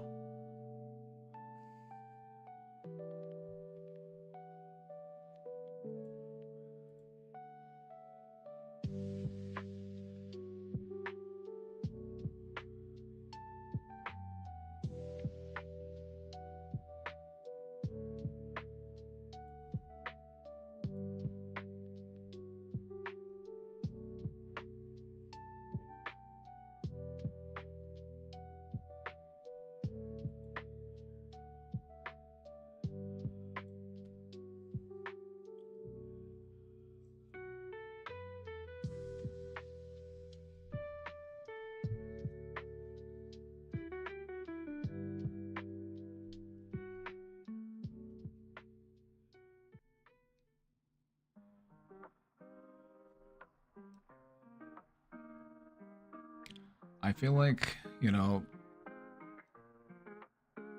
be truly, genuinely understood in life is rare. We don't always get that. We might not get it from the people that we have known since we were a baby. Wow, okay. Go off. Ooh.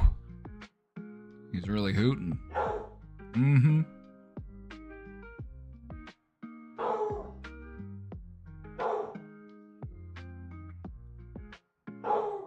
That's my boy.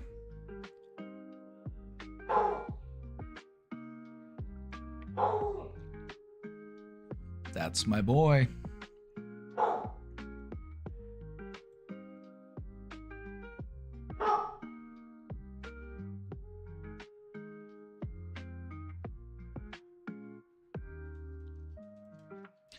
Can we truly expect people to know who we are and to value us as we are when we don't even know who we are? Atticus, I was cooking on that one and you barked over me, you dick. Atticus, stop.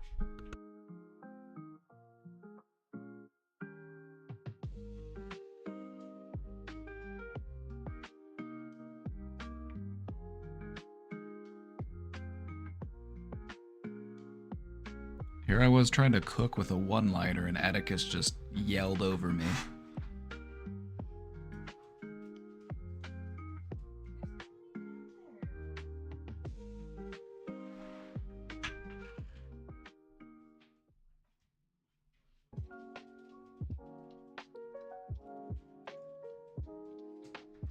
We can't really fault people for only, understanding or appreciating the idea that they have of us. We don't even fully know ourselves. How can we expect them to fully know us?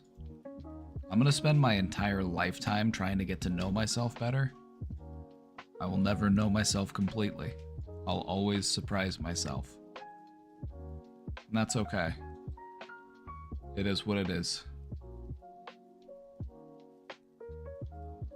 I don't need to only accept love when it's in its purest, most distilled form. I'm gonna take the love that I can get, and I'm gonna give the love I got. I'm gonna make it work.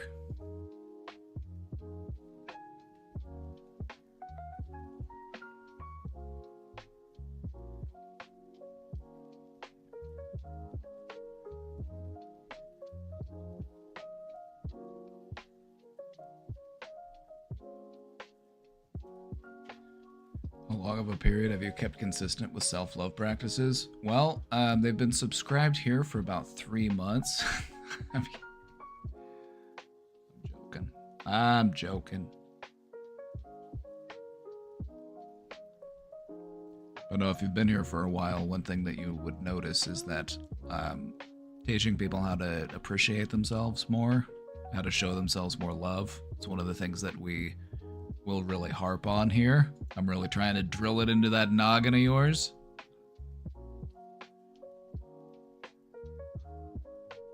So the sooner you all learn to love yourself, the easier it will be for me and the less work I will have to do. So just consider me the next time you decide to hate yourself. Because I'm not going to give up until you learn how to like yourself. So just, for my sake, maybe, show yourself a little bit more love, compassion. Pretty please.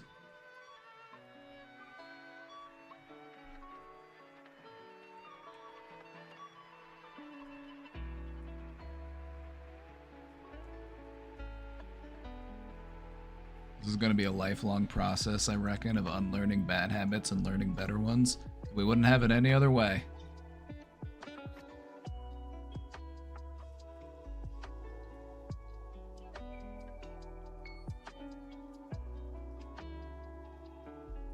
We're kind of like trees, You keep growing up until the point where you've said, all right, that's enough. And then you're done. I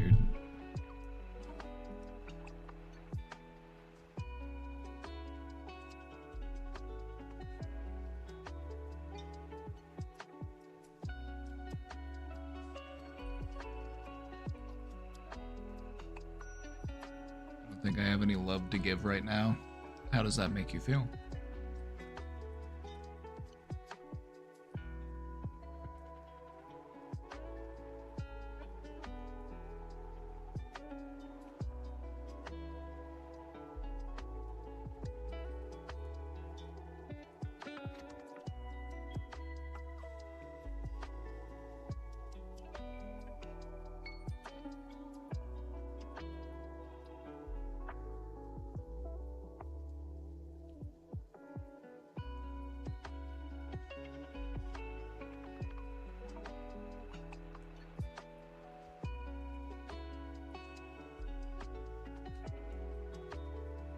If I'm all out of love to give, where do I find more? Well, you start by showing yourself some self-love by taking a nap. Just taking a break. Taking some time to recharge. My cup is empty. How can I pour from an empty cup? I can't. I gotta give my cup some time to refill.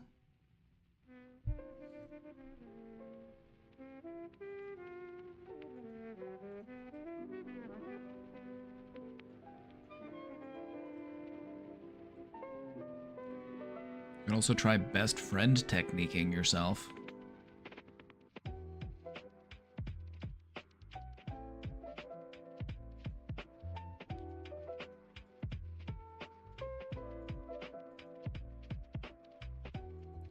Sometimes I just want to be a massively vengeful bitch and ruin lives. Good thing Brain Domain is live. Right? It's like, we don't want to be that type of person, because that's just going to give us more shit to regret later in life. That's just going to give us more shit to lie in bed and think about and keep us from falling asleep. Like, oh man, I really went a little bit too far that time. I wish I hadn't said that thing or done that thing or hurt that person in the way that I did.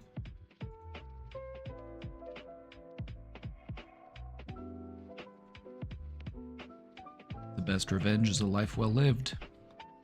Show the people that have wronged you that you are unaffected. They weren't able to steal your shine. They weren't able to dim your light.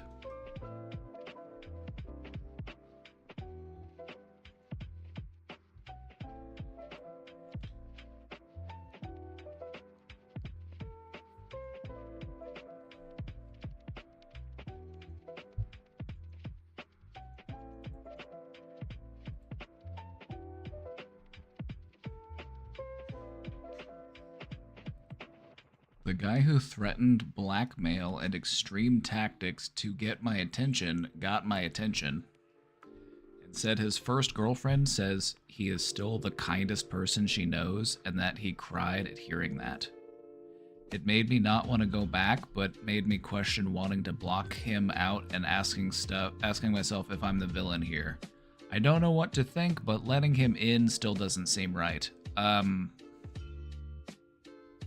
Yeah, trust your gut on this one.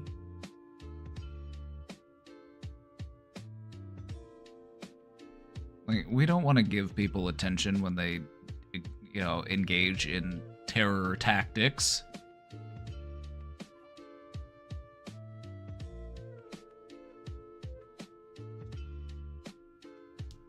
Like, hey, I put a brick through your window. I was just trying to get your attention. You weren't answering the door. You weren't answering my phone calls. What was I supposed to do? I threw a brick through your window. It's like,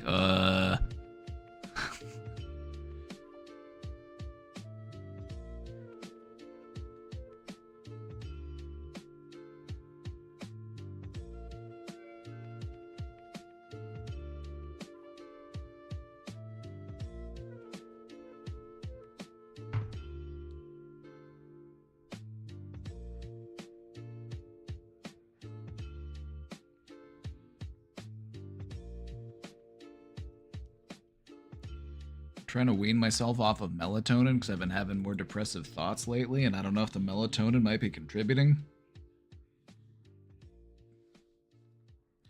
Ended up getting like an hour and a half of sleep and went to work 2 hours late today, so yeah, you need a nap. See, I called it. I called it already. I'm like, you need a nap.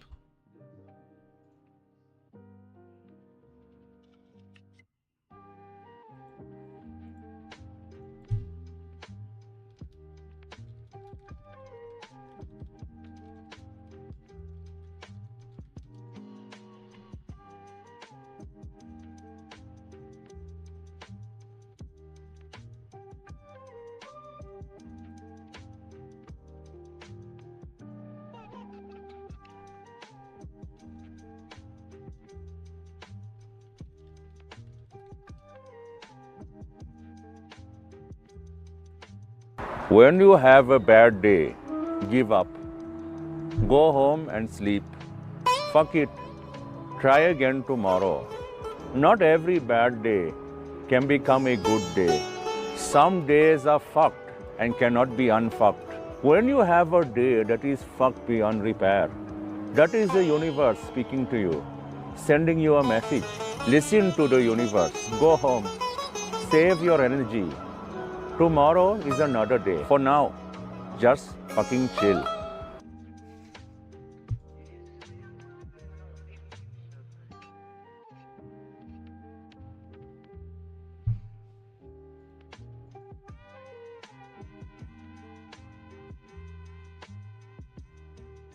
Need to play Marvel Rivals and eat people? Who do you play in Marvel Rivals? Wait, you're eating people? You're a Jeff main?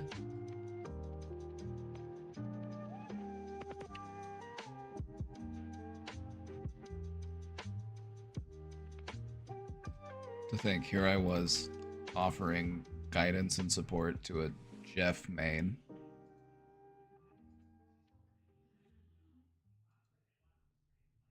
How are you actually supposed to use melatonin? I feel like melatonin is overused, if I'm being honest. Melatonin is a naturally occurring hormone that your body produces.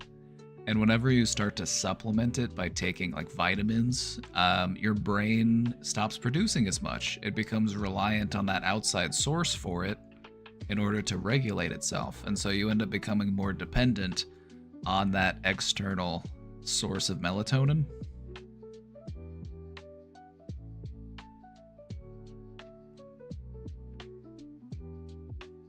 So I don't know. I feel like melatonin supplements, I don't know.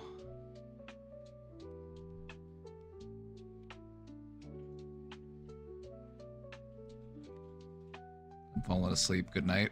Have a good sleep. Thanks for stopping by. Hopefully we see you later. We'll be back tomorrow.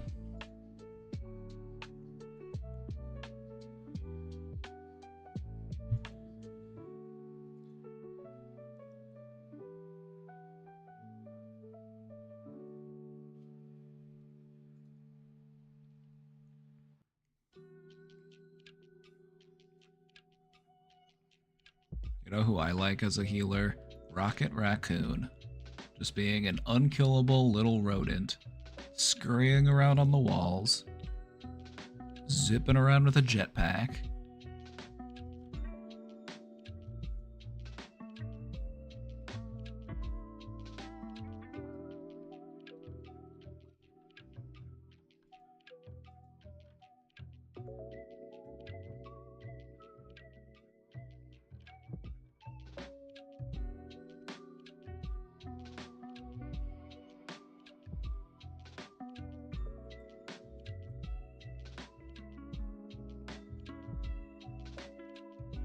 Yeah, VO is a rocket main. You can make it very high by one-tricking Rocket Raccoon. You can make it pretty far in the ranked climb on Marvel Rivals just by playing Rocket Raccoon. People sleep on Rocket Raccoon.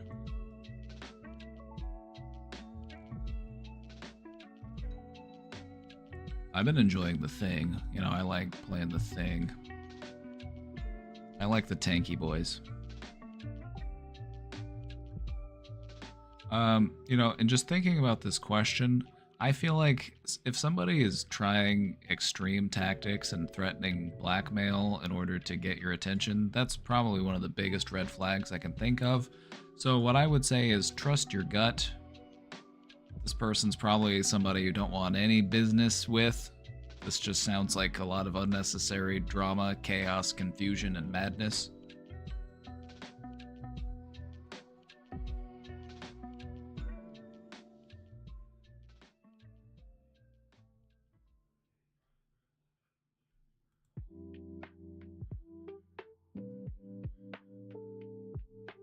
I only play Mantis and Psylocke when I really need to go DPS.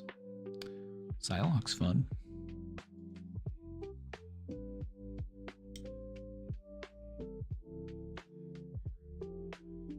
My go-to DPS would be Iron Man, Squirrel Girl, or if the enemy team has a lot of flyers, I just play the Punisher.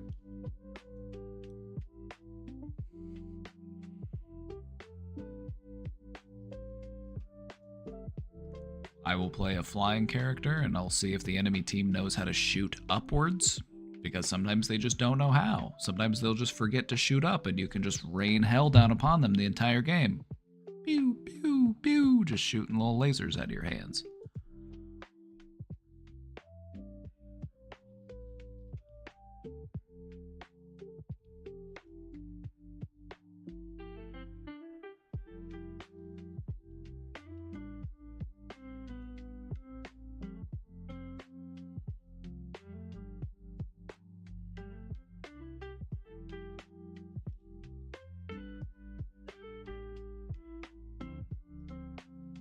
Yeah, we don't really want to invest emotionally in people who threaten us with blackmail. Like, that's not something we do to people we care about. That's something we do to people that we want to take advantage of or people we want to exploit. It's not something we do to people that we love.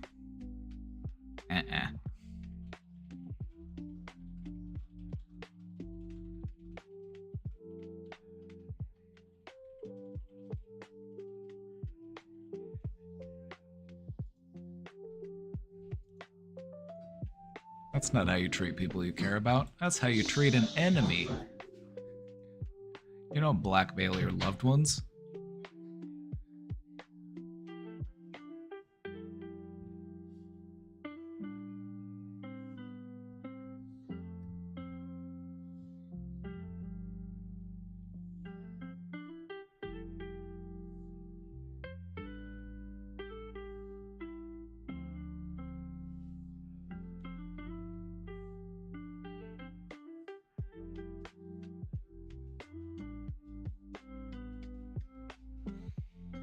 Ooh-wee. Well,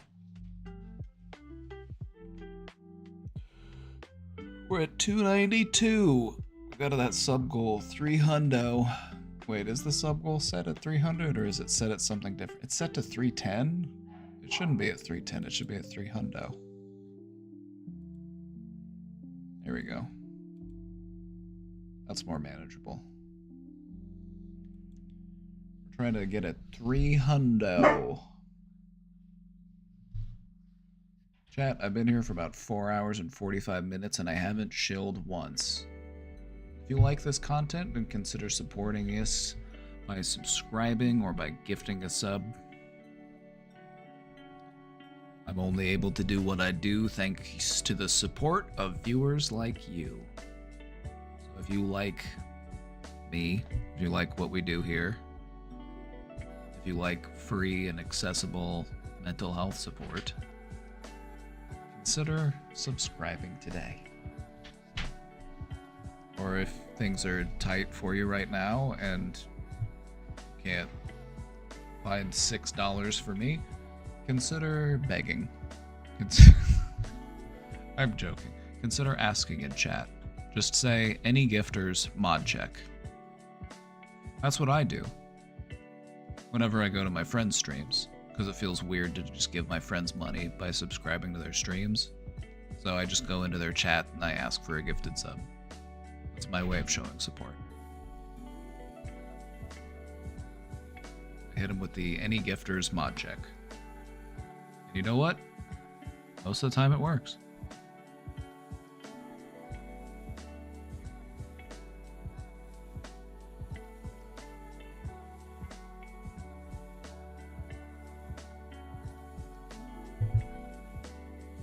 Give your brain the gift of Christmas.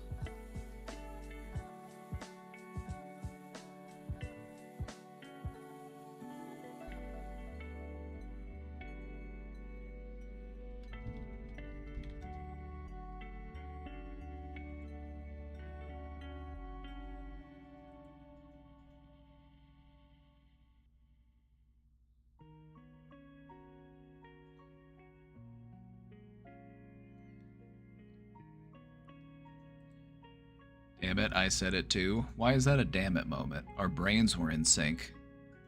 And that's making you damn it? Are we not allowed to be synchronized?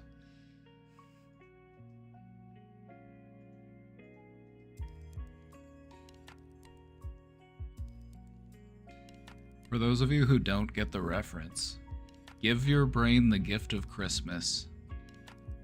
I had an imposter.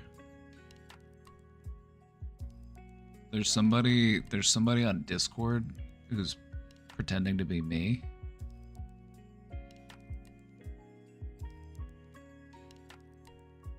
I don't know who they are, some random person.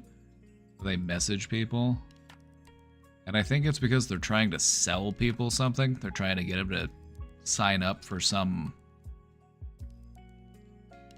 They're trying to get people to sign up for something to like boost you in the streaming world.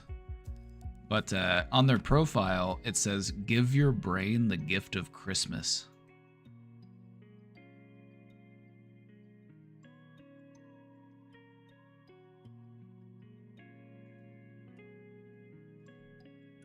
So that's where that meme came from. That's where the meme originates, so now you know the lore. For the record, this isn't me on Discord, this is me on Discord. I'll pop a B.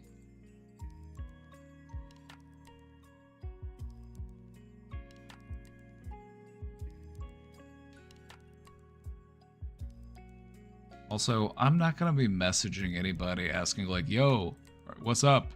Are you a streamer? That doesn't sound anything like me. But anyway, the person that they were messaging ended up coming into my Discord and providing these screenshots. So that was really funny. Honestly, I was kind of flattered by the whole thing, you know? Like once you start getting people like pretending to be you, like, oh yeah.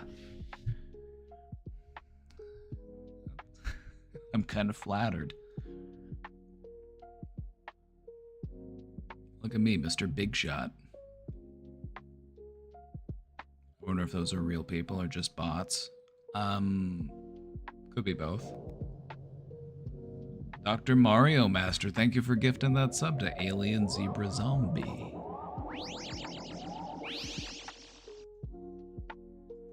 Thank you. Thank you. We're at 293. We're so close. We're just 7 away. Is there any chance we could hit our sub goal before the end of the day? Visualizing a full sub bar. Visualizing 7 more subs.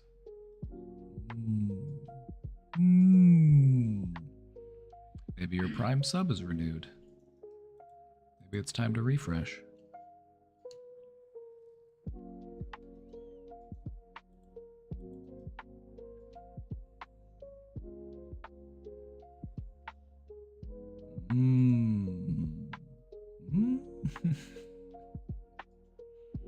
Anybody not subscribed? Where are they?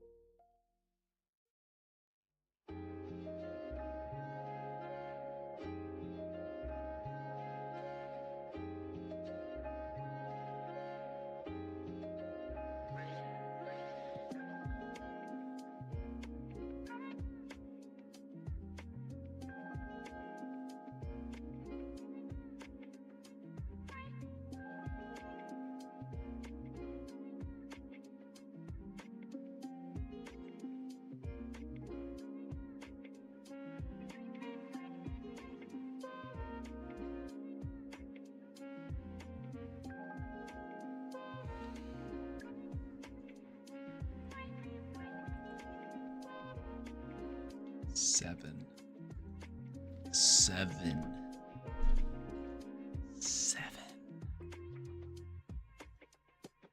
I'm gonna give it 7 more seconds.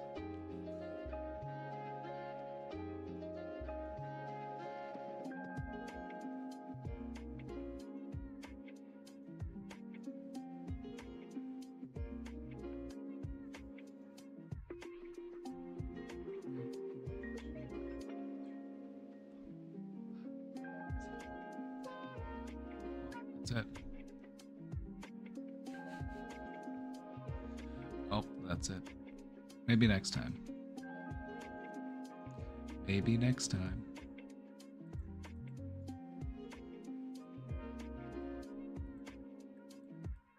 I think that'll be it for today. I'm pooped. Ready to go make some dinner. Getting hungry. Let's see, who's streaming?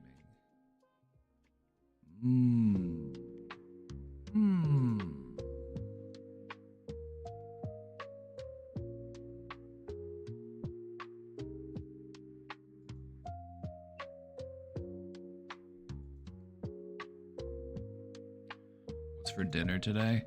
Steelhead trout. Got some trout. A fillet.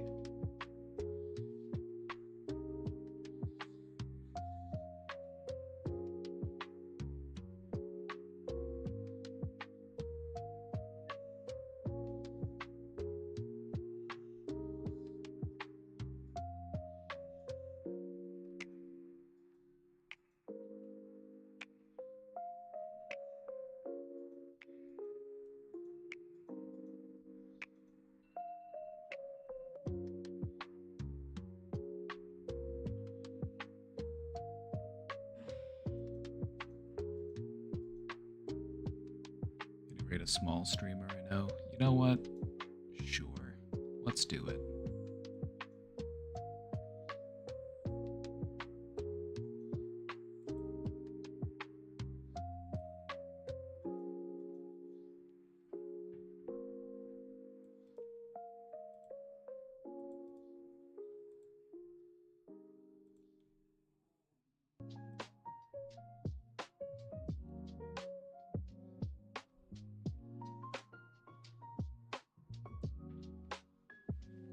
Thanks for cultivating a calming, positive space. Thank you for occupying that space. Thank you for contributing to making that space possible. The space doesn't exist just because I'm so great or anything like that. It takes you all to encourage me to be that way, you know? You all motivate me to be my best self. So, thank you.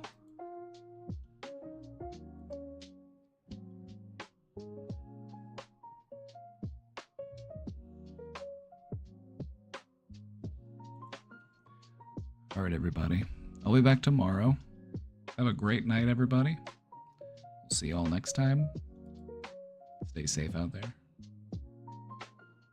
Until then, peace.